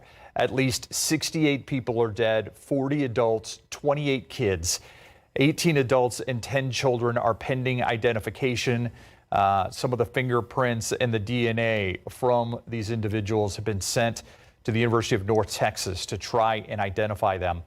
There are a lot of people wondering about loved ones. If you have a loved one that you're wondering about, this number will take you directly to Kerr County. 830-258-1111. That's where you can report missing, but please only call if you have somebody missing out there. Don't call for general information. Don't call to ask questions. Just call so people can be accounted for. 830-258-1111 is the number to call, and they're going to ask you for the last known location of your loved one or family member that is missing. And a quote that has stuck with me is from one of the generals with the Texas National Guard just moments ago, saying, "You will see the death toll rise today and tomorrow." That's kind of hard to take when we're already at 68 people just in Kerr County, and then 10 or 11 statewide. That we're getting close to 80 people there across the state. And that is something nobody wants to see. We also heard from Kerr County officials moments ago talking about the fact that HEB is there. We saw the convoy of HEB trucks. They're going to open a kitchen in Ingram. They're telling people if you want to make monetary donations, that is very welcome. But you make them through the Community Foundation of the Hill Country. That email address where you can make a donation, communityfoundation.net. You can volunteer with the Salvation Army of Kerrville. That's where they're asking people to volunteer. Don't just show up and look for places. The Salvation Army is coordinating the volunteer efforts. That number, again, it's the Salvation Army that's in Kerrville itself, 830-465-4797. They say the City of Kerrville Facebook page, a great place to go for updates. And the mayor, Joe Herring Jr., telling people once again, as he has been doing throughout this ordeal, please pray for our community.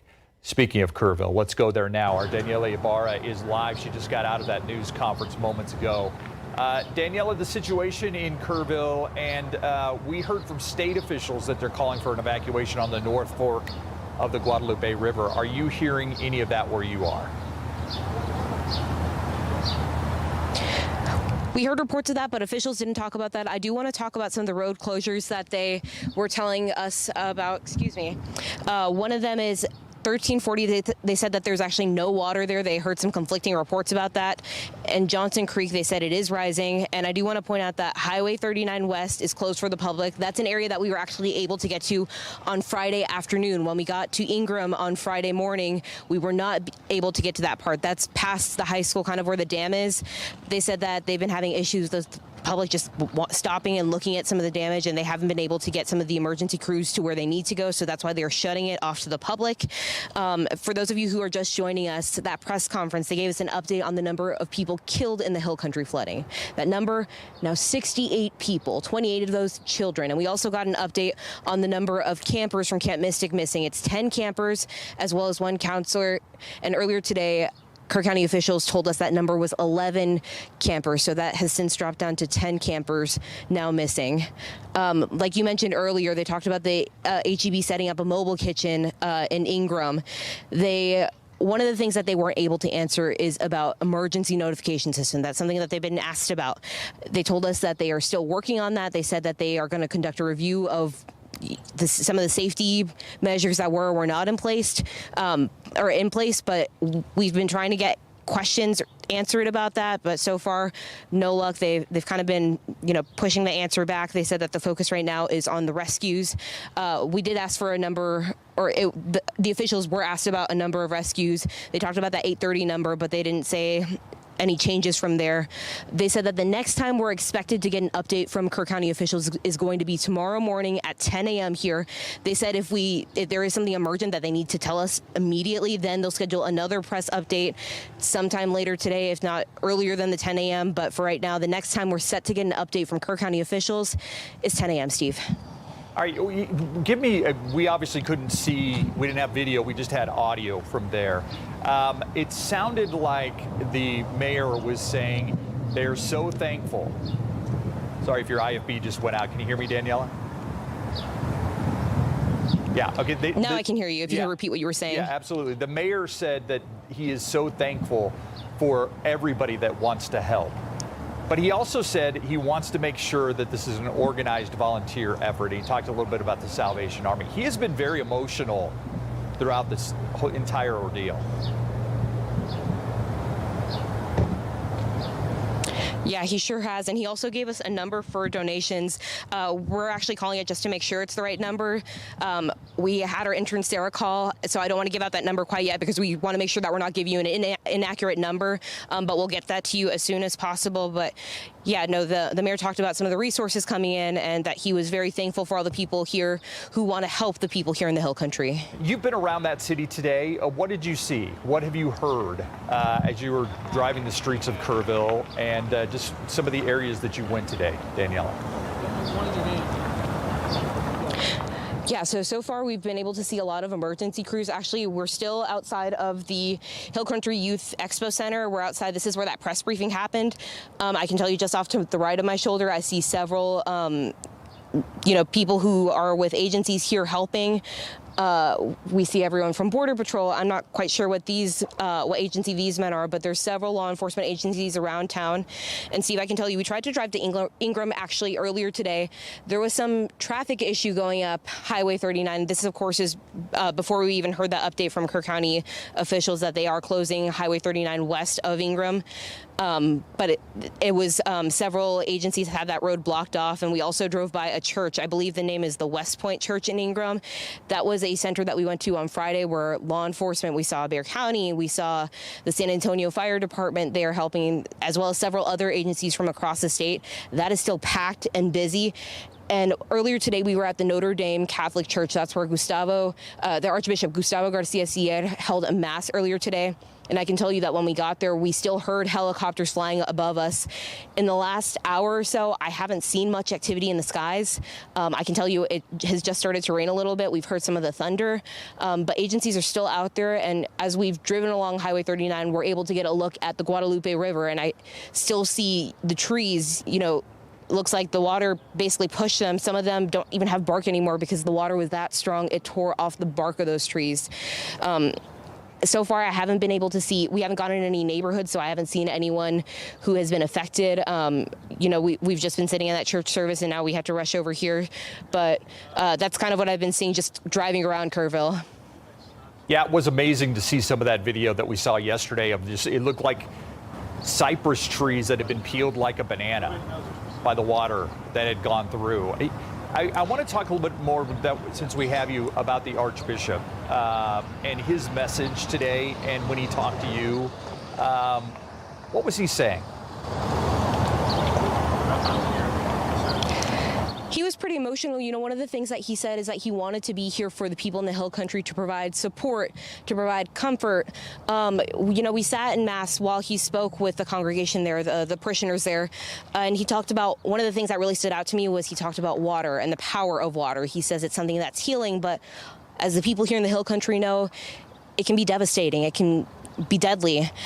We did talk to the Archbishop afterwards, and he was actually going to be in Kerrville this weekend before the flooding happened. He was here for the installation of the priest at that church there, so he said that it was kind of like God knew that he was meant to be here in Kerrville this weekend. This was not planned, but it just kind of worked out that way. That way he could be here with the people, and he said he's been working, he's been here the past couple of days talking with different people. He's heard some stories about people who have survived and who have lost so much in these floods, and he got pretty emotional about that. But he said he was praying for comfort. He was praying that the people here get the support that they need and that they get answers.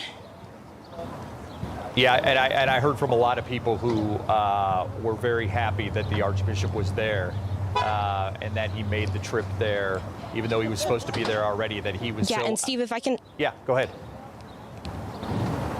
Yeah, if I can add one thing, you know, some of the parishioners are from here in the Hill Country, but we actually spoke with a man who came from San Antonio, so drove the hour and a half to be there at that Mass. He said he knew he wanted to be here to support the neighbors here in the Hill Country, obviously not too far from San Antonio. He and his wife came, they dropped off water, they dropped off food, and they said that they just wanted to support people here, and it was just really important. So that's something that also stuck with me too. Yeah, it's something that you hear over and over again, just how important it is for a religious leader like the Archbishop, who, you know, whether you're Catholic or not, he's considered one of the religious leaders, certainly of South Texas. So when he speaks, when he shows up somewhere, it has a heft to it. It has a significance to it.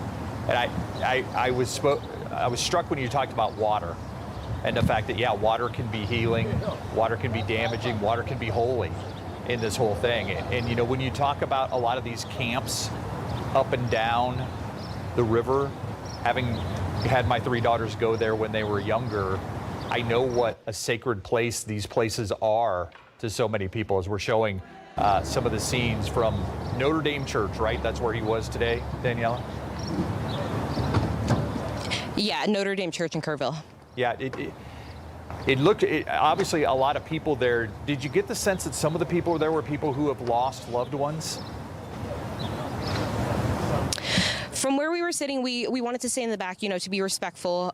They were kind enough to let us in. That way we could get the message, and we actually streamed it live. So if you want to, you can go back and watch it, I believe, on our YouTube page and on ksat.com. But yeah, it just felt heavy in there. There were a lot of kids, a lot of, you know, parents that were hugging their kids pretty tight. And a lot of people, you know, it was packed in there. So I'm not sure how packed that church normally is, but it was, people came in a couple of minutes late and it was hard for them to find a seat. You know, that's one of the things I noticed, you know, Daniela, you and I have been to sites of tragedy before, whether it's Uvalde or Sutherland Springs or the flooding, you know, just a few weeks ago here in San Antonio. And that's the thing that always strikes me is you have all these people there, but it is always very, it seems somber, it seems quiet, it seems, for lack of a better word, respectful and maybe mourning of what had happened there. Yeah, for sure. And I'm sure, you know, this every time we go somewhere, even if they weren't directly affected by the flooding, they know somebody who was. So I'm sure many of the people in there, that's what they were thinking about. I know that's what I've been thinking about the past couple of days when I wake up, you know, thinking about the people here in the Hill Country. Absolutely, so many of us. Daniela Ibarra live from Kerrville. Thank you, Daniela. We'll check in with you a little bit later during the evening. We're going to take a quick break. Adam Caskey in with Shelby Ebertowski. They're checking the weather situation right now as it continues to unfold. Unfortunately, over some of those very hard-hit areas, Hunt, Ingram, you saw Daniela there talking about the fact that it's headed towards Kerrville. We're going to continue with an update right after this break.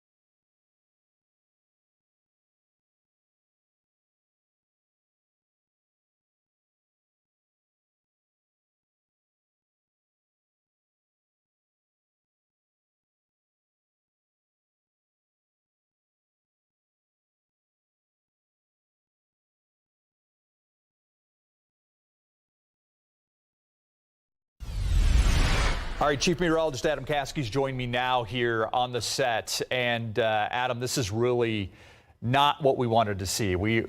This storm that's now over the Guadalupe River area and north, where some of the tributaries are for the Guadalupe River, it just sprung up this afternoon. Well, we talked about this yesterday afternoon, last night, that more of this was expected, some of these downpours, and now we're seeing exactly where they pop up. You always have a little bit of uncertainty on location, and it's a wait and see. Well, now we see, and we've waited, and we know where it is. Now, here's some information. So the Guadalupe River at Hunt, under the river flood warning right now. Okay, so the river's under a flood warning. The North Fork, yes. So at 4 o'clock, it was at about 8.5 feet, okay? Bank full is 10 feet, and they're expecting it to rise to about 11.7, so let's say 12 feet. Later this evening because of the current rain.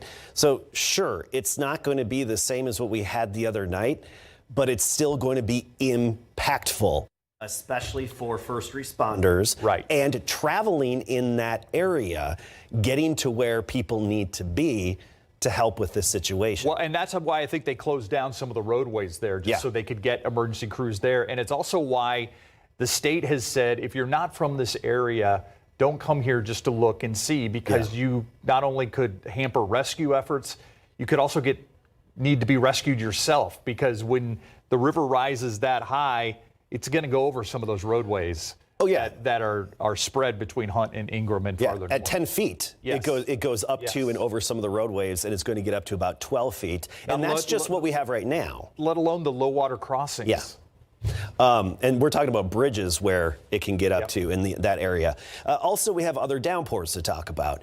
And the air is just so tropical. We've had that. We were talking about it all this week, that deep tropical moisture. The air is just a soggy towel, and then we have upper level support that's just wringing it out periodically. Now, though, it's more diurnally driven. So basically, heat of the day, some sunlight. I know Shelby was talking about the breaks in the clouds. That's not what we wanted, because that then destabilizes the atmosphere and just adds to the pop-up thunder showers and downpours. Now, here's a takeaway, too.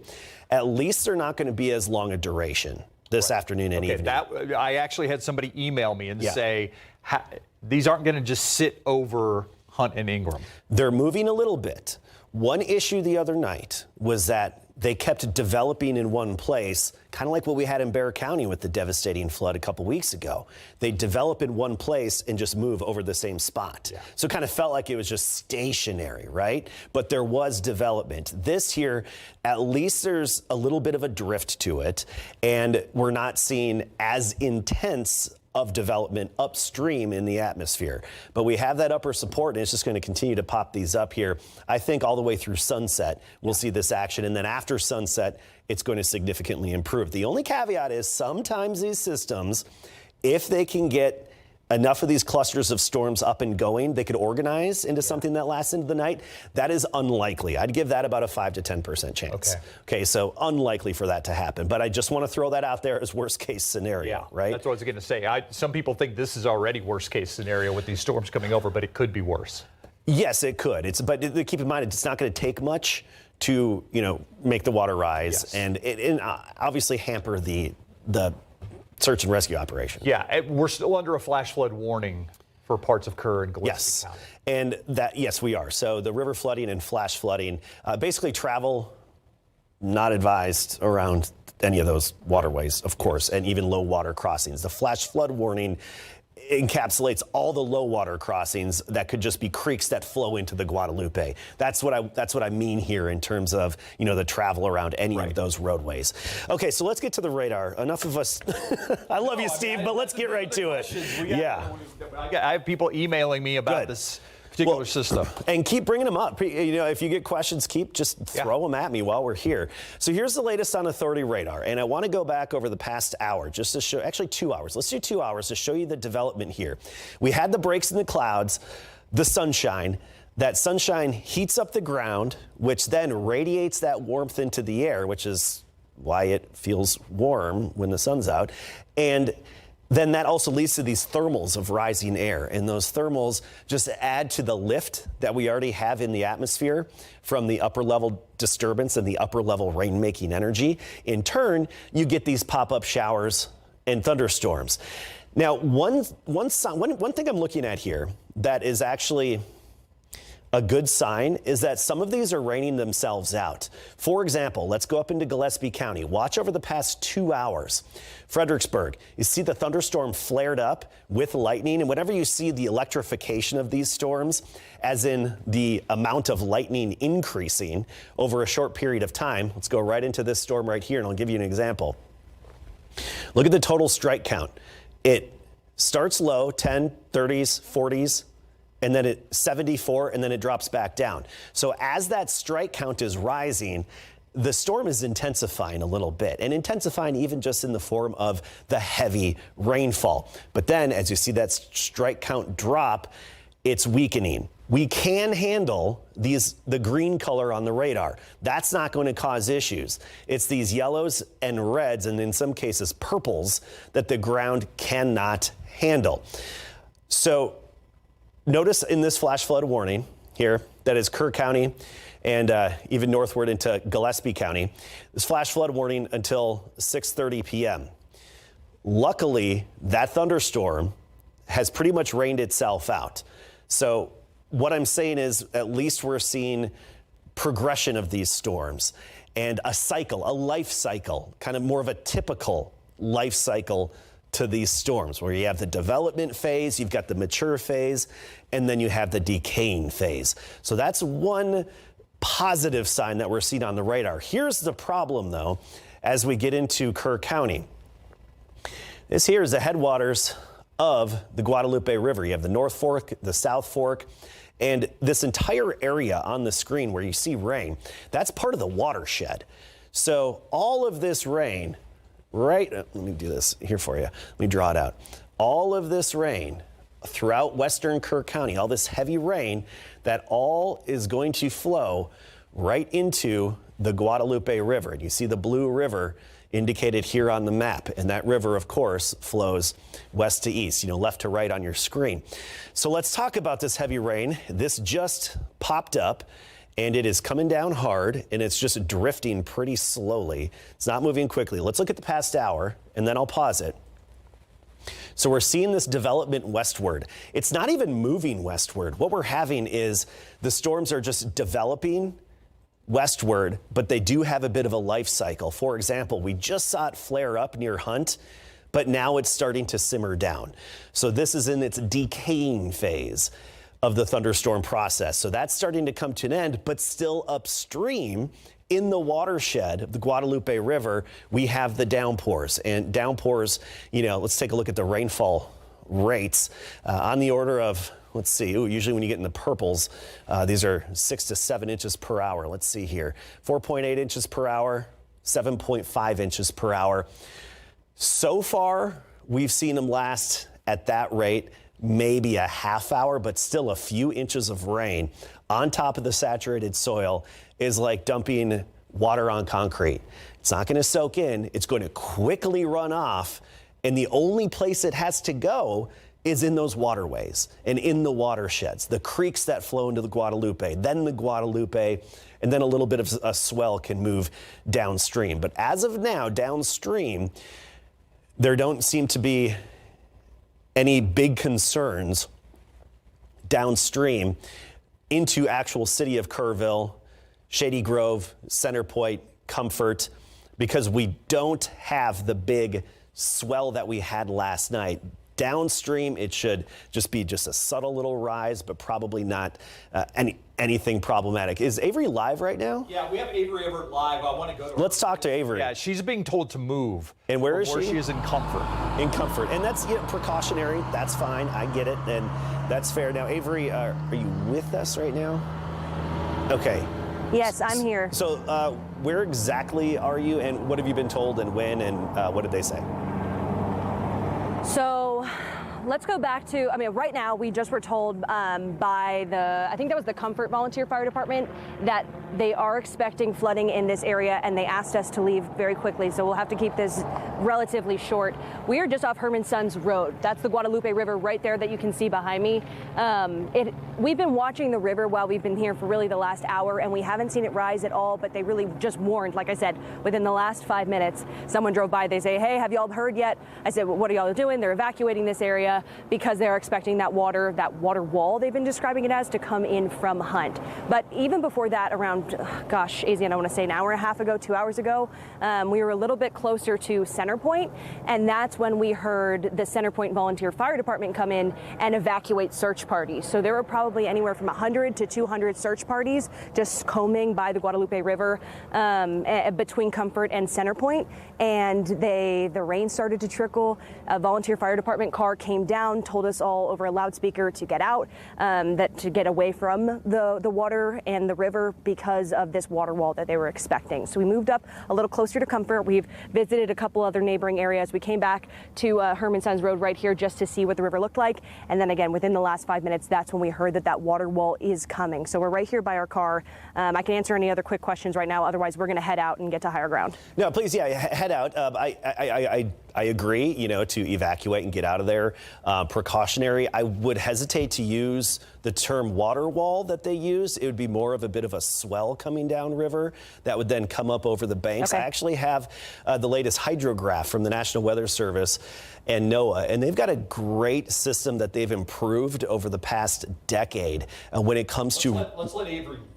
Yeah, Avery, go. Yeah. Go ahead, Avery. You're clear, and Avery. We'll check in with you when you get relocated. And Shelby, if you don't mind moving this here, let's go to the current level. This is at Comfort, okay? So this is at Comfort, and the current is about 5.1 feet. That's the level. And notice minor flood stage is way up here. The forecast, as of the most recent data that's been fed into the models from the rainfall upstream, and this can still change. These do change. Basically every 30 minutes or so, they can be up. They are updated, and this would automatically refresh for us on the screen. They do such a great job with this river forecast, and it's expected to get up to about 6.5 feet. So let's just say maybe a 2 to 3 foot rise with the current situation as it is now. That's the Guadalupe River at Comfort.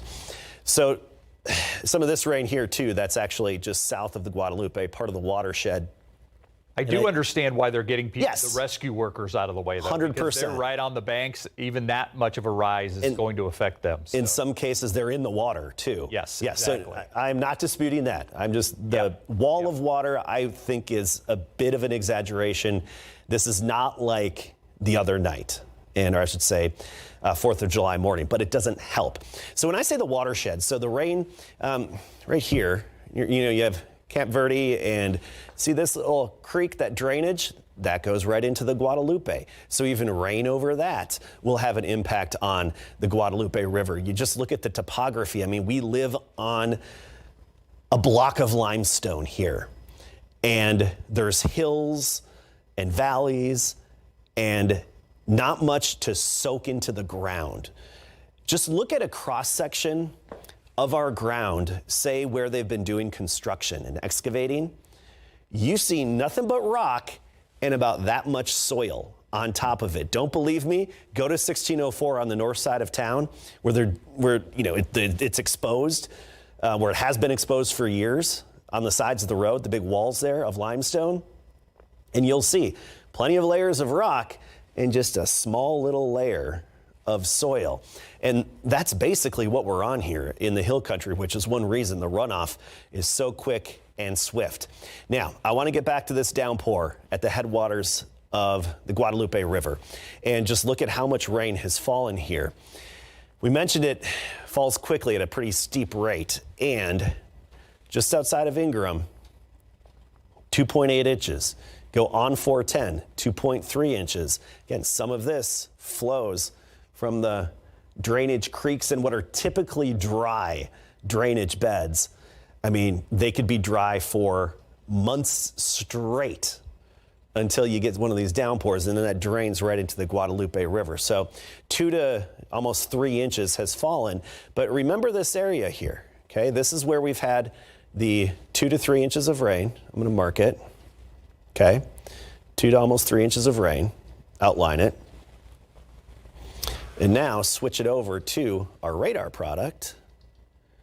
And you see, it's not really raining here anymore, right? It's just a subtle little sprinkle. So that's a good sign.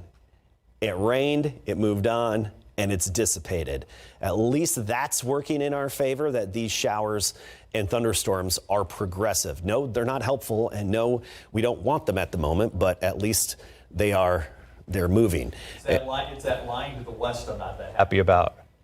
Right here. Yep. Yes, this right here that's still forming, because we're seeing the development move westward. They're not really moving, they're kind of drifting, but they're popping up in a westward progression. And that's still in the drainage area of the Guadalupe. So that's why those hydrographs will be changing a little bit as more rain pours into it, and will probably bump that level up a little bit higher than the current forecasts say at Comfort and whatnot. But you see, Comfort not actually under any kind of warning at the moment. It's kind of going with what I'm saying. They're good to get out of there, but they're not under any kind of warning at the moment with the current situation. Okay, sometimes this does that. Excuse me. If we go north, I mean, I know there's a lot of concerns about the Llano River. As you look up towards Georgetown, I know they had a little bit of flooding in Georgetown and Round Rock. They are also getting hit. Then if you even look up by Gatesville in that area, there's another storm up there. So, yes, and what, Shelby, I need to step off. Would you disconnect Hand Tracker and then go to the GRK radar in the radar list? We want to get a better, higher resolution view of this, Steve. So we're going to switch right to the proper radar site. Yeah. And there we go. That's not GRK yet, is it? No, on the upper left. It's not on our list. It's on the left side of the screen. Yep. Good to go. Okay, let's see. Yeah, there we are. We're at the GRK. Okay, so this is the radar site that's closer to Georgetown. And you see the shower activity, and actually an outflow boundary here from Rockdale and Cameron that's heading westward. And this outflow boundary, this line of green, the basically big exhale of a thunderstorm and breeze outward. So the breeze basically goes down from the storm, hits the ground, can't keep going down, so it gets blown off into direction. And that's where this is going westward, which could cause more showers and downpours to develop. And actually, this is heavier rain, and it's actually developing upstream even more. I mean upstream atmospherically speaking, not hydrologically speaking. So when the movement is from Johnson City to Jonestown, Lago Vista, Briarcliff, Lakeway, that's what I mean. It's moving from there upstream in the steering flow of the atmosphere. And they've already had plenty of flooding along the lower Colorado River. I like to check in with the LCRA and folks that are there, even on Lake LBJ. If you're familiar with Boat Town, you have Sandy Beach, which was created from a flood years ago, which is why it's there, why people can boat up to it. But also you've got near Kingsland, you have Boat Town, where people go in, dock up, go up, have some food, buy a T-shirt. Those docks have been swept away. They've already been swept away. Yeah, the LCRA was part of the governor's news conference. Okay, earlier. they were. They basically told people stay off the lake. Oh yeah, for sure. Yeah. They fluctuate quickly. I mean, the dams are open, and they have these dams in place to control it. The LCRA does, and there's several of them.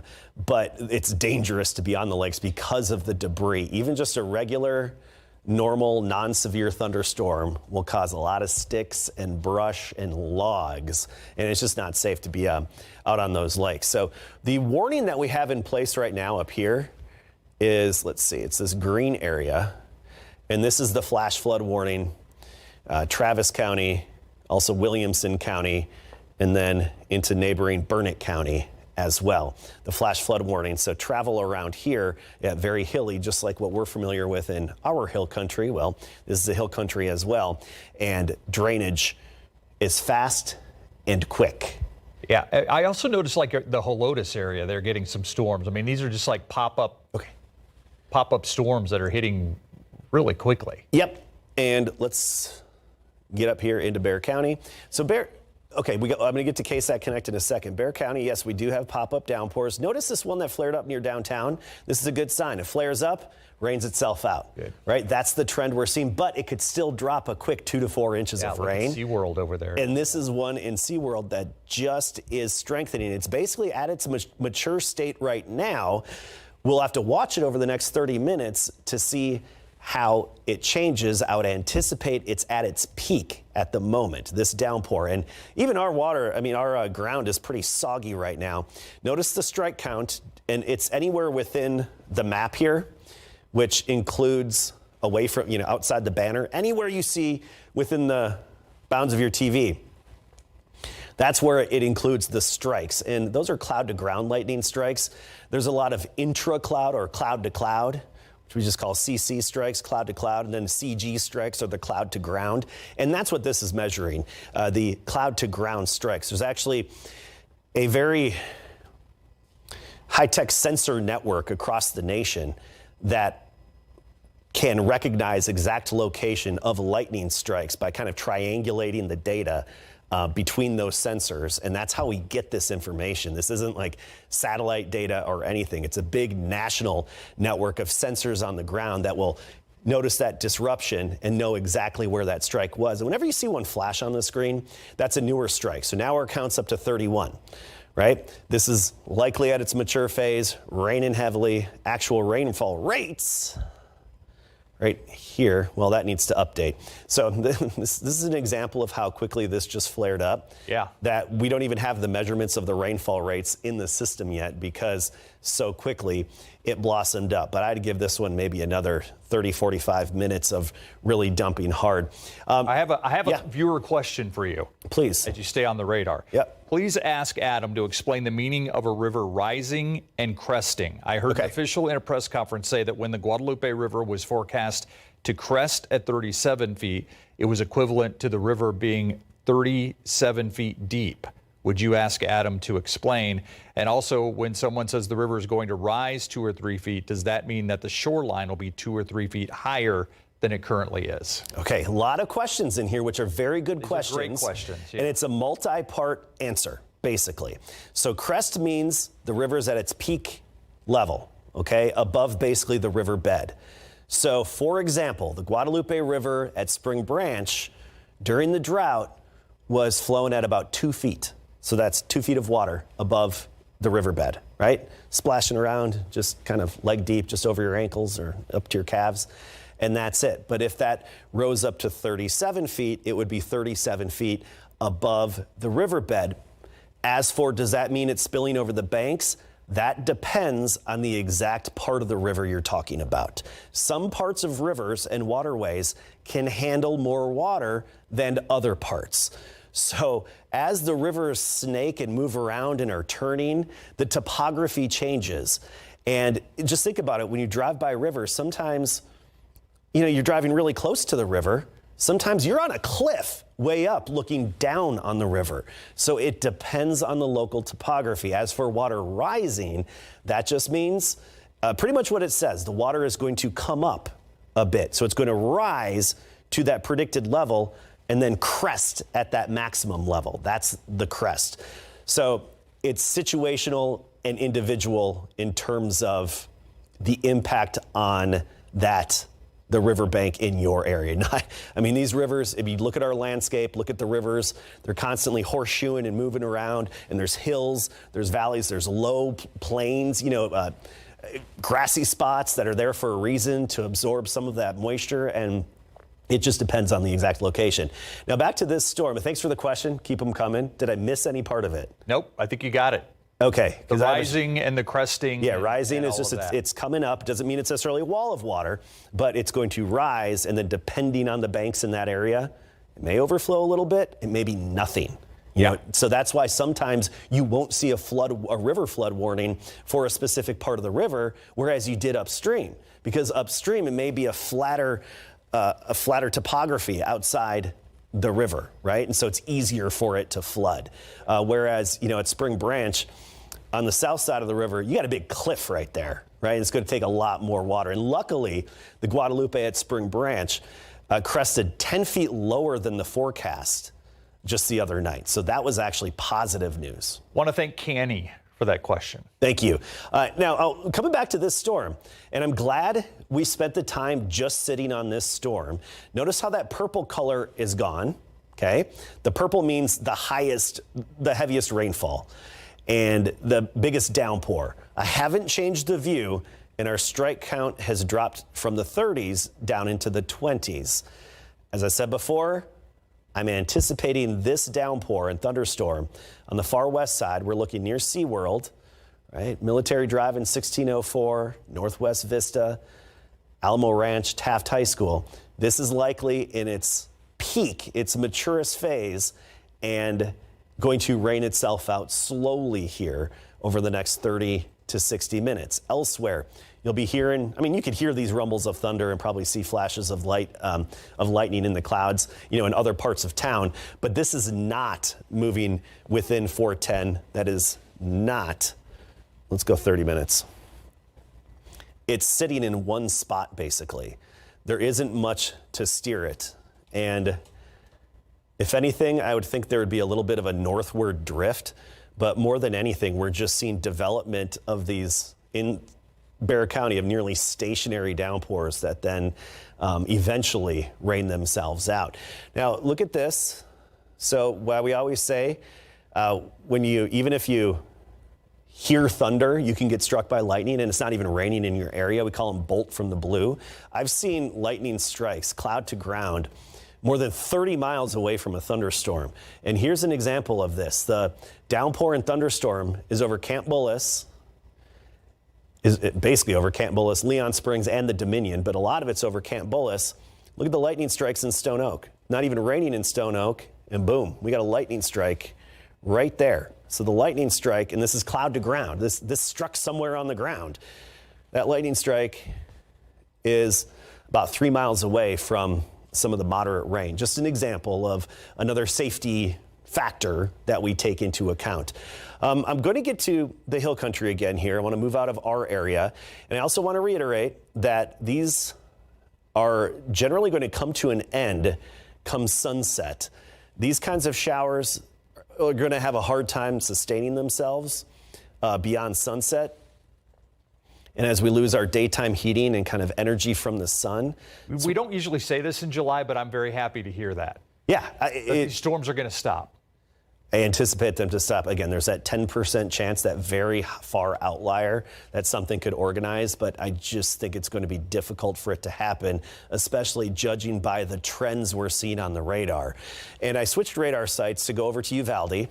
So no warnings here, no river warnings, Frio River and whatnot. It's going to rise a bit, but we don't have any warnings. Concan up to Lakey. Watch out for flash flooding.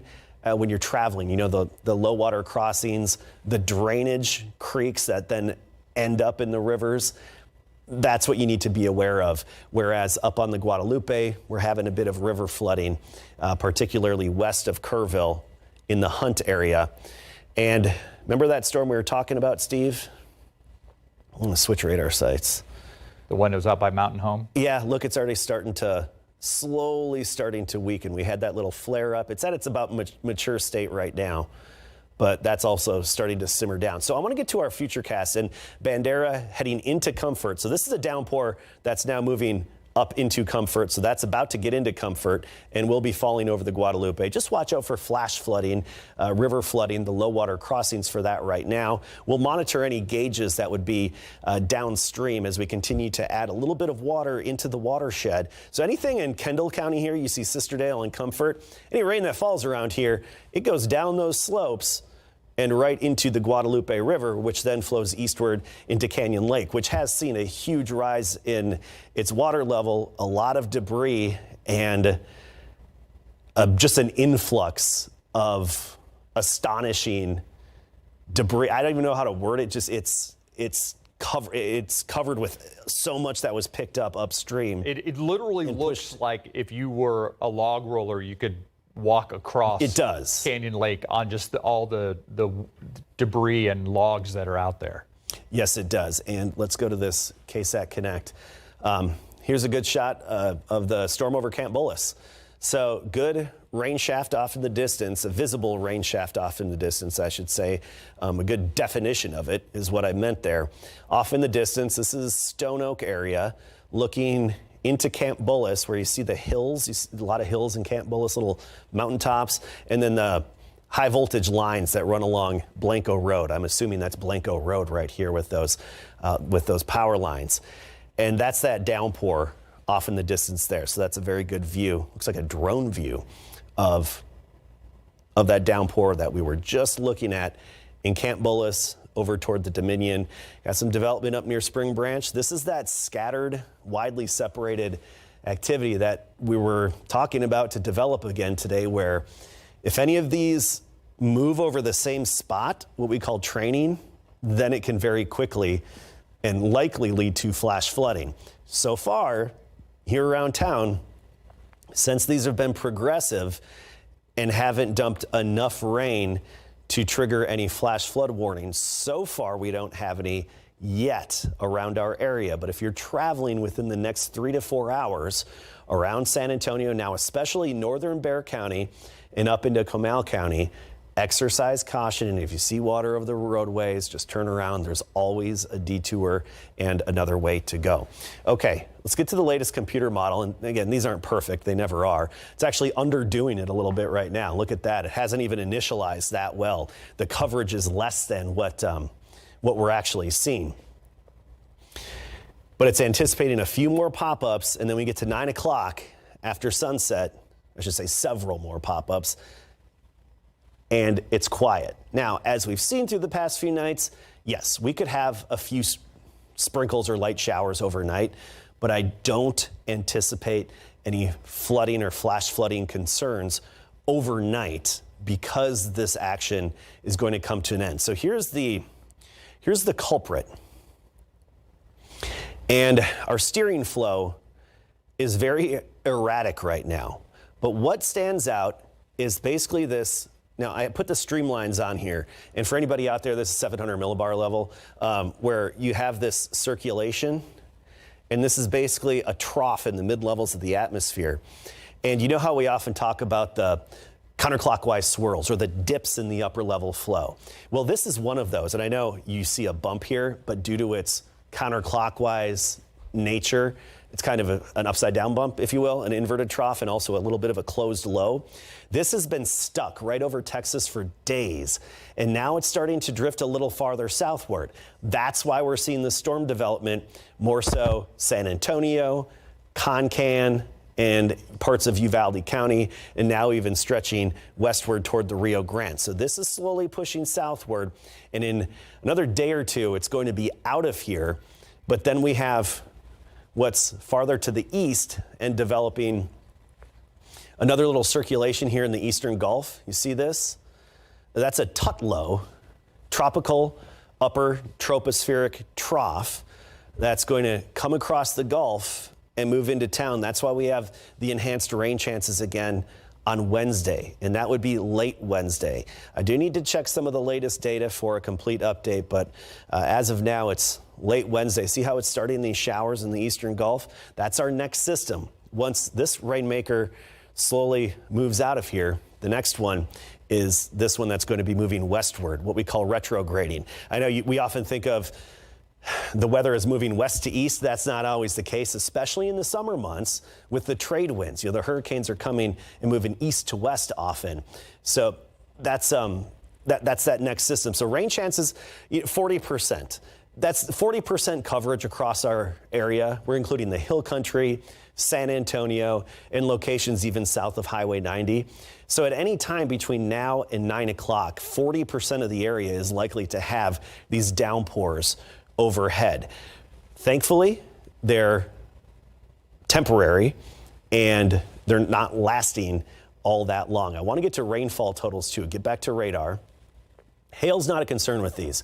Don't worry about covering your car or, taking any of those mitigating factors. Whenever you have this tropical air, deep moisture in the air and warm rain processes, the freezing level's a lot higher in the sky. And that makes it a lot harder, not just for hail to form, but also for hail to not melt on its way down from the top of a thunderstorm. So yes, there could be some hail suspended up in these thunderstorms. I doubt it. But even if it did fall, it would melt before making it to the ground because it's a small hailstone and the air is just so warm. So that's not a worry when it comes to the rain right now. Hail is not a worry. Just downpours.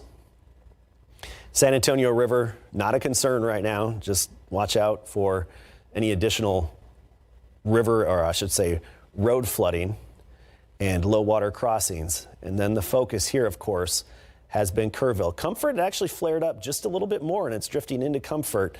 So this is, I think, our next zone of potential flash flooding.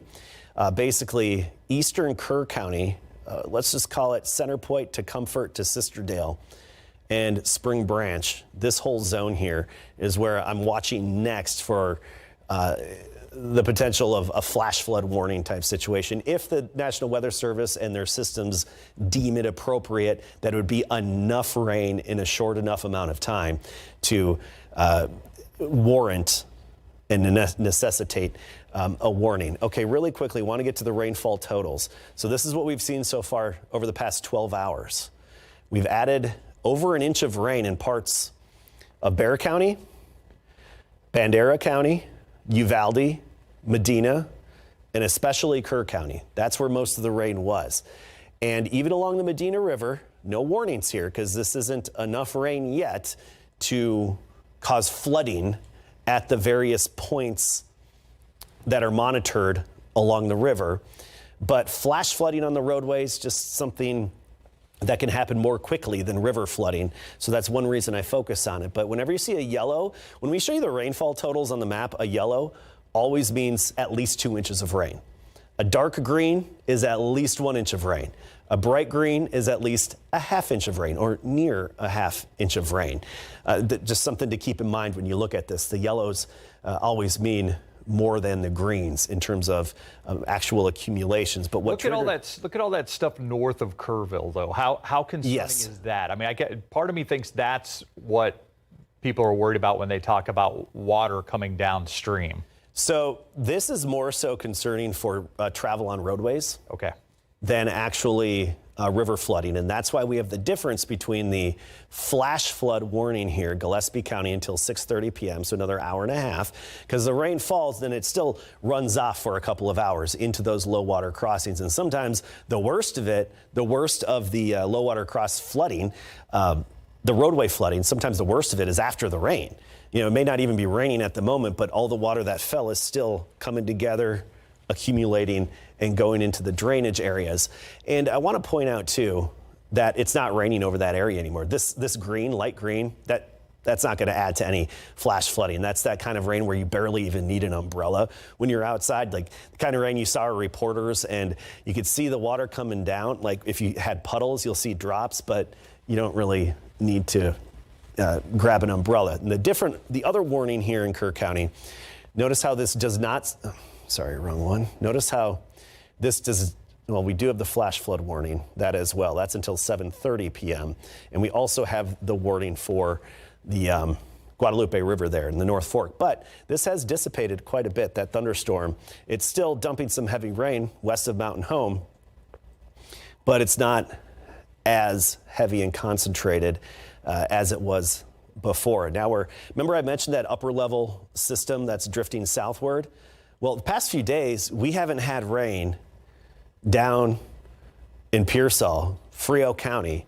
We didn't really have any rain, or even Atascosa County and Wilson and Karnes counties, where we actually have the downpours right now. These are fine. There's nothing to be worried about if you're in these areas.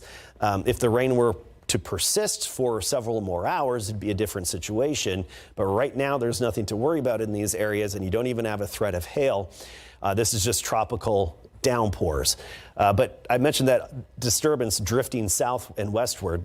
That's why now we're seeing this development, not just in the hill country, but pushing southward in our area. Really quick, I want to check that hydrograph again. May have had an update just to see if it's changed at all. And this is the Guadalupe River at Comfort, and it looks like the forecast is still the same. I'm going to take a quick peek at some of the river gauges elsewhere, and then we'll be right back and give you another update. But I also want to leave you with this, that we do have those additional chances, and I think likelihood of showers, particularly that'd be Tuesday into Wednesday, I think. Is this an updated 7-day, or is this still the... Oh, okay. So anyway, from that tut I was talking about, that's drifting in from the eastern Gulf. So at bottom line, we'll have some more showers and storms around on top of saturated soil, something to bear in mind just going forward. And I'll leave you with this, Steve. The percent of normal rain for the past 30 days. Wow. That's unusual. That's unusual when you're talking about June and July. It is. And this is for a 30-day period. But when you think about it in Kerrville, it happened more so in a morning. Mm-hmm.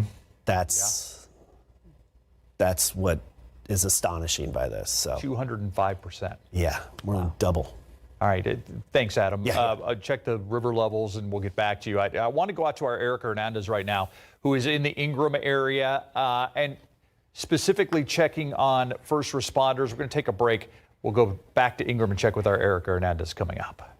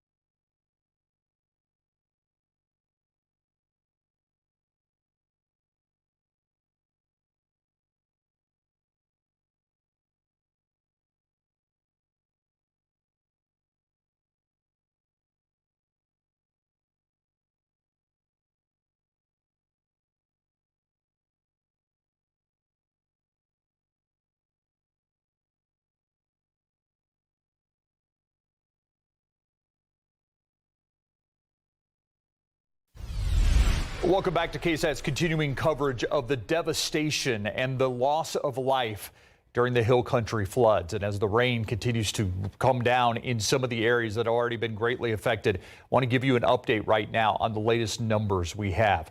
The general with the Texas National Guard saying earlier today, you will see the death toll rise today and tomorrow. And unfortunately, he has been correct. At least 68 people dead. This is just in Kerr County. 40 adults, 28 kids, 18 adults are unidentified at this hour, 10 children unidentified. We know that 11 people are missing from Camp Mystic. It's believed to be 10 campers and 1 counselor. The sheriff from Kerr County asking people to be careful about misinformation out there on social media. To report missing family members, this is the same number as it has been for the last 24 hours, 830-258-1111. That'll take you right to Kerr County authorities where you can tell them the last known location of your missing loved one.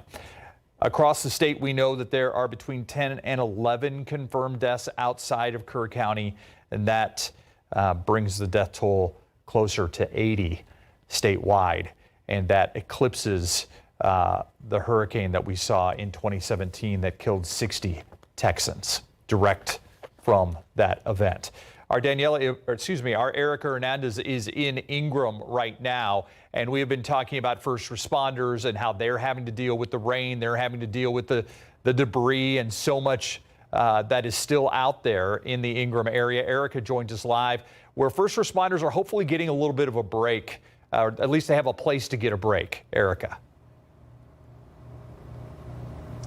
Yeah, that's correct, Steve. We're at the City West Church in Ingram, and you can see there's a huge setup here from Mercy's Chefs as well as the Salvation Army. They have been feeding fresh meals. They actually have one of these trucks is a whole kitchen of making of chef-inspired meals for these first responders. I talked to the founder of Mercy Chefs a little earlier, and he told me last night alone, they fed over 500 first responders and volunteers. The first meal many of them were having in 2 days. So they are giving them a place to come and relax. You could go into the church. There's a lot of setup. We've seen first responders here from Flower Mound, from Midland, as well from San Antonio. We just spoke a little while ago with one gentleman who came up from San Antonio with a group of people to help with search efforts. He said he had been in the Camp Mystic area. We asked him how he was doing.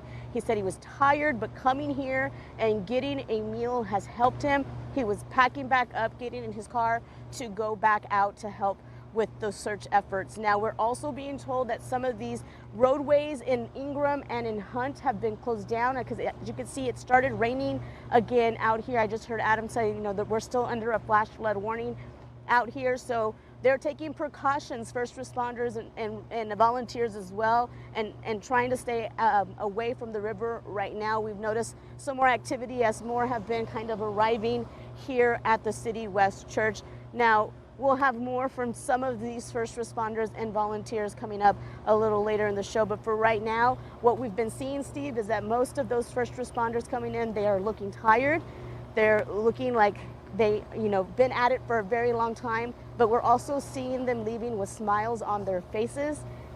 This has been a place for them to kind of rejuvenate themselves and refresh themselves, and they're just going right back out, Steve, and continuing search efforts. I can imagine. Erica, stay with me for a second. I want to make sure I heard you right. They've served more than 500 meals so far.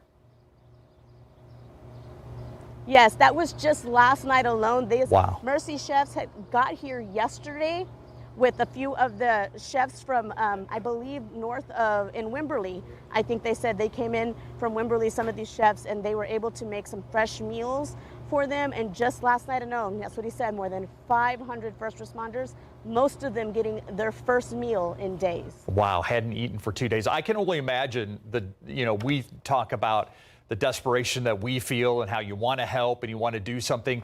If you're boots on the ground there, I can only imagine the desperation and the desire to help and search as long and as hard and as fast as you can in that area. You drove from San Antonio, went through Kerrville, you're in Ingram. What did you see along that drive? Anything that struck you as you were leaving the station and heading to the Hill Country?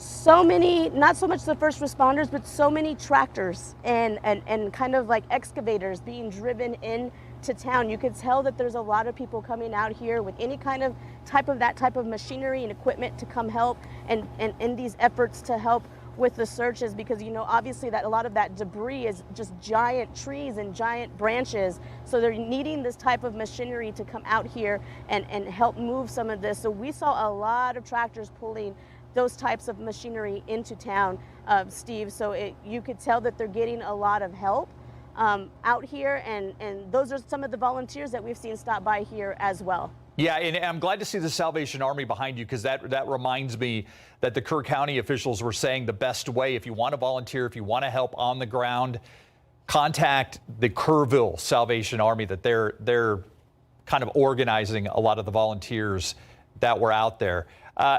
Is this area set up just for first responders? If somebody needs help, can they show up at this rest area too? Yeah, this is for anybody. This is for victims. This is for families. This is for volunteers. The majority of the people that we have, though, Steve, are been first responders and volunteers. But the founder of Mercy Chef said it is for anybody who needs a fresh meal. They are welcome to come here. And it's not just food. They have snacks. They have pallets of water, Gatorade.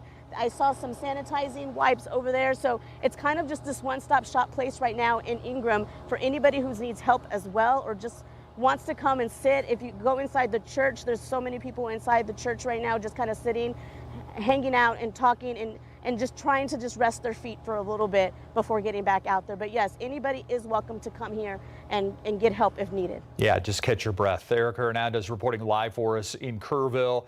where the Salvation Army and the group Mercy's Chest is set up to help feed and get some water in these people and just a place to put their feet up and catch their breath. Erica, thank you. We'll check in with you certainly during our 5:30 newscast that isn't that far away. That seems to be the big question with a lot of people is how can I help? What can I do if I'm in San Antonio or Seguin or so many places in our viewing area that aren't directly affected by this flooding but want to help because that's what Texans do? Well, here are some of the ways that you can help. These are organizations, the first three anyway, are in the Kerrville area. The Cross Kingdom Church, 3044 Junction Highway, Folklore's Coffee House, Salvation Army at 855 Hayes Street. Those are all places that you can organize, you can donate, you can volunteer. The Salvation Army, as a matter of fact, of Kerrville, I think this is the number, 830-465-4797.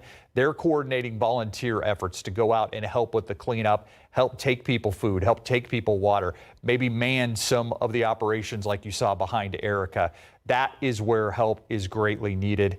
And there's also monetary donations that you can make. By the way, I also want to mention Hemisphere Park.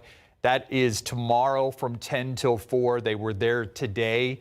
We talked to a volunteer earlier who said he was blown away by the support that he saw. San Antonians bringing things to help with the Kerr County relief, a grassroots effort here in the city to help those that are in the Hill Country. From 10 to 4 tomorrow, they'll be back out at Hemisphere Park. How you can help flood victims, a full list, of course, online at ksat.com. You can hit this QR code, and that will take you exactly where you need to get the most information. Also want to mention monetary donations, specifically for the Hill Country Kerrville area. The mayor of Kerrville mentioned monetary donations can be made to the Community Foundation of the Hill Country. Their website is very simple, communityfoundation.net. And this morning, the mayor of San Antonio, Gino Ortiz-Jones, met with our morning crew and talked about the efforts from San Antonio to help in Kerrville. Well, thank you for having me on. What I wanted to do is come on and really talk about how our city has stepped up to help. The devastation is just so widespread. And so at the governor's request, San Antonio, we have sent a contingent of firefighters, 17 in particular, those that are technical rescue, as well as medics and medical officers. And then, of course, the equipment necessary to help, a boat and as well as an ambulance bus.